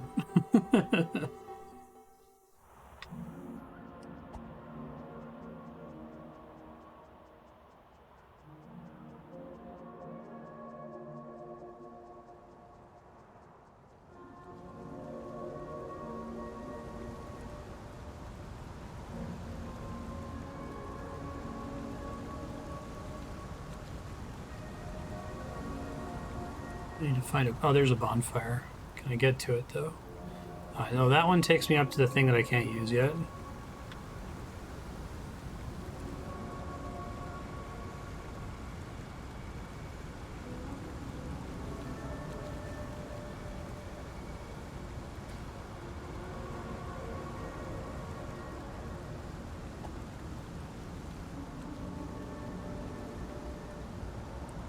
It's like black gunk. Hey, Nightly Prophet, how you doing?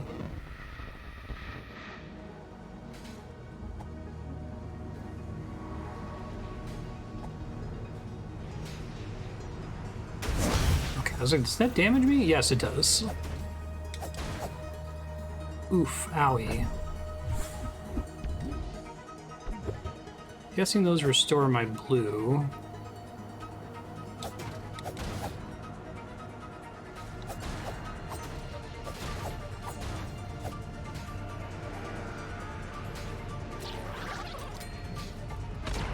Sniper? Sniper, no sniping.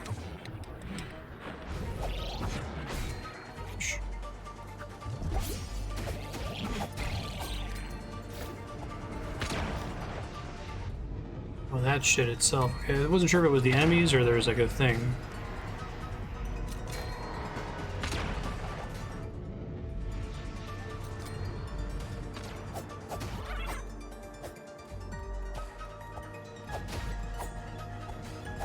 Oh no, wait, that makes me sad. Oh shit. Get away from it! Get away from the garbage! Nice. I guess they were doing the classic lure me into it thing.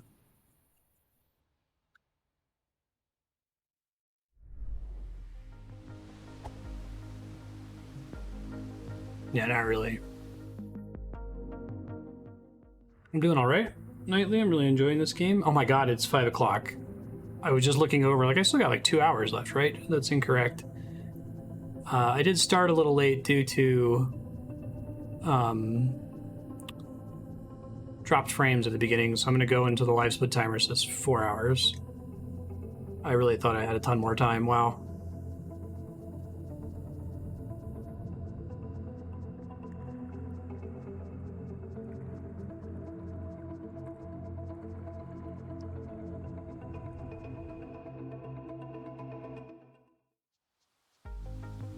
Need to get to a bonfire in there if possible.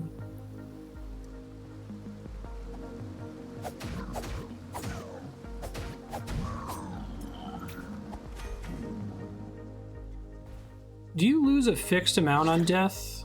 Is it always 20? Or is it based on how much you have?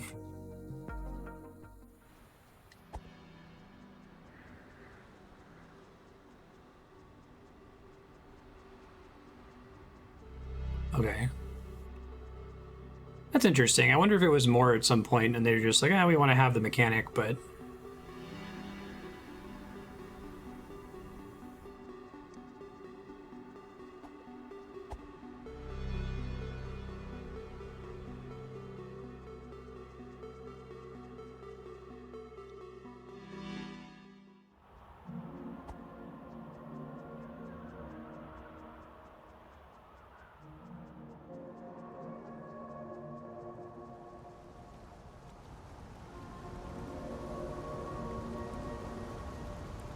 I don't want to do the thing that is the bane of every Souls game. There's a degenerate strategy that, like, removes a lot of the fun from most Souls games, and it's just, like, sprinting past everything. But I might want to see how far I can get to a checkpoint so that I can then start going back to systematically clearing things.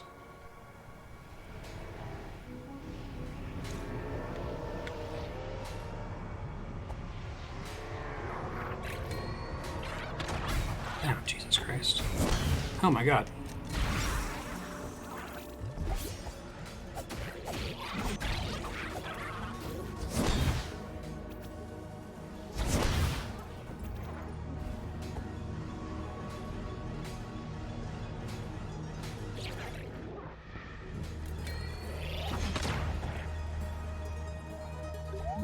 No, no, you can't do that to me. It's so mean. They know what they're doing.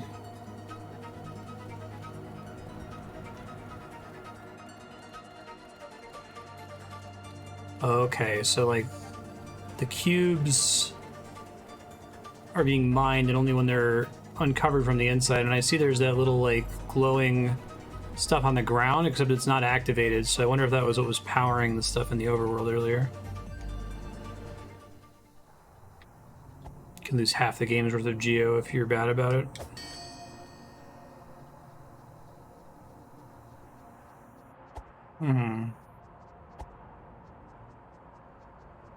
And you can die at an unfortunate time and just not make it back and lose it.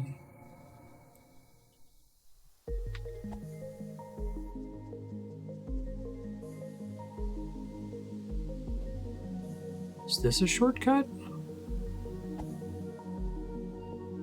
Looks like it should be. How the hell do I open it, though? This connects to there? Oh dear. Assume that makes... I don't think I have a... Oh, inverted ash. Ah, okay. It makes my potions heal MP instead of HP. Cute. I love how the jailer max HP decrease is, like, insanely punishing. Ouch.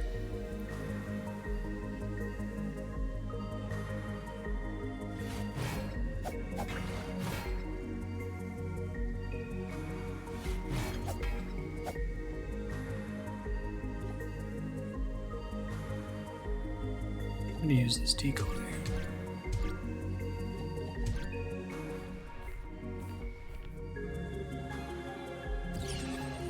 Oh, that didn't work. Did work. Nice.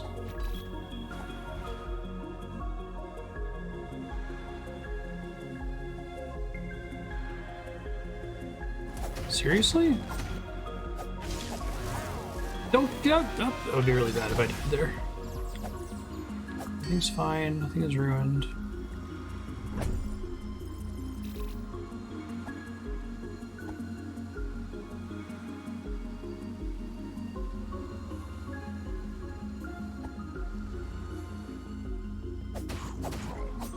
Seriously? Is that just always there? Hold on. Something's not right. I don't think I changed anything while I was over here, did I?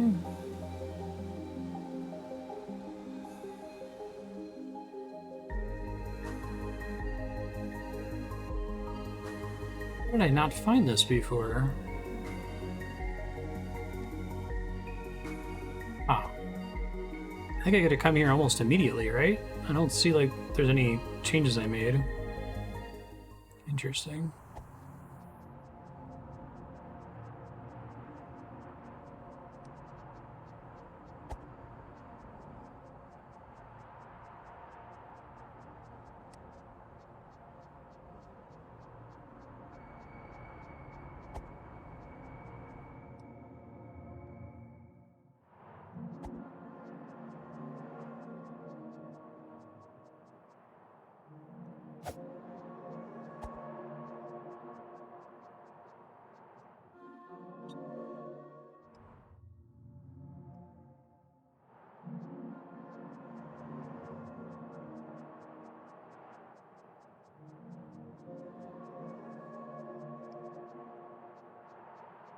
I love the view of the world here. This is cool. My guess right now is that they're mining whatever's in these cubes for the stuff that kills you when you look at it, and it's being used to power magical stuff in some way.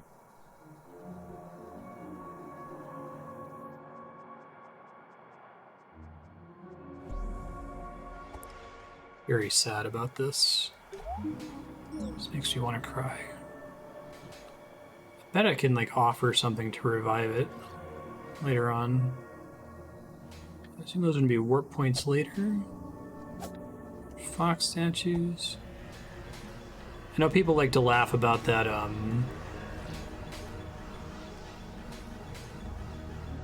that thing in Elden Ring where it's like, she's dead. Okay. Shoot. Should have seen that coming.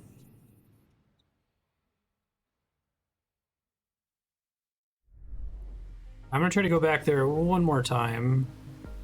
I'm wondering if going the way I just was at is more efficient.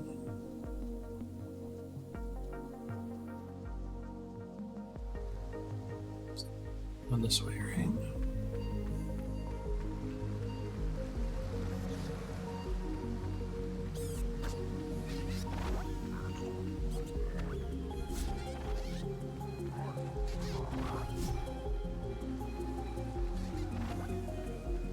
Might be comparable runs, actually.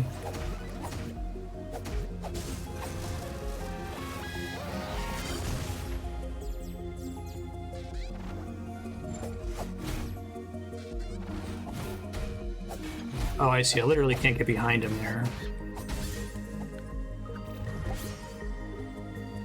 So this is kind of partially there to discourage me, I suppose. That always gets rid of his shield. Okay.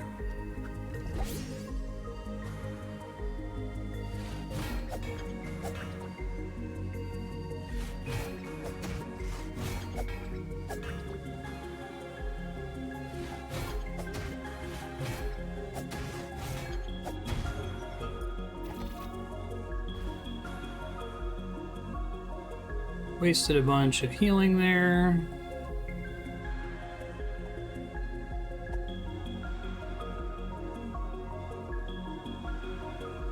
Make it harder to bomb him.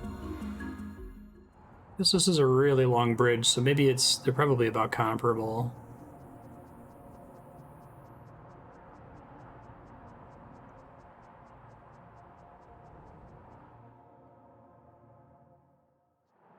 Like how a lot of these, it feels like you're meant to find them from the other way. Then you just have permanent new information.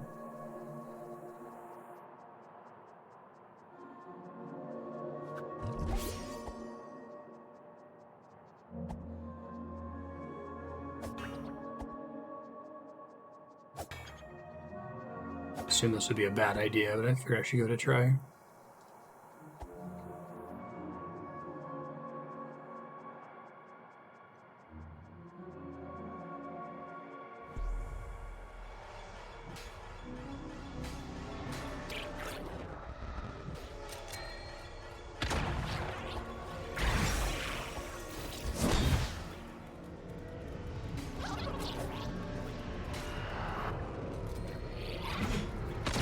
Shit. Well, so I was worried about happening.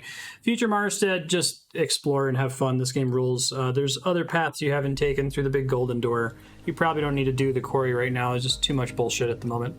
Get some upgrades and do something else.